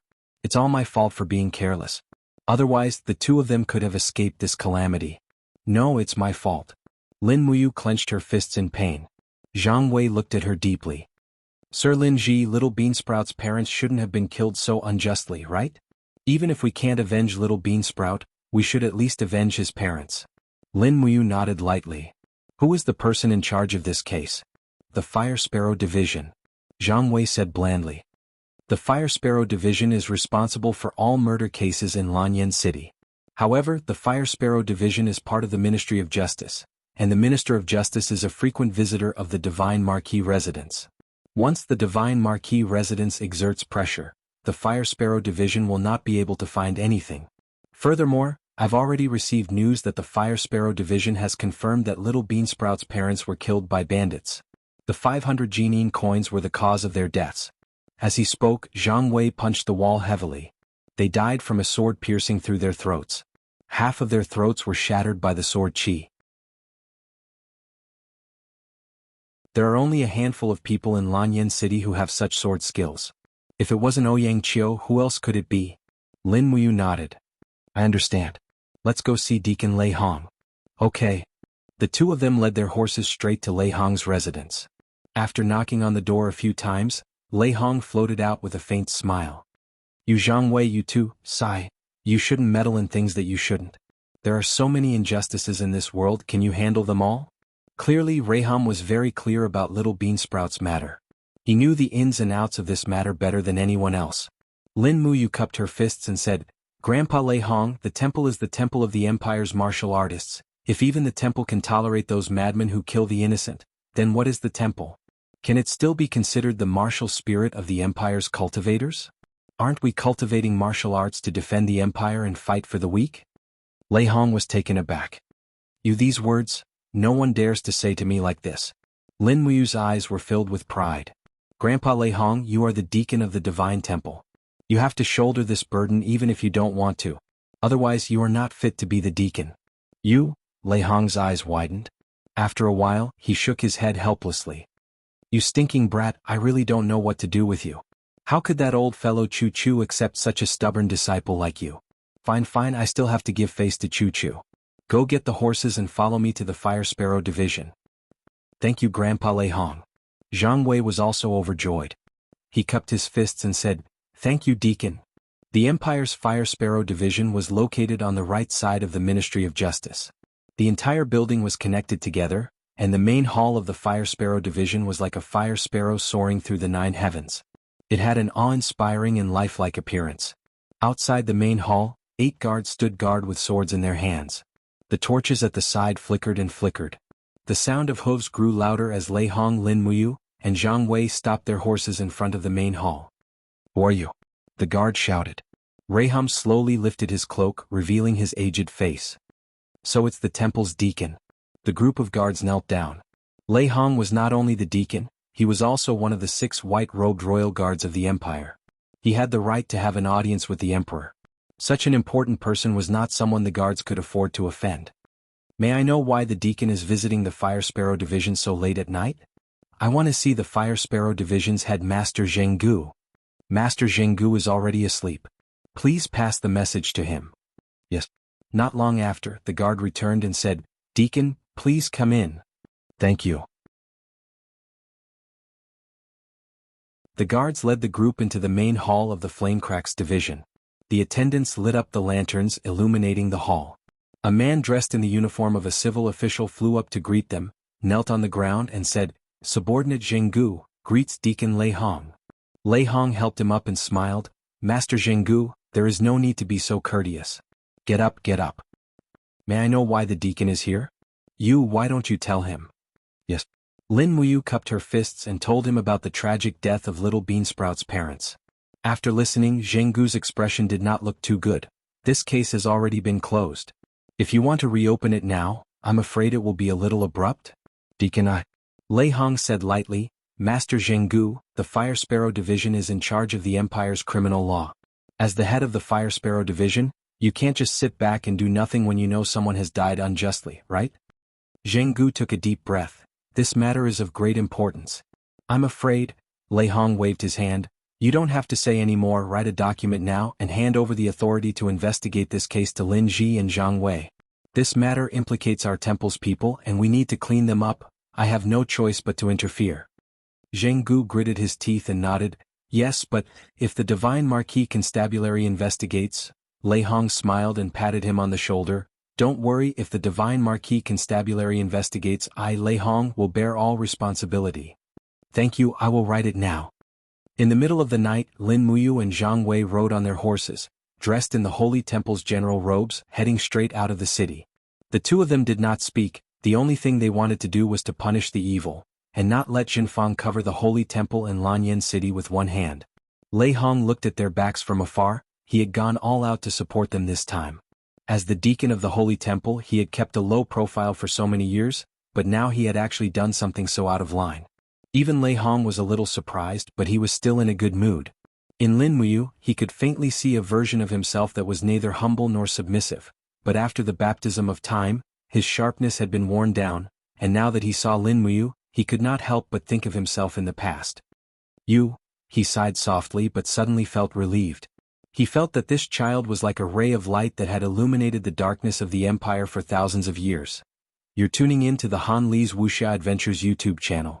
We're so grateful for your support and don't forget to subscribe to join us on this incredible journey through captivating stories.